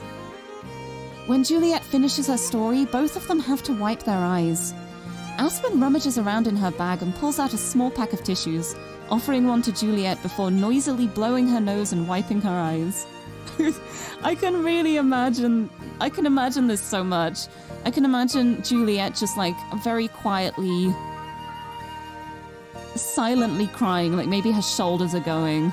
Just a gentle tear rubs down her cheek, and then Aspen's just here like just loudly blowing her nose, just bawling. God, that's certainly a lot to take in. Yeah, just a little bit. Thank you for telling me, though.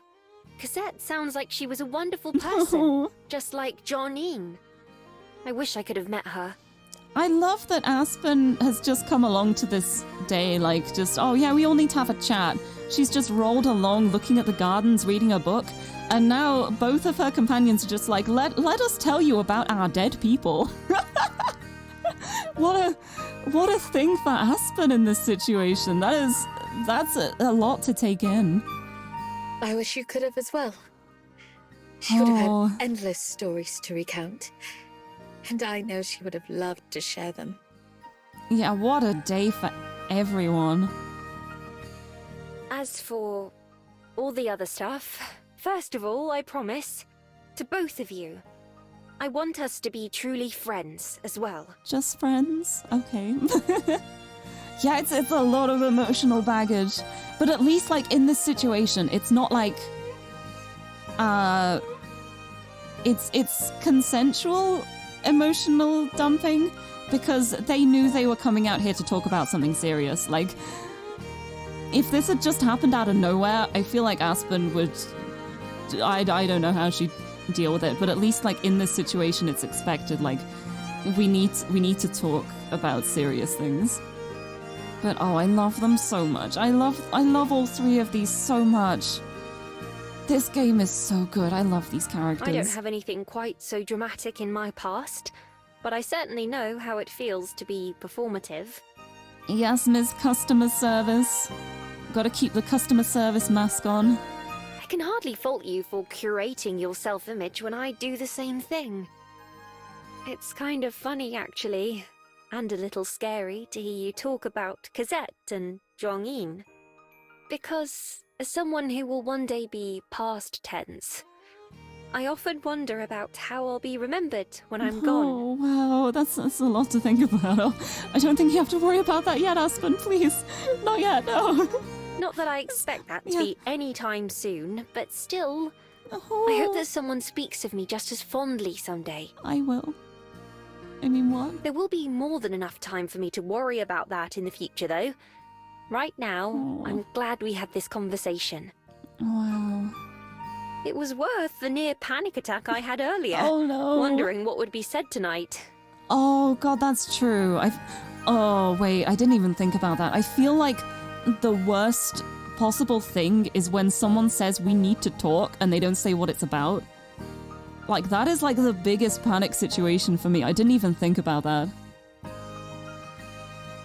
But because there's not really a way they can say, like, we need to talk. It's going to involve talking about dead people without, like, causing extreme panic. So it probably would have just been like, we need to have a serious talk. At which point it would just be like, oh god, what is this talk about? Are they leaving? Am I being fired from the Bell House? Is somebody joining the Olympics? Who knows? Me too. I still have a lot to think about, and I'm still sad. Yeah, it's not gonna pass anytime soon, Miho. Grief is so hard to deal with. But I don't want to be sad forever. I know it's not what they would have wanted for me either. But I do know that I'm lucky I met you two, and that you're my friends. I want it to stay like that. I love them. Besties. My cheeks burn from saying something like that out loud for the first time ever. But I liked saying it because it's true. Gal pals. Just gals being pals, you know. You know. But it's so nice hearing her actually like say it out loud. Like, I want to be friends. Oh, I'm so proud of her. I feel like this stream has just been me constantly saying I'm how proud I am of Miho. I'm so proud of her. I love her. Oh. Although I'd already made up my mind to stay, it's sitting here in the middle of the gardens that I know I made the right decision. For all the doubts I had, all the struggles, I'm thankful that it happened, and I can finally admit that to myself. Maybe it won't turn out the way I expected, but for once, I'm content with my life right now. Oh, that is a powerful thing to feel. To feel content, that is, oh. Well said. Oh. And don't worry, Miho. We're not going anywhere. Thank you for the head pat. Oh. Even if it's not always perfect, it doesn't need to be. Just like Juliet. Oh, Miho, I'm glad too. The first time you stepped into the Bell House was one of the luckiest days of my life. No, that's very strong, but I'm glad. All I have to do is keep trying, like Aspen. So maybe another first time would be appropriate. It's like, yeah, Aspen? Yeah?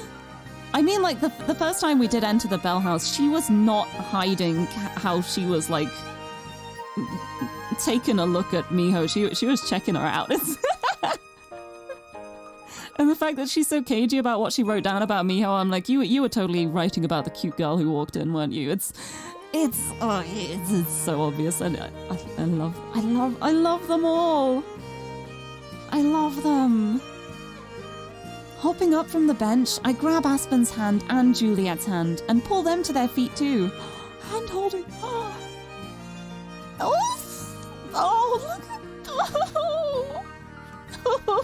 Look at them. Oh. Then, spreading my arms as wide as I can, I pull them both into a hug. Oh, I love this. Without hesitation, I feel them embrace me in return.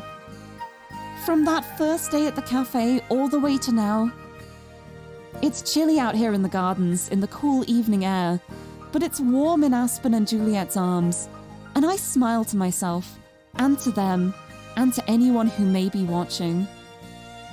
Mine too. No! Oh, I am so glad too. I am so glad this is the note I'm gonna be ending the stream on. I'm so happy. This is so cute.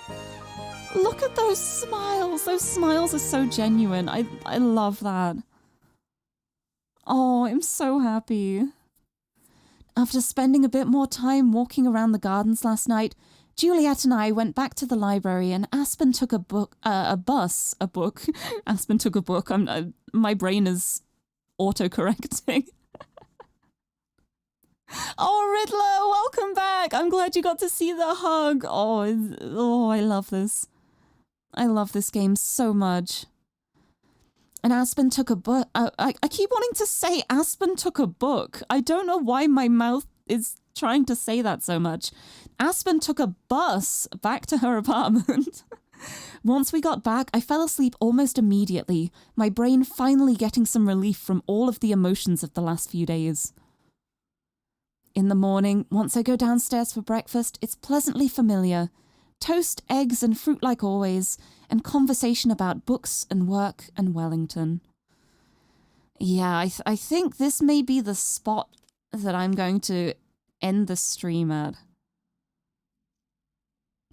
Because I just looked at the time and it is already past 6 p.m, which is usually when I finish. So the fact that this is like the start of a day, I feel like that is a really nice note to end it on. It's been a lot. It's been an emotional time. But we made it through at the other end, and I feel like their relationship is stronger for it now as well. I'm so glad. I love this game so much. But yeah, I love there as well. It's like, it's not a party, is it not? There's a special day coming up soon. Oh. But yes, thank you so much everyone for joining me. I'm going to, I did save it, didn't I? Yeah, I saved it. Save again. Haha.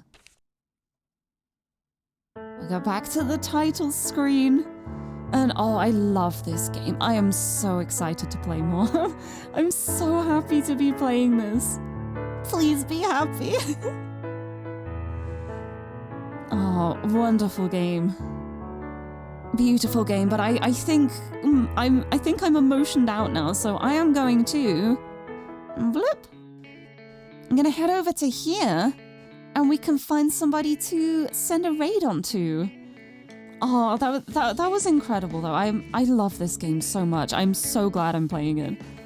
But yeah, that is my last stream of 2022.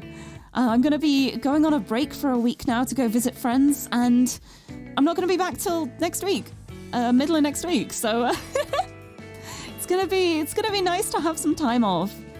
The last time off I had was when I caught COVID, and that was literally a forced break where I wasn't really like looking after myself. It wasn't a break I could actually like recuperate with. Oh, thank you for the bits, Omdil. Thank you so much. I'm gonna go and I'll say hi to Tiffany for you. I absolutely will. Also, I'm happy to take suggestions for raids. Wait, let me just check my current following list, because sometimes it's sometimes there's quite a few people online. Oh, and we gotta hydrate too. Thank you for the bits, Alyssa. Merry Christmas to you too. And thank you for the hydrate. Hydrate before we go. Hold on. Hydrate before I go. There we go. I'm hydrated. Let's take that can away now. I drank that. There we go.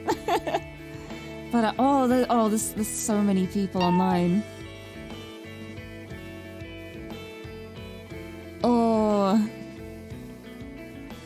Hype train on the way out. Oh my goodness, Rava. Thank you so much for the bits as well. Oh, you guys are naughty. Thank you. Thank you so much.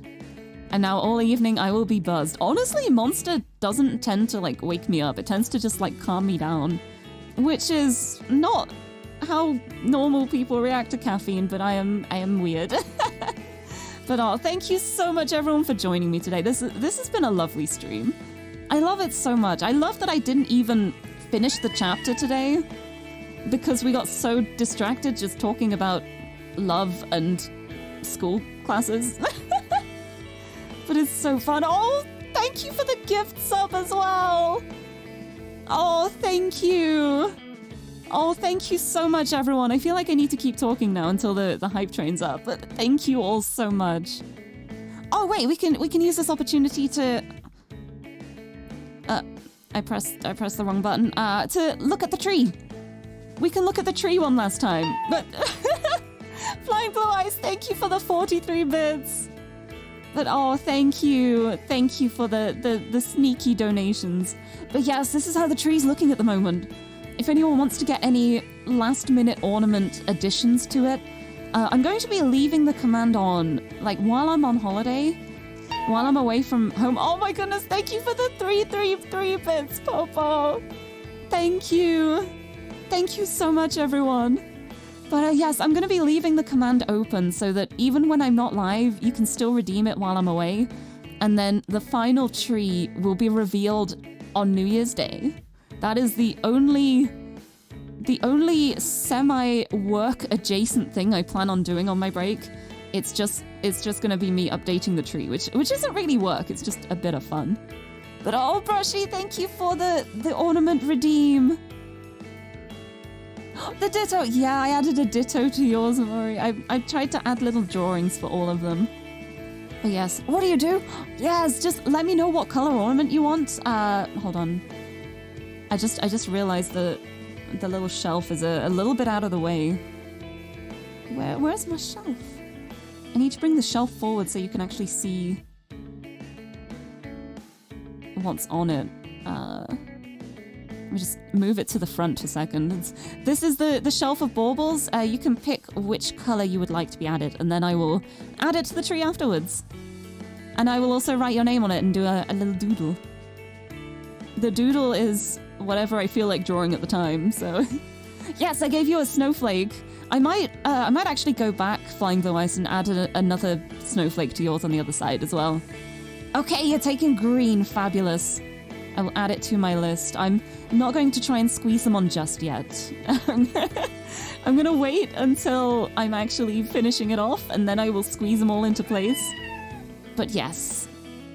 I will... Oh, S! Hello! Oh my goodness, thank you for the sub! Thank you for the resub for 9 months! Oh, that's 3/4 of a year. Thank you! What chapter am I at? I haven't even finished chapter 3 yet. But I just got to the emotional moment at the overlook in the gardens with the hug. That's how I ended the stream on. So emotions. It's been a very heavy stream because we went through the whole reveal with Juliet situation and the realizing things. But it was such a lovely spot to leave it on. I'm so glad. But yes, thank you so much for the resub. Cassette! Oh! The whole stream was just me going... Miho. I'm so proud of Miho, though.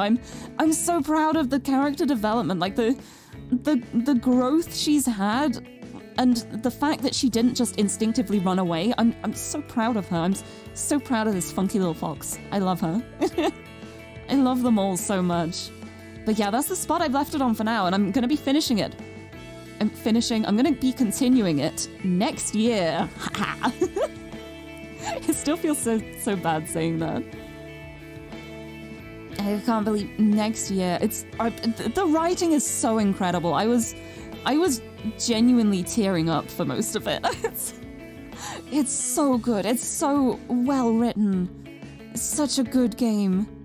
But yeah, I'm so sorry though. You joined like right as I'm finishing the stream because it's already past 6 o'clock and I need to see about getting some dinner. I kind of didn't really have lunch either. Oops, I'm misbehaving. I'm sorry. I promise I will eat soon. I just gotta wait for the hype train to finish. Thank you for the head pat too. But oh, it's so good. It's such a good game. I'm loving it so much so far. Oh, there's so many people I know who are live too, and I don't know who I want to send the raid to. There's so many people. Oh, I'm so bad at decisions. I'm trying to think of who I haven't raided before, or who I haven't raided in a long time. Also, Alinte, hello! Glad you could make it. Congratulations on the first. Glad you could make it. You're here in time for the raid. But oh, thank you so much. Oh, it's okay. I called Juliet a yummy mummy and immediately regretted it. But I'm so excited to know where it's gonna go from here. There's so much happening. Right, hold on. Let me head back to here. Let's make tree small. Yummy mummy. Yeah, I don't know if that's a British thing. What did you miss? Don't worry about it. It's fine. You missed a lot of emotions. There was a lot of stuff going on. It was one heck of a stream, but I love this game so much. Anyway, I think I may have an idea on who I want to raid, but I just want to double check to see that they're not ending soon. But there's a couple of people online at the moment who I followed for a while, but I haven't had the chance to raid before, so I'm looking forward to that. Always check before I raid. I've experienced raiding into someone who's finishing before, and I felt so bad about it. But oh, Kuni, thank you. Thank you so much. Also, Xander, yes, feel free to open door for cat. Kitty cat. Is she gonna meow? Is she gonna meow for the mic? The answer is probably no, because she always waits until I've stopped. Hello? Tiffany? Hi. Hold on, she's being so quiet. I'm just gonna mute the music a second, hold on. Tiffany? Tiffany? Hi. She's just staring at me. Tiffany, please. Please make a sound. Tiffany, you just squeaked, please. Tiffany? She's not doing it now. I muted everything and she's just like, I'm not gonna squeak anymore. Come on. Give us a meow. Xander's picked her up and put her next to the mic and she is still just silent. She didn't even make the squeak when you pick her up like she usually does.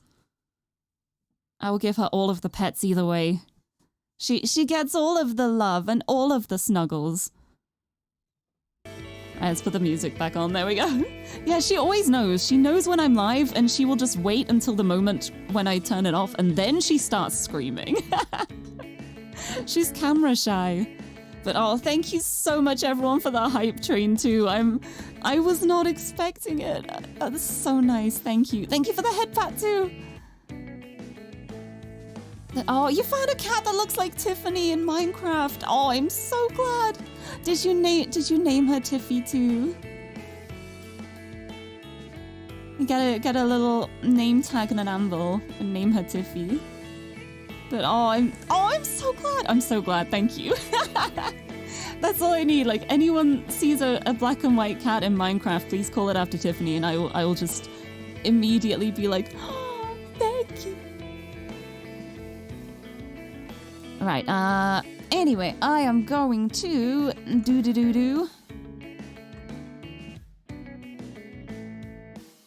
get a raid sorted. My brain just turned off then for a second. Anyway, let's get the raid message first. Even if I don't know who to raid yet, we can get the message up at least. We're going comfy today. We're going for the Lirie comfy because even though it's been pretty deep, even though there's been a lot going on, it's still been a comfy time overall, I think. But yes, thank you so much everyone for joining me.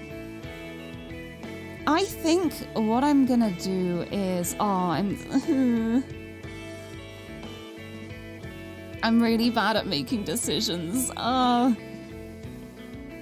This is my worst trait. I don't know how to make decisions. It's okay. I'm gonna... You know what? I'm gonna raid Kanan. I'm gonna raid my good friend Kanan because I haven't raided him for a while, and he also has COVID, and I wanna send love his way because he's great. He is lovely, and I haven't really like raided him very often. I think it's a couple times ever, but I think I want to send the raid over to Kanan. He's so good. And also he's a vampire too, so it's matching on from Juliet. He's a plant vampire. But yes, thank you so much everyone for joining me. I have had so much fun playing this. I can't believe this is the last stream of 2022. It's time for me to finally go on holiday, finally take a break. I am banning myself from working for the next week. I'm gonna play video games and relax, and that's gonna be it. It's so hard. I have to resist every instinct in me to not work when I'm having time off.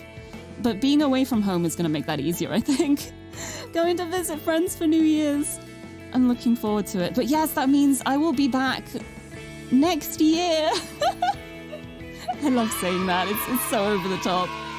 Yeah, next year! But yes, thank you so much, everyone, for joining me. I hope everyone has a lovely rest of the year and a great start to the year. And yeah, I'll see you next year. Thank you so much, everyone, for joining me. And until next time, bye-bye!